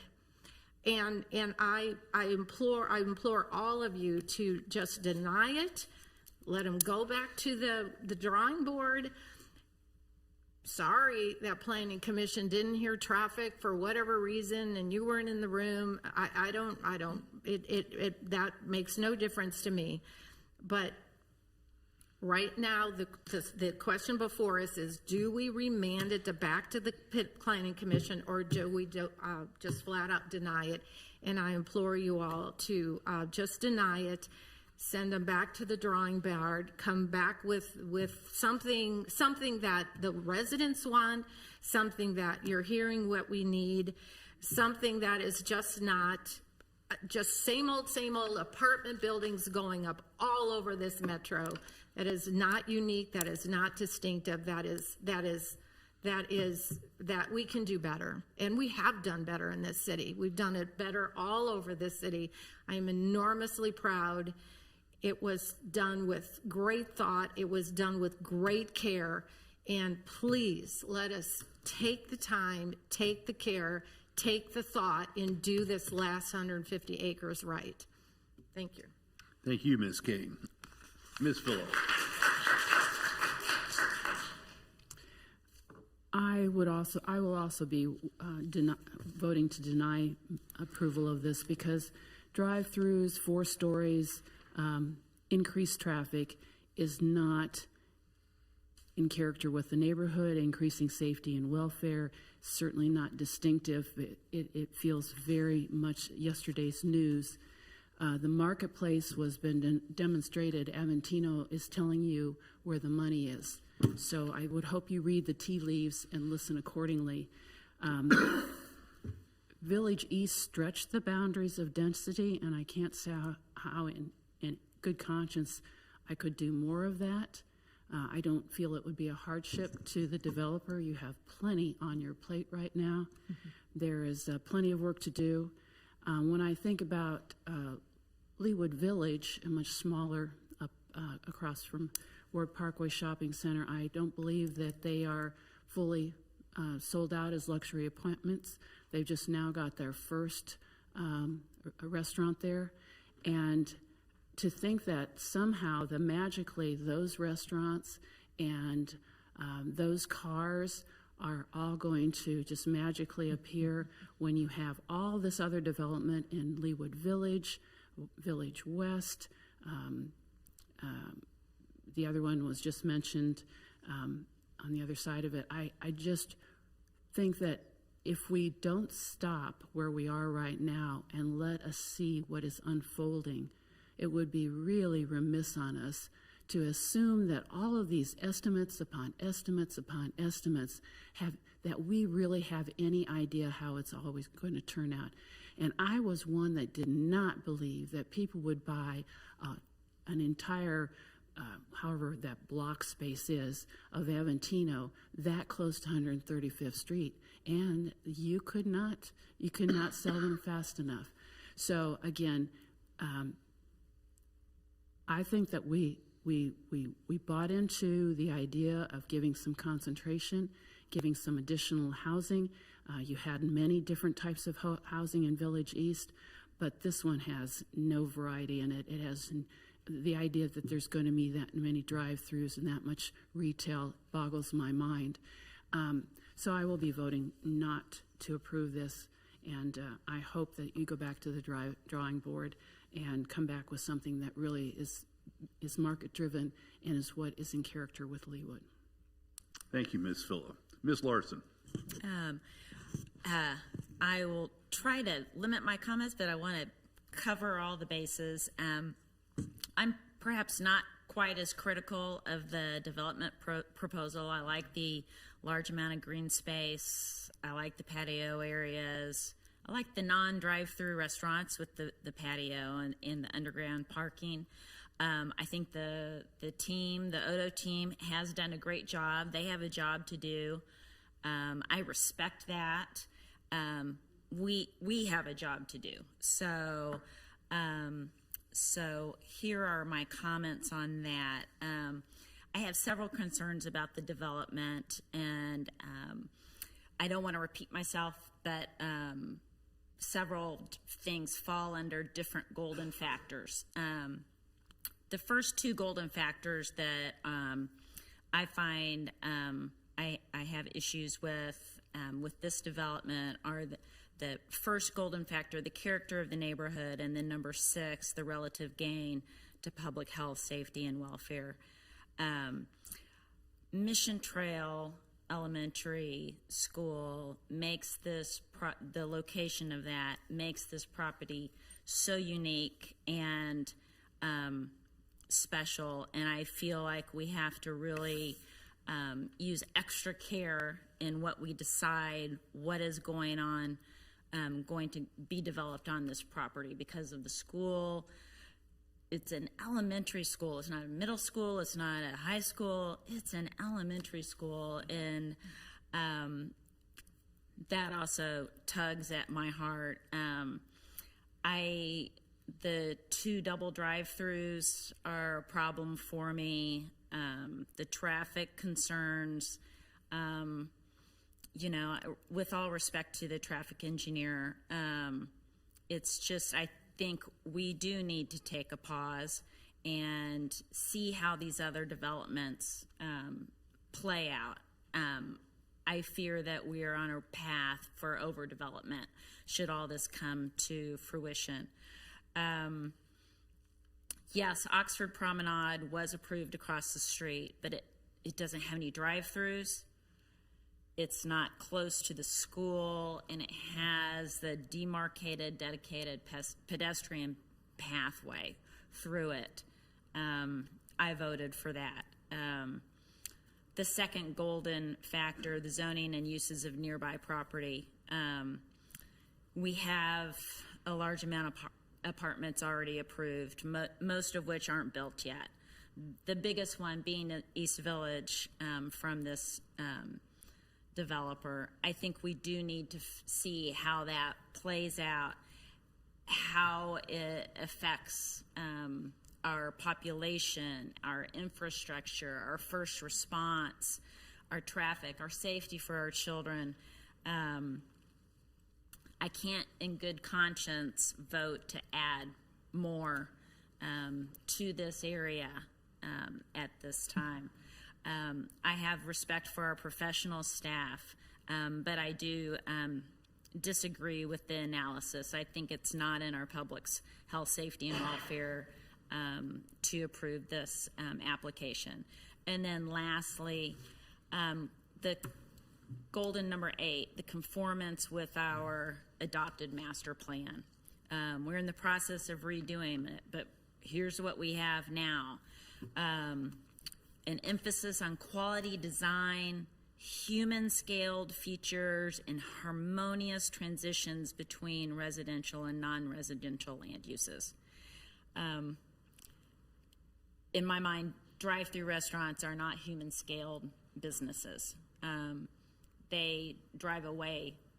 When I go to a fast food restaurant and there's no appeal to stay there, to walk around, to hang out. It's not a sense of place. It's not it's a fast food drive-through. And I think it would be a mistake for us to incorporate that into our Leawood landscape at this location. Our comp plan also talks about a desire to lessen dependency on automobiles, which is a direct contradiction to drive-through restaurants. And finally, I just want to acknowledge actually two other things. I want to acknowledge the emails that we've received.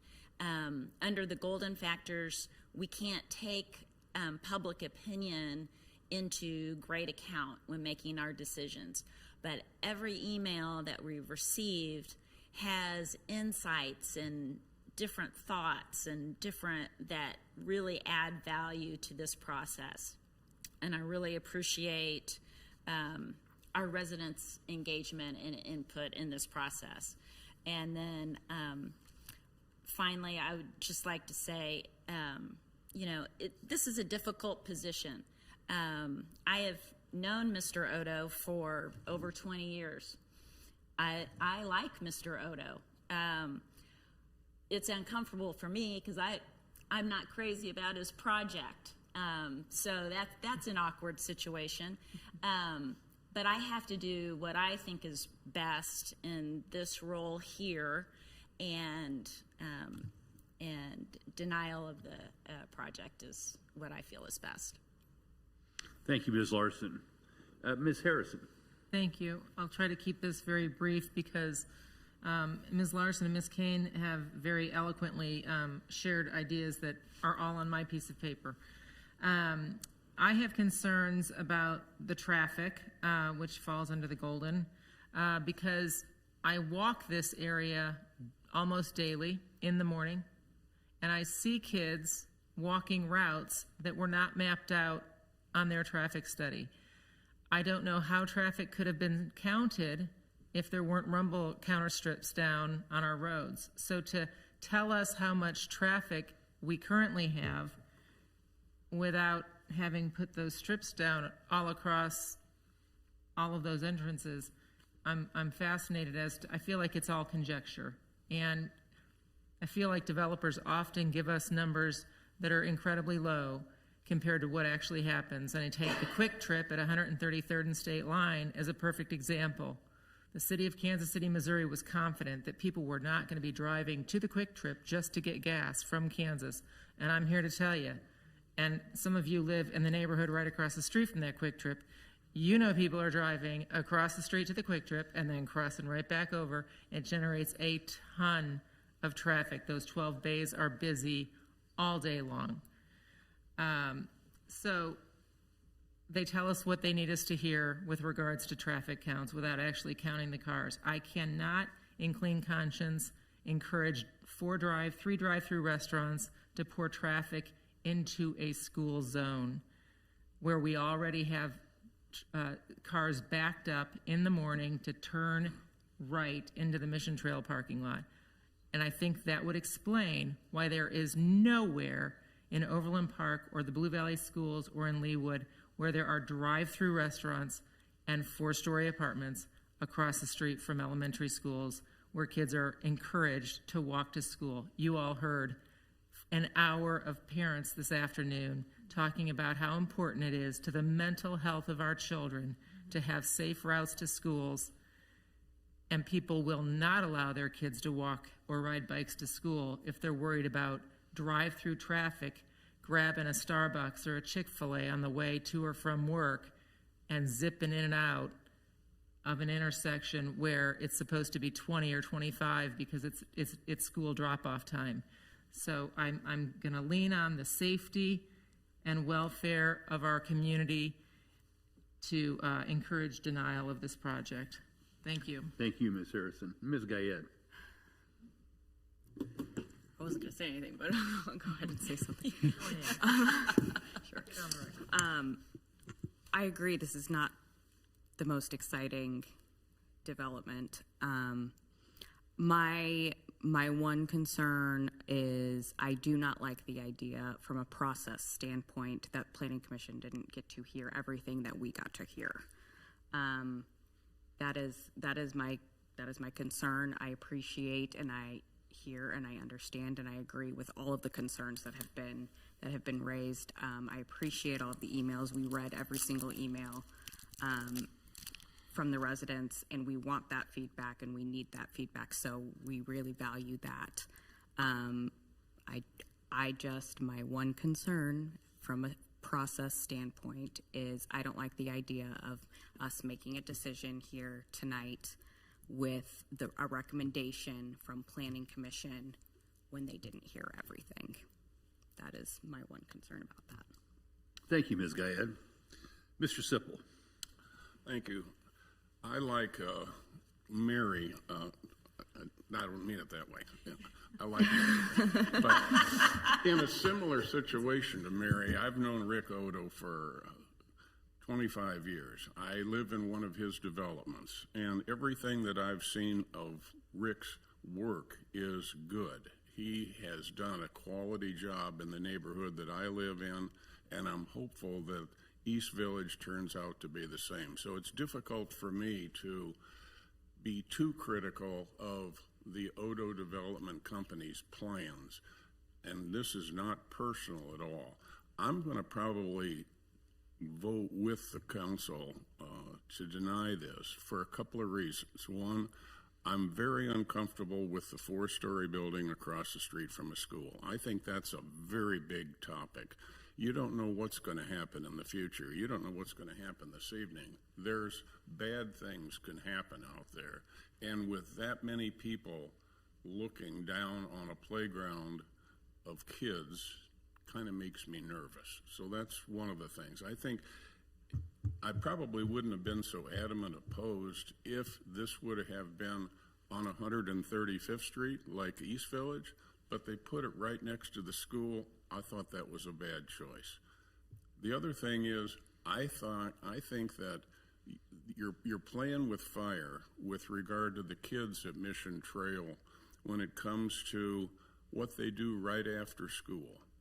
I remember when I was 10 years old, I got in a lot of mischief, and the reason was I didn't have retention ponds, but we had water around at various places, and you go throw rocks in the water, and you go throw, stuff like that. You push kids in the water just to get even with them and stuff like that. And the other problem is we have the entrances to the underground parking, I believe, are on the north side of these big 4-story buildings. That, to me, is an open invitation for kids that want to goof off and get in trouble. Let's go down in the garage and see what we can find. Or let's take our e-scooters and scoot around down through the various ramps like we can do, at other shopping centers. I think some of the designs are just poorly selected. And so I'm going to vote for denial of this thing as well. I don't have as articulate a position as Mary did, or as emotional as one as Julie did, but I think we can do a lot better. And it's unfortunate that we're going through the long-range planning process for 135th Street now, but listening to some of the neighbors out there and the consultants out there, there's some opportunities to do things somewhat differently than we've done in the past, and it might be worthwhile just to take a pause and see what the consultants and the developers might do as a result of other opportunities, 6 months from now or a year from now. Thank you, Mr. Sipple. Other comments? Mr. Sunkel, your hand's going up. And so I appreciate all the arguments put forth tonight, and it sounds to me as if this is going to be denied no matter how I vote, but I actually have a slightly different concern.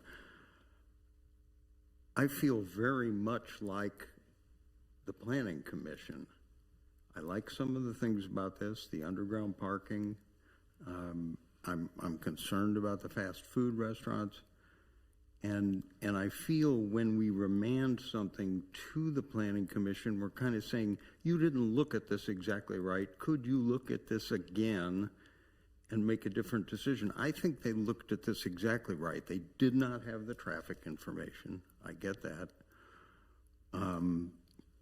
But I kind of feel as if I want to affirm what the Planning Commission said, their concerns, and so I don't want to rebuke them. I don't want to say,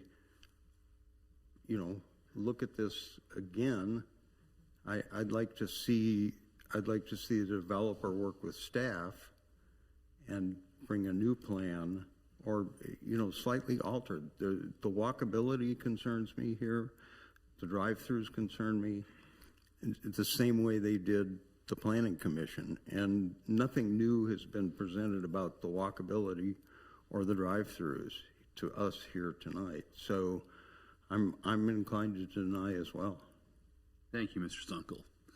Dr. Castor. Yeah, I'll be brief as well. I appreciate everyone's comments. I agree with everything that's been said tonight. I agree that this is the right time to make a pause, I think, as we kind of just understand the rest of the development that's already been approved. My largest concern with this project is the traffic next to Mission Trail. I had 3 of my kids that went to Mission Trail, so I know that area very well. And guaranteed, in my mind, all 480 residents of this apartment complex are going to go to the grocery store across the street from Mission Trail. That's 480 cars, however many times a week they're going to be going right by Mission Trail, in addition to everybody else who's using that. And, with all kids on their scooters, kids on their bikes, all the congestion around there. So I'm very concerned about the children's safety. And again, just don't feel like this is the right project for this property at this time. So I'll be voting against as well. Thank you, Dr. Castor. Any other comments? If not, is there a motion to be had? So moved. And that motion would be... God, it's so late. That motion would be to adopt the Planning Commission's recommendation and deny the application with a direction to staff to bring back the appropriate ordinance, resolution to reflect that decision. Yes, sir. So moved. Thank you, Ms. Harrison. Is there a second? Second. I'll take that one from Dr. Castor. He hasn't moved tonight. Is there any other discussion of the motion? If not, all those in favor of adopting the Planning Commission's recommendation to deny the application with the direction of staff to bring back the appropriate resolution, please indicate by saying aye. Aye. Those opposed, same sign. The ayes have it, and by unanimous vote, the governing body adopts the Planning Commission's recommendation. Thank you all for your time. Thank you all to the residents. I guess I should have noted before that all of your emails have been included in the record of what we decide here. And again, I made every effort to respond, or at least acknowledge to each of you who you wrote. So I appreciate that very much. Thank you very much. Council, we're not done yet.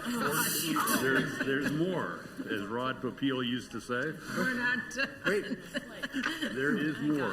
we've got more work. Poor Travis. Yes. Travis has been here since 3 o'clock. Good evening. The governing body now calls, pardon me, governing body now calls an ordinance amending, under new business, an ordinance amending section 4-210 of the Code of the City of Leawood, entitled International Building Code section 105.5, expiration, can't even read this, pertaining to expired building permits and repealing existing section 4-210 and other section in conflict therewith. Travis, thank you for hanging on Good this evening, long. Mayor Elkins, members of City Council. Please Travis proceed. Torres, Director of Building and Code Enforcement. So we're just here amending the ordinance for permit expiration. We brought this before you in April just to make sure this was okay to streamline this for our setup with our new permit software, to have there just be 5 categories so people could find what permit they were applying for. So we're getting ready to go live with that. It's actually going to be December 16th. I have December 2nd listed here, but we've had to delay that just a little bit to fine tune some things. But if you adopt this tonight, we'll have that published before we go live. So I'll take any questions. Questions for Travis? Yes, sir. How does this tie into other municipalities that we're in competition with?